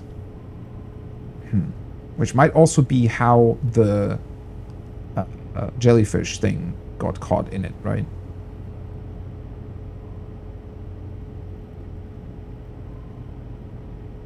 So possibly another quantum phenomenon then? But different? Because technically all the other quantum stuff also does that, right? Like it just disappears and then reappears in another location, but in that particular case it doesn't do so in a way that changes or influences or breaks apart other matter, whereas the branches do that. Oh boy. Okay, and then the passcode for the vessel. Where the hell would that be? I mean, there is a chance that it's somewhere in the vessel and I just flew past it and didn't realize. So it might be worth it to go back. Although the problem is, or can I... Will it mark the location? It does. Okay. Well, that's fair. So... Well, I guess the explanation for it is because we retain our memories, we would know where it is somehow. Although, I feel like it would make more sense if you were forced to send your scout drone into the seat again, right? Or maybe it's... well... Because I'm just wondering, the one thing, or the one place I haven't been to yet for some reason, is this shelter side, which should be on Brittle Hollow, right? And I've explored so much of that planet, yet never went to the shelter side. Not entirely sure why that's still a question mark here. I mean, I must have just overlooked it, I guess. Just thinking that maybe somehow we could find information on their code. But it feels more likely that the code is just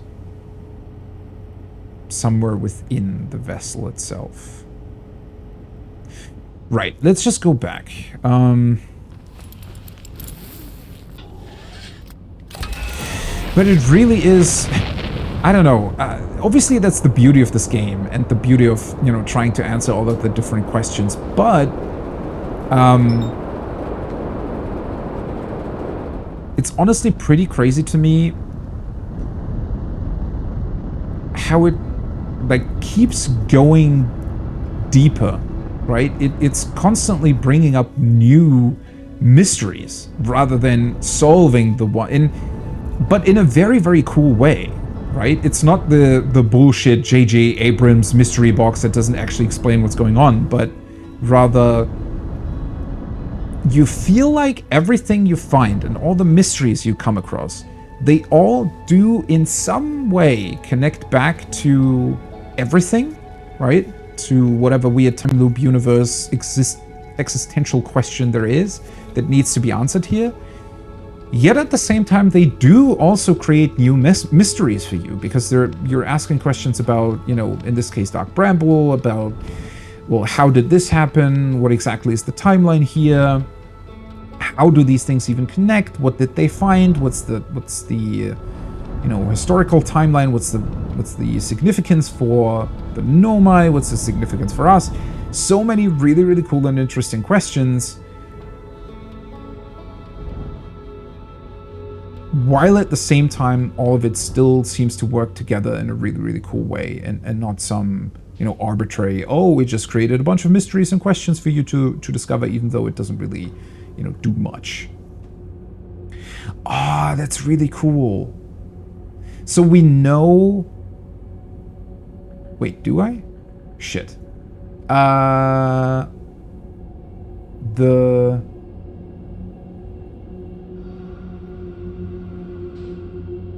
signal to the... Like, the actual signal to the vessel should be this one, right? The escape pod was the one that was next to where the eggs are. I think. Right.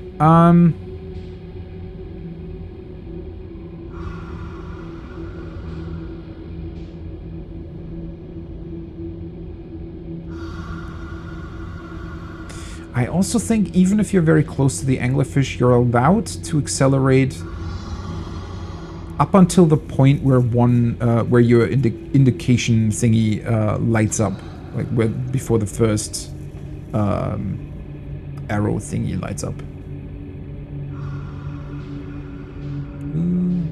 kind of flying past it instead of towards it, though. It's almost too fast.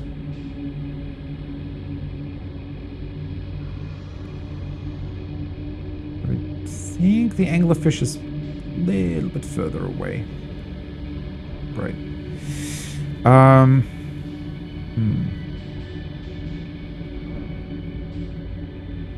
It's really, really sad at the same time that the vessel... So even though it was stuck here in Dark Bramble, the vessel itself was still able to receive signals from, you know, outside of the solar system.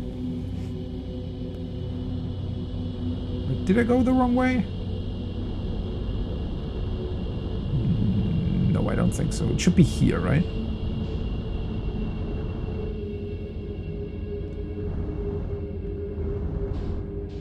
Wait, no, I did go the wrong way. Never mind then. So it's in... So the vessel was... How did I confuse that? The vessel is next to the X, not the escape pod. Right. Well, whatever.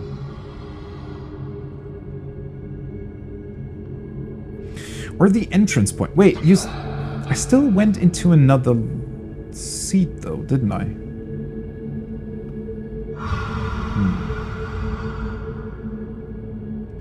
God, I desperately want to know how exactly these seats work. Maybe there is some internal logic that I just can't seem to be able to understand. Because they're not all the same. Clearly, there are differences between these different dimensions. It's not just one seat that kind of repeats itself or something. Yet, that does happen too, right? At least I assume so with the whole jellyfish duplication stuff. And us being able to go into one of the brambles next to Feldspar. And then getting out of one of the brambles on the outside of Dark Bramble. Like the planet. Or what remains of it anyways.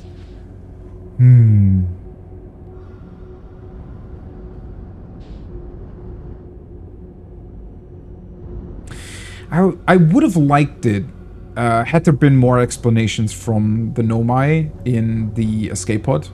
Or not explanations, but assumptions and ideas about what they thought about this place. But obviously they were kind of occupied with getting back to their vessel and surviving in the first place, so... They clearly didn't really have time to make deeper scientific assumptions or do research on this place, right? And I also still think that the anglerfish definitely seem to have at least a certain amount of, well, knowledge about the layout of this place, right? Because they seem capable of, well, knowing that there's nothing to get here, so that they are just not in this particular place where the vessel crashed. Although I guess I also still don't really know how it crashed, right? It might have not even flown into Dark Bramble, now that I think about it.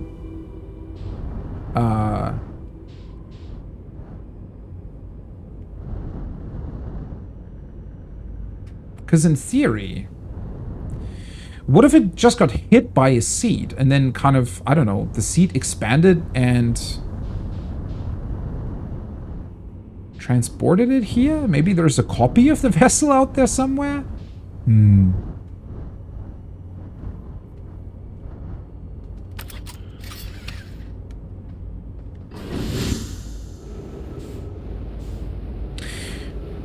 For a brief second there, I was wondering if it has something to do with the signal they received for the Eye of the Universe, but they would obviously remember what kind of signal their vessel would send out, right? So...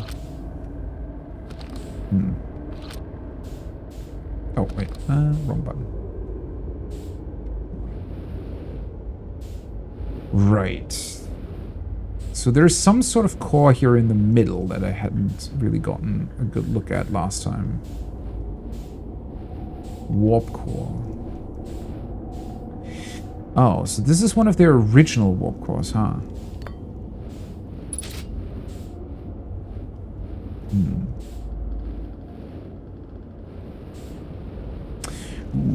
Maybe now it can... I mean, it looks broken, but maybe this is enough to get energy into it again or something? Not really.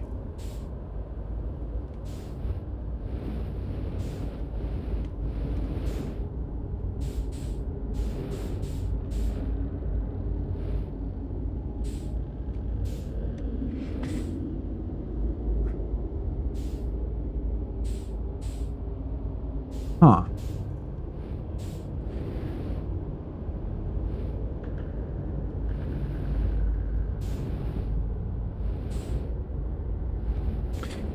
Well, I couldn't have really overlooked anything at the escape pod, because then it would have told me that, right? So... Huh. How am I supposed to know what I need to input there? Unless, maybe, I mean...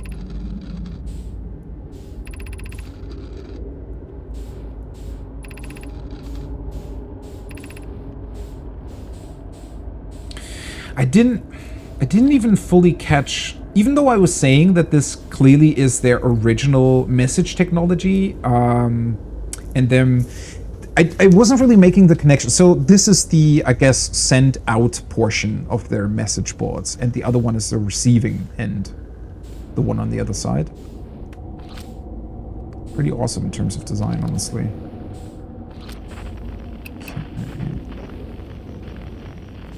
No other signals around either.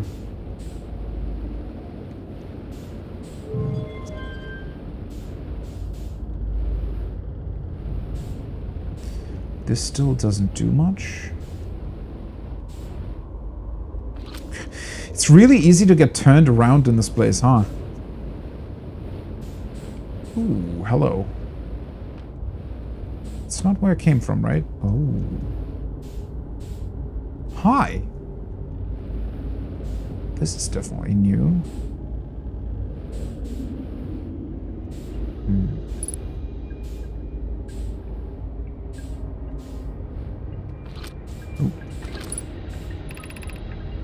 I'm recording now. I've never encountered anything like this. The signal the vessel is receiving appears to be older than the universe itself. This is our first contact with anything of this nature. Everyone prepare to warp immediately. Escort, wait. I need more time to send an outgoing message. Shouldn't we tell another clan where we're going? Ah, okay, so this explains why no other clan has, like, tried to look for this eye, because they warped immediately and got caught in this and weren't able to send out another signal. We can send the message upon our arrival. Yeah, it probably would have been a better idea to send it out before you warp. This extraordinary signal appeared suddenly. It may disappear just as quickly, and we can't lose the discovery of this incredible. Focus on preparing for the warp instead. I still want to know how they immediately know that this is older than the universe. Whatever they determine the age by, I would be very interested in. I understand. Winona, is the vessel ready to warp to the signal's approximate coordinates? The warp core is powered, but this will be a significant jump. Afterward, we'll need time to recharge the core. That shouldn't create a problem, provided we arrive at or near the signal source. Everyone, we're ready to warp. Okay. Still no key or password, but... So this is what they found, and that's why it's still here. I never really paid that much attention to the symbol itself. I mean, it doesn't fit entirely. I guess I was comparing it too much to a star or something. But it looks a little bit like the Big Bang, I guess. Doesn't really coincide with it being older than the universe, though, right? Because if it was the Big Bang, then it would be exactly as old as the universe and not older. Okay. Right. But so this is the signal they received then? Like a visual representation of the actual signal?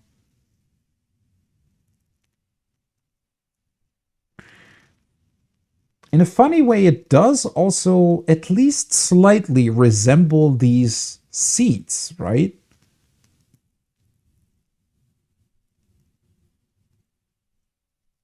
The seeds we keep flying into? Now I'm wondering if Dark Bramble is the kind of, well, not the solution, but the reason for all of this. That would be pretty crazy, though. Because it seems so inconspicuous, at least to a degree. Like, it's a very, very mysterious and interesting place, but somehow you don't really think about it as being the source of all of this, or the reason for why all of this exists, or why all of this happened, rather. Maybe it isn't, but it might be an explanation as to why the symbol looks like that. Although if it is...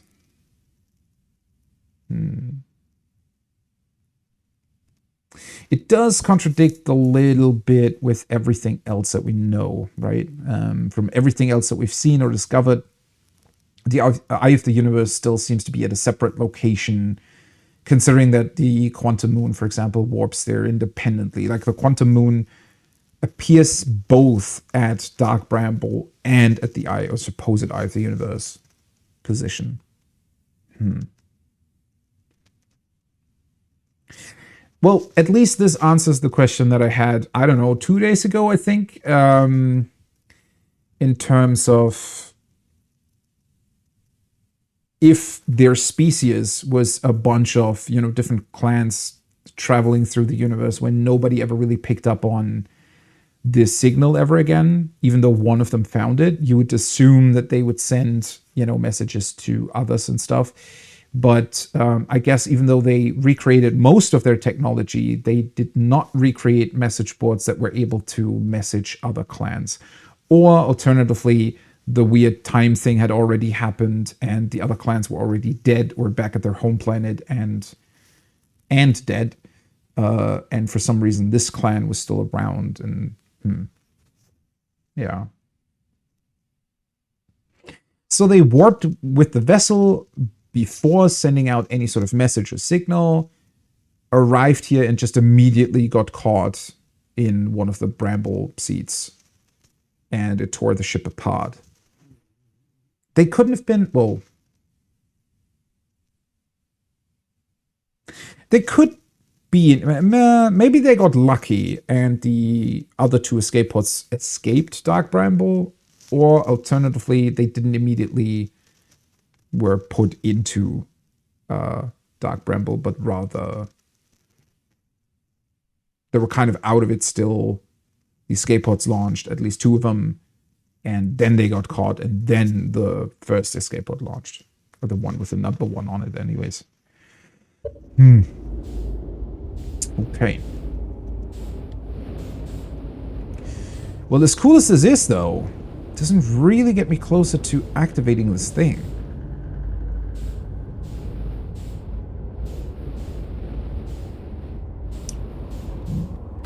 Oops. This is just the ceiling. The message boards. Finding stuff like this always makes me want to see this when it was still intact, right? And like see all the Nomai walking around. There must have been a lot of like bustle here.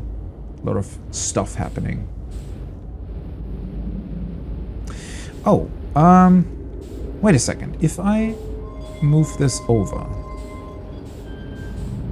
have I now deactivated what was below here? Or is that still active? No, still active. Okay. Because, well, this looks like it's below. Maybe not exactly below. Whatever that. Oh.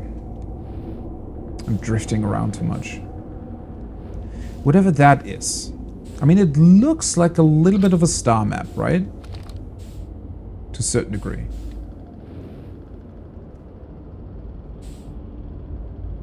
Maybe. Or their warp map. Something like that. What's the point of putting the ball over here? Maybe that would normally activate their warp.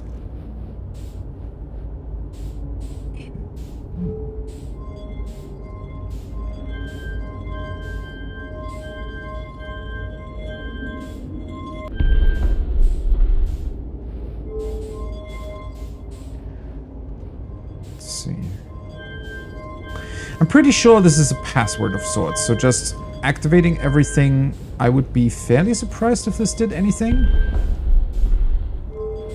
But maybe it does.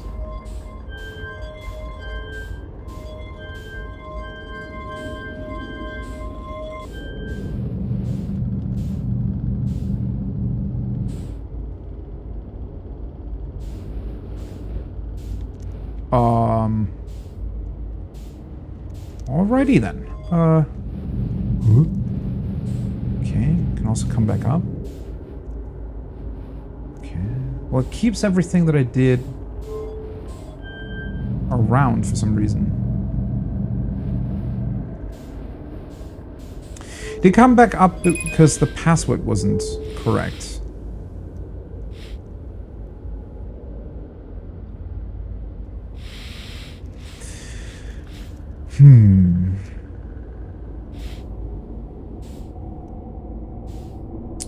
Would there be a point in taking the warp core anywhere else? Because, I mean, clearly this is supposed to be their warp drive, right? Or at least the point where it gets activated. So what would be the point in, like, taking it somewhere else?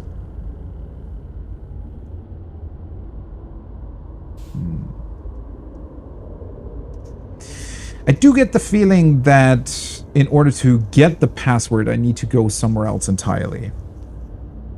Because it wasn't at the escape pod. Unless I missed it. No, I already talked about that. It would have told me if that was the case. So...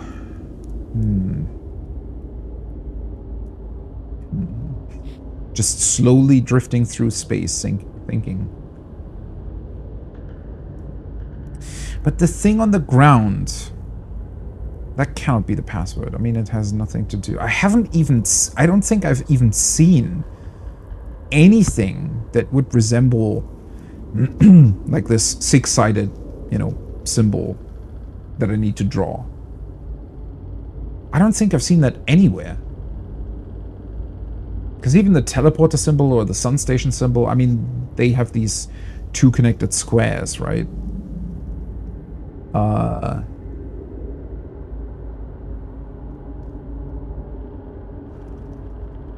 Which is also... I mean, it could be... Theoretically could be at that one shelter location I haven't been to. There are things on the wall here, but... I mean, that looks more decorative than anything else.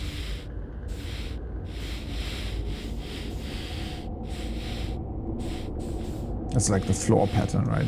Might even just be a mirror from the floor, honestly. Huh.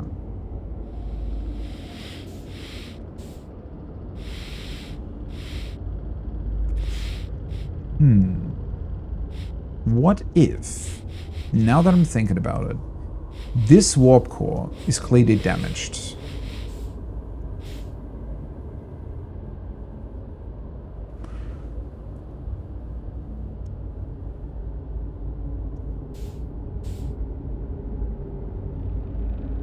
So what if I were to find a functioning one and insert it? Maybe that's what I need? Maybe that's the issue here?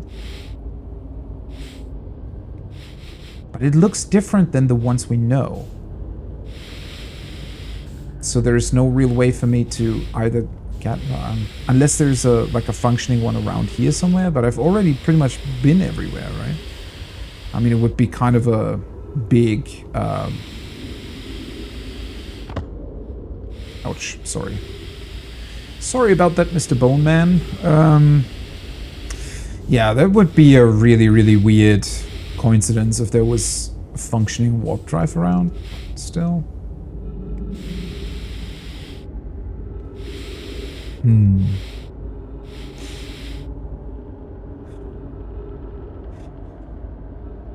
But all of the warp cores, because I was thinking that in theory I could take warp cores from the high energy lab over to this place, but I don't think that would help. This warp core looks like it originally had both a black and white hole in it, right? Something like that. Because it has like 2 chambers.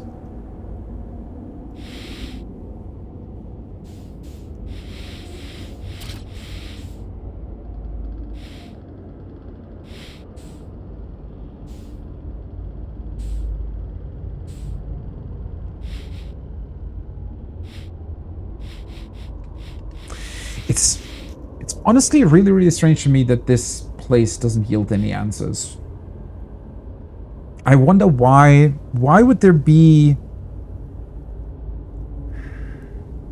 If the password is not here, why would there be another place somewhere in our solar system that potentially has the password? That seems so... It seems very arbitrary to me. I mean, it might honestly... Obviously might still be true. They might have just taken it with them under the assumption that maybe they could still find the vessel at some point and repair it. I shouldn't use too much. Where the hell is my ship? There we are.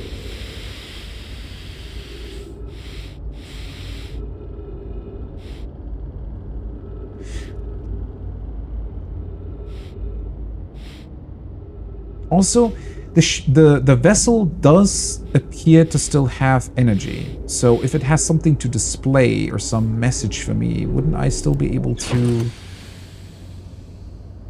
activate that? And it looks way too much like an actual password, right?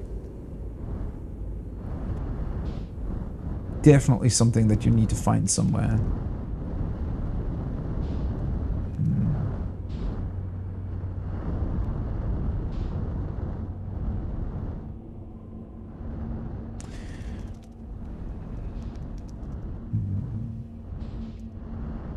So if that's just that would be an escape pod that hasn't launched, but the entrance to it is still connected to the ship.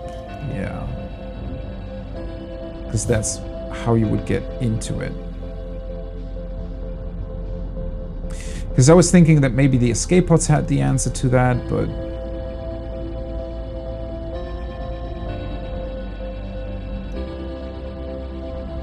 that doesn't seem likely. Wait, does the ship have 2 sort of end points that look very similar to each other? Yeah, I think so. But it has like 2 bridges? But only one of them is accessible to me? Oh wait, there's another escape pod. So this is their actual thrust, I would guess. Wait, what if I go to... let's see.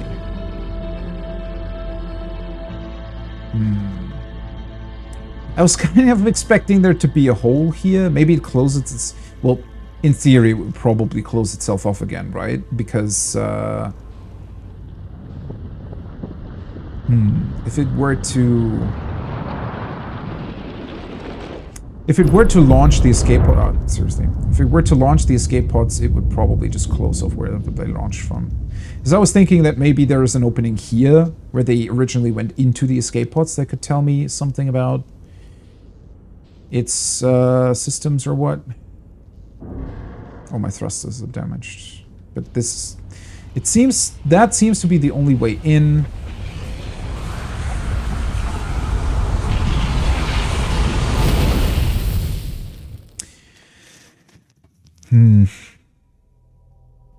But it's still a very, very different location than a lot of other ones. I mean, clearly there is still more information to be found here. But have I ever had, so far in the course of this game, was there ever a location that required outside information to access?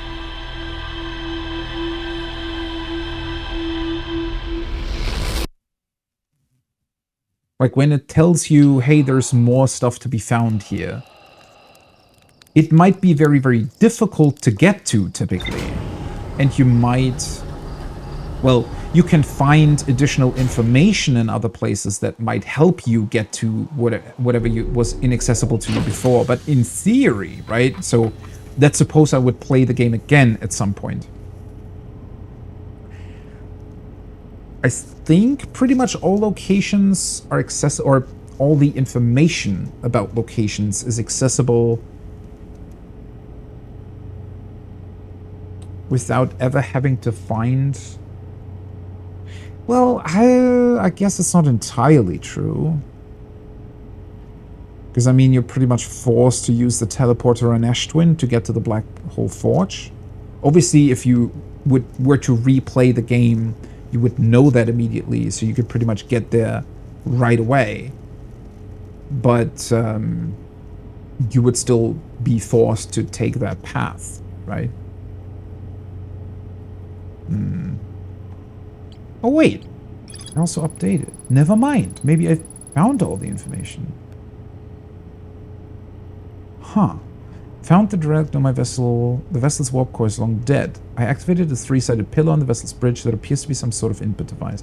Nomai tried to call for help, but the vessel's outgoing message system broke. You can still hear incoming message. I found a recording of the original signal the Nomai encountered from the Eye of the Universe. The Nomai were worried the signal might disappear, so they warped before they could tell another clan where they were going. Huh. And now the additional information thing disappeared? Okay. Huh. So maybe I'm not meant to activate that? Is it just like fancy background for their potential launch systems? I mean, well, to be entirely honest, in theory, right, if that was truly there, like if the warp core was there and all of the things that I could move around, if all of that was to propel the vessel forward to activate the warp drive or whatever else, then there wouldn't be any point to me activating it because it's broken, right? It would, like, even with a functioning warp core, if I were to find one somewhere, the vessel itself is still broken and probably wouldn't be able to, you know, warp around or do anything at all, really. So I guess it's just fancy background, unless maybe at some point we'll still be able to go back there and it just, the symbol will just reappear. I don't think I've ever seen that happen, but I mean, cannot entirely rule out that possibility. Right. That does mean, though, that this part is kind of done for now. So I'm fairly certain that everything that I can find currently in terms of Dark Bramble, I did find. Although I'm still pretty in the dark about about the nature of the planet and about the Brambles. Which is, I mean, fine for the time being.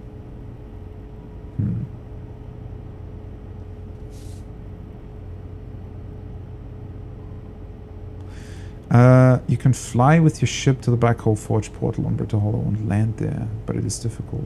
Wait, really? So I guess the ship... Well, if you can... There are definitely different ways to access that thing, because one thing that I was accidentally able to do, I think the first time I went to Brittle Hollow, I tried to jump between like two different places and accidentally landed on the Black Hole Forge, right? So had I been a little bit more careful at that point, I might have been able to just enter it without even moving it to the teleporter location. So I'm pretty sure that with a little bit of, you know, tricks here and there, you're probably able to do it. So yeah, I guess if you turn your ship around and does it get like, can the ship actually get stuck on the gravity walkways though? Because I feel like they might be a bit small to do that. But in theory, you could probably also, like, if you're fast enough, you can maybe get to a point where you land, immediately walk around, get outside of your ship, and if you're lucky, you get sucked, like stuck on the gravity stuff, right? Which is pretty cool. I feel like even though it's not really the intended way to do it, I definitely think that the developers were aware that that's a possible way into it, right? I think they intentionally didn't completely prevent you from doing it, because they could have, I think. There's definitely... Yeah, I mean, in terms of, if you look at it from a development perspective, which sadly, sometimes that's what, you know, modern games tend to do, is that they're really, really strict about this sort of thing, in the sense that they will include a bunch of, you know, invisible walls and whatever else to force you to play it the one intended way. And sometimes that can even lead to very, very weird situations, I think. I mean, The Last of Us comes to mind, where there's a couple of particular places where you pretty much just die if you walk the wrong way, and it seems, you know, not that logical that that would happen that way, and it's a bit weird and not very immersive, honestly. But yeah, I think that's pretty great that they allow you to do that. The ship can get stuck on the walkways. It's pretty funny, actually.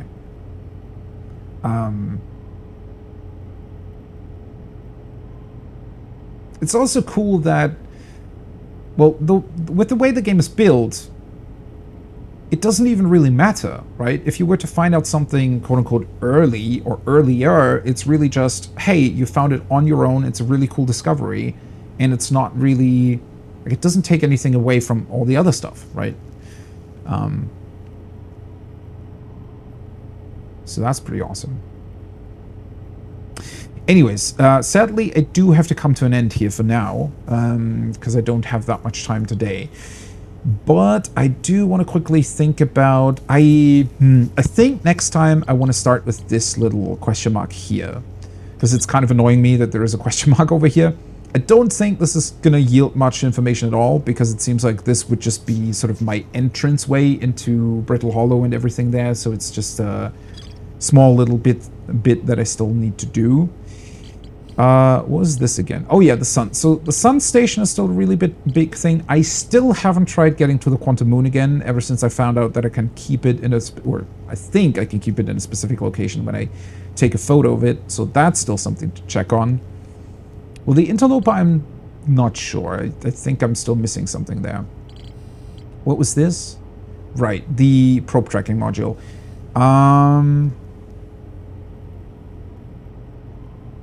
I might also try this. So once I go to this shelter thing, I might come back to Giant's Deep to try to get into the core again. Which I now have an additional piece of information about. I'm just not entirely sure how I can utilize it. Right. But anyways, okay. Here first. I guess here second. And if this either doesn't work, or if it, well, either way, afterwards I think I'm gonna go to the sun station and then check on the Quantum Moon. Sort of. I feel like there's still a lot missing here. Why is that so far away? Because everything else seems to be connected. And this even has a different color. Well, anyways, let's leave it there. As always, was a ton of fun. It felt way too short. This was 4 hours of playing the game. It honestly felt like an hour maximum. I don't know. I mean, obviously, going through the time loops, I know that they're 22 minutes now, but it's still like... And I only did Dark Bramble today as well, right? Nothing else? Holy shit. It's incredible, but it's because the game is so incredibly interesting. It's also so well paced. Like even though there are different approaches to everything, like we just talked about with the Black Hole Station, or Black Hole Forge, that there are multiple paths into the same thing and multiple ways in which how to do it, it still never loses its pacing, right? Because whenever you do find something that you've already done, or a bit of information that connects back to something you've already discovered, either it always still has like a tiny bit of extra information to it, or you just kind of go, oh, that's neat, I already saw that, and then just move on to the next thing, right? It never overstays its welcome. It never keeps you anywhere that's, you know, like, again, other games tend to do where they either over-explain stuff or they feel the need to constantly remind you of what was going on. Instead, this game just lets you do that on your own, right? If you feel like you've lost a connection to something, or you misremember something, or you just want to recap what you've done, you can always look at your log, but obviously you're not forced into it. I feel like most other games would, for example, just insert, you know, dialogue, for example, whenever you find Feldspar. Other games would have maybe had him explain stuff again that we already know, and I don't know, make the conversation longer than it needed to be, which this game never does. It only ever gives you the stuff that it wants to give you and nothing else. I love how, and Feldspar even points that out, right? He even kind of calls you out on it, in saying that, oh, you want to know how I did that? Let me give you a hint, but not the actual solution. I thought that was a pretty neat touch as well. Because I'd imagine, well, I guess technically you need that piece of information, right? You can definitely make I'm not even sure if that's how it works, but you can definitely make the connection that maybe since the squid things are able to live down there, maybe they found a way to deal with all of that. And clearly there is a reason behind one of them being frozen in crystal.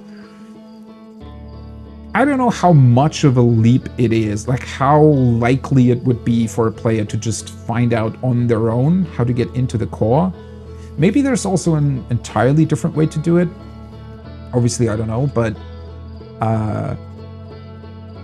yeah, I don't know, it's just a really neat touch. Oh, right, I did the interloper at the start, yeah. Which is, well,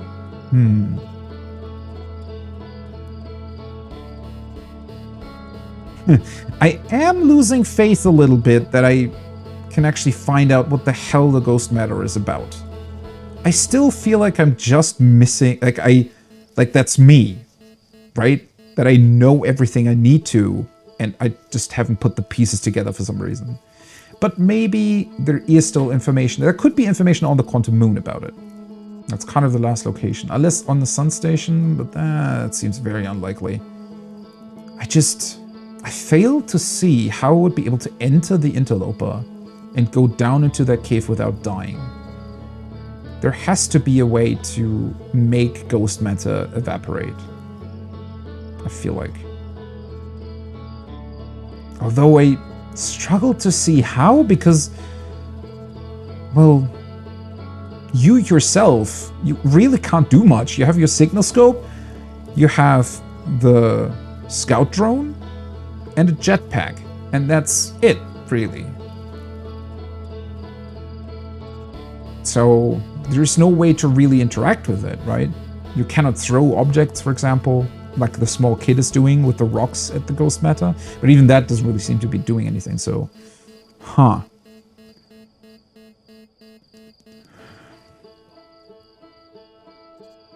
Oh, you managed to get into the core. I mean, that's just shows how awesome the game is that it lets you do that. Yeah.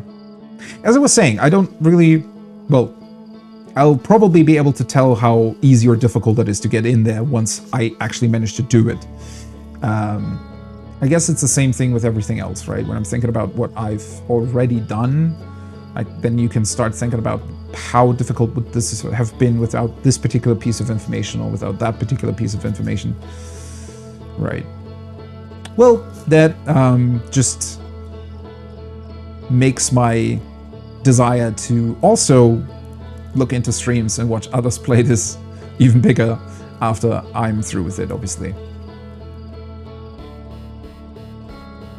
Man, even looking at the screen, right? All the supernova exploding in the background. What the hell is that about? With the universe ending. Is it really that? Or is there something that makes these things explode? I don't know.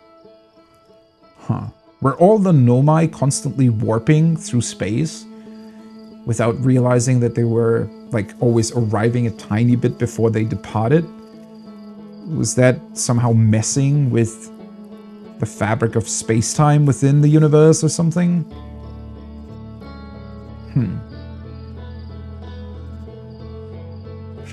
Maybe even the Eye of the Universe itself was just another Nomai clan that already had discovered this warp anomaly and somehow utilized it to some weird effect. Would almost be a boring explanation though, right? Or depending on how they're doing it. Well, can anything in here ever be boring? I don't think so. Anyways, that's gonna be it for now. Once again, thanks for hanging out. It was and is still an awesome experience. Unfortunately, I don't have time tomorrow or Saturday, so I think, maybe, hopefully, I'll be able to do another short stream on Sunday. Other than that, I'll definitely be returning to it on Monday with my usual start time. So, yeah, if you want to hang out for that again, I would very much appreciate it, of course, but other than that, I hope you have a great rest, wonderful day, evening, morning, wherever you are. Maybe I'll see you on the next one. Otherwise, have a great time, and bye-bye until next time. Be careful with anglerfish. I'm definitely going to be. I wonder if... has anyone ever caught them? Like the real thing in real life? They're probably way too deep for that to happen, right? Well, anyways. You guys look out for anglerfish too, because they're pretty scary. Bye-bye!